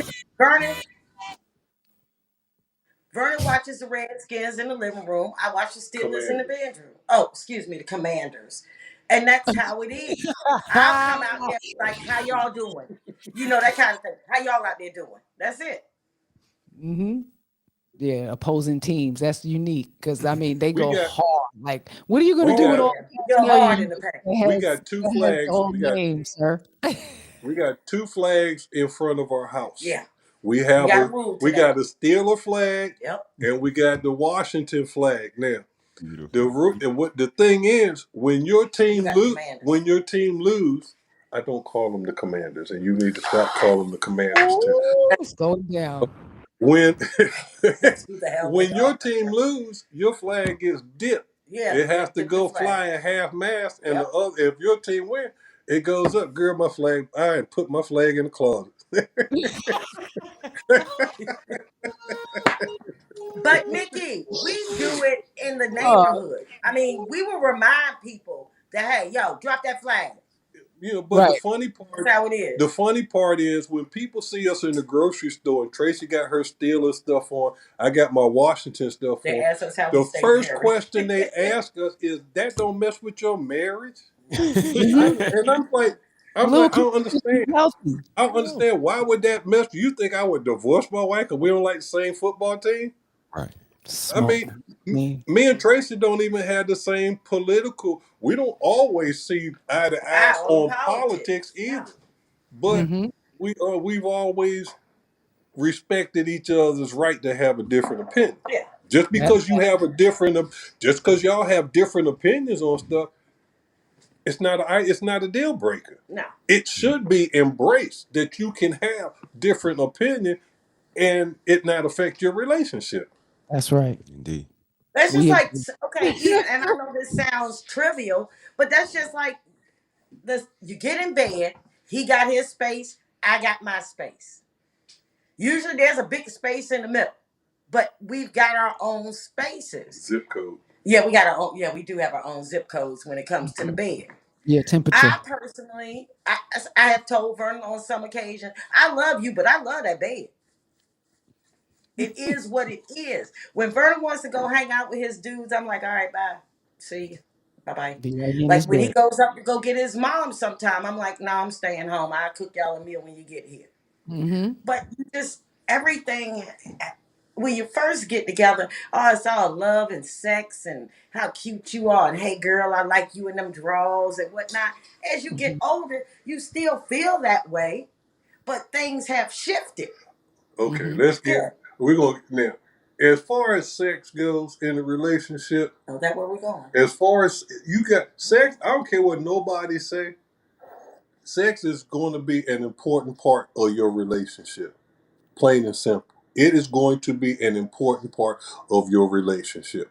And that is one area that you have to get on the same page. Yes. And I found that people come into relationship with sexual hangups, sexual inhibitions. I did. I came into a relationship with sexual hangups based on a lot of things. Based on being raised by a single mom and hearing her in the bedroom having sex with somebody else. You know, because because you got a school function going on and you need a little bit of money. And hey, you know, people got to do what they got to do sometimes. But kids Right. don't understand that, you know. So I think that I don't know. I just think that people need to just like always go back to the same thing. It's you gotta trust. You can't distrust somebody else and ask somebody to trust you. Yeah. You got to have moments in your relationship where that trust is built. And if you break that trust, there should be no There shouldn't be no second chances for No. somebody who's broken your trust and they've had options and opportunities. You know what I'm saying? Okay, that's a great lead in that you said that. What do you guys think about Tom Brady divorcing Giselle after his, again, multiple promises of retiring? That speaks a little bit to what you were just saying. Yeah. I don't believe that they're getting divorced because he promised to retire and he didn't retire.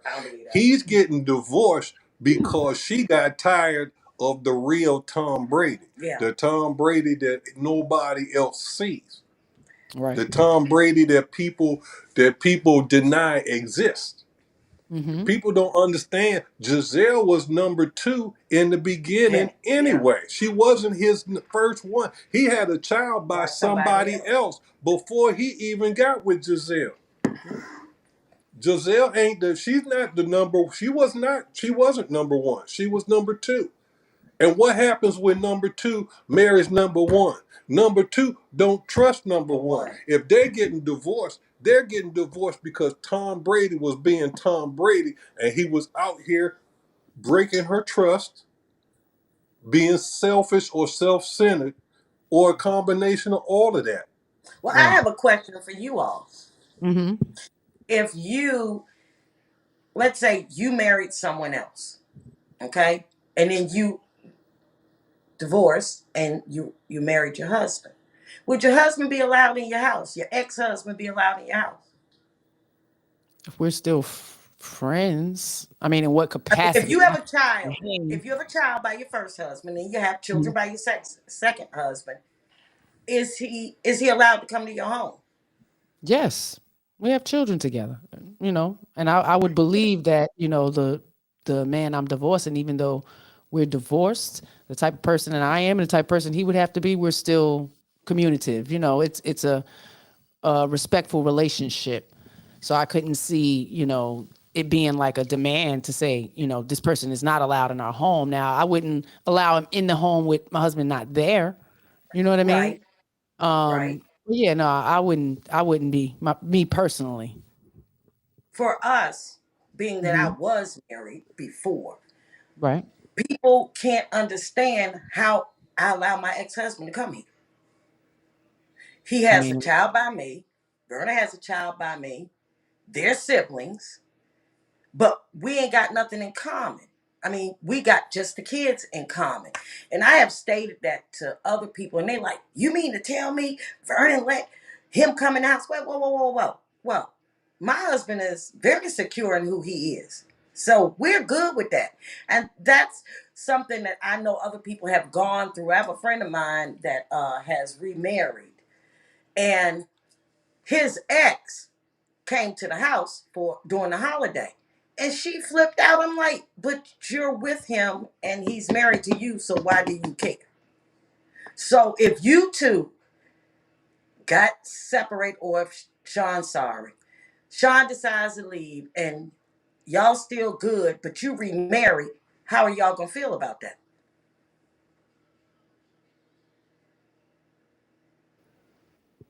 oh man, I adore him. I wish him luck with the next woman. You know what But I would he mean? still be welcomed in your home? Absolutely. Okay. Yes, absolutely. Y'all want something to eat? Like, yeah. I'm not Yeah. that person. I think Yeah. even if we're not together, I still, appreciate and respect the man that he has always been. So, Right. if it didn't work out for us, I would embrace her. She would be my sister. But Exactly. that's what I go back and I don't care what anybody says. I don't care what it is. I would still, be the same way with him. Right. and I go back to what I said in the beginning.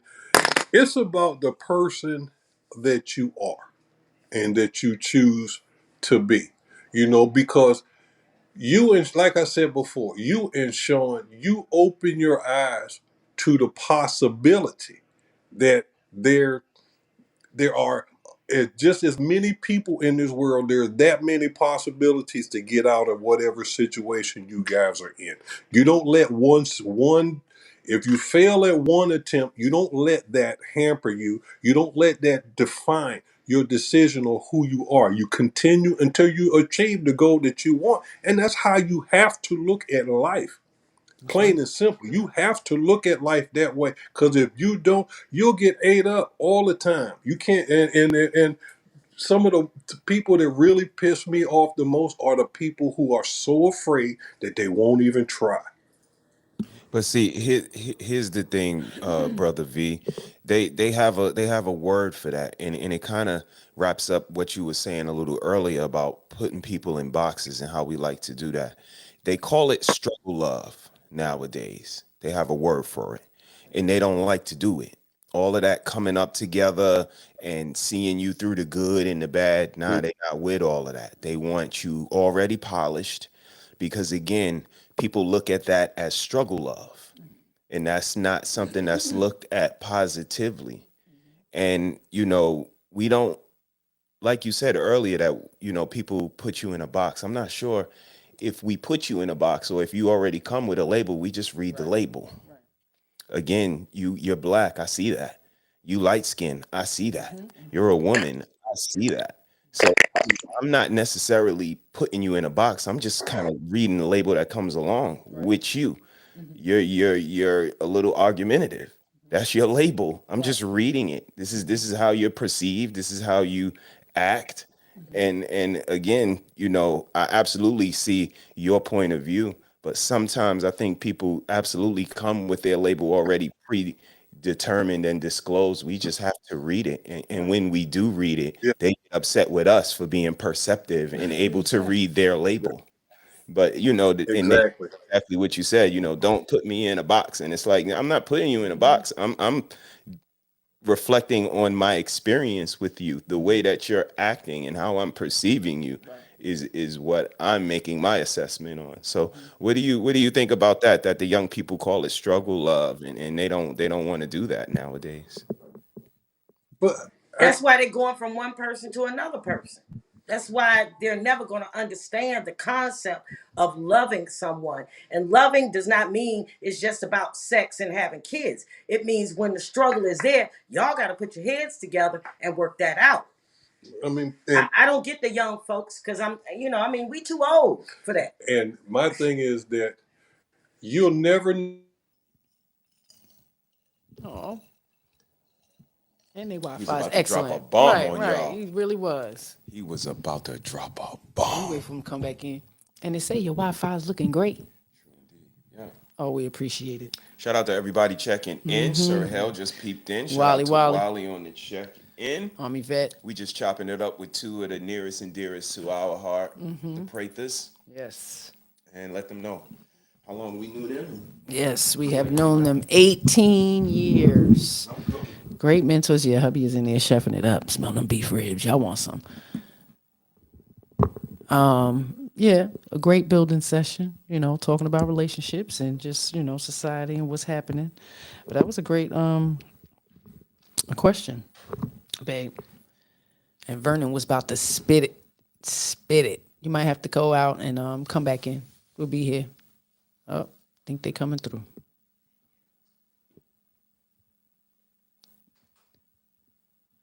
Okay.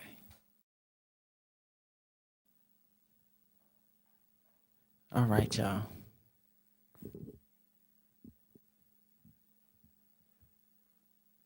So Hell is in the building. Peace to you, brother. People's is having some difficulties popping back in. What you was about to do?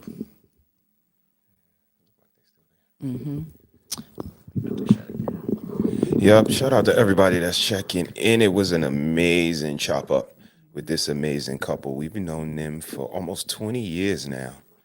And they've been mentors and people who we've adopted as, paternal figures to guide us through relationship, through coexisting, absolutely hold us accountable, and just be that ear that we needed when we moved to Virginia. They were absolutely a breath of fresh air for us.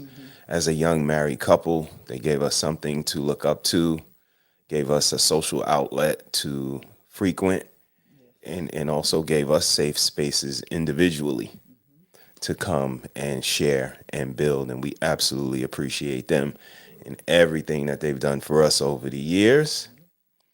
And it was amazing to hear them and the missus chop it up. And if you haven't, hit the like button, hit the subscribe button, share this content if you think anybody is in line with it, and go back and leave a comment and let us know what you thought about this episode with these two amazing people. Mrs. Harris, you got any final thoughts on today? Oh man, it was awesome. It was awesome to have my good friend here with me, chatting it up.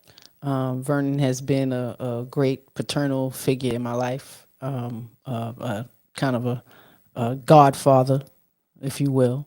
Always taking me under his wing and explaining to me the dynamics of men and their emotions, to make sure I'm better for him, because he knew that he was a great guy. So, to make sure I was doing everything that I needed to do on my end, to make sure the family was, cultivating successfully. So I appreciate them and all of the pointers and just all of the gatherings. So that was always something awesome.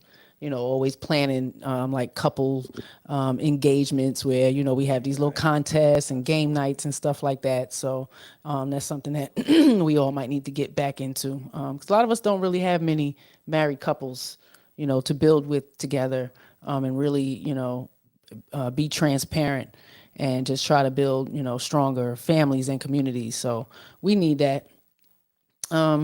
This was great, and we're going to have to do it again. I appreciate everybody for coming in, popping in for Shame Sunday. We'll be back here Thursday, 8 o'clock.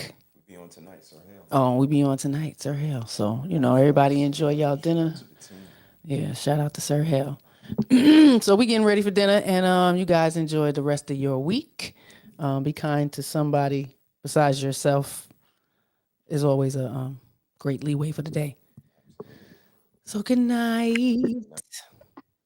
Y'all, You go. we hanging up on everybody Yeah, else. we're gonna but y'all chill out. We'll keep y'all. We'll be right. Okay.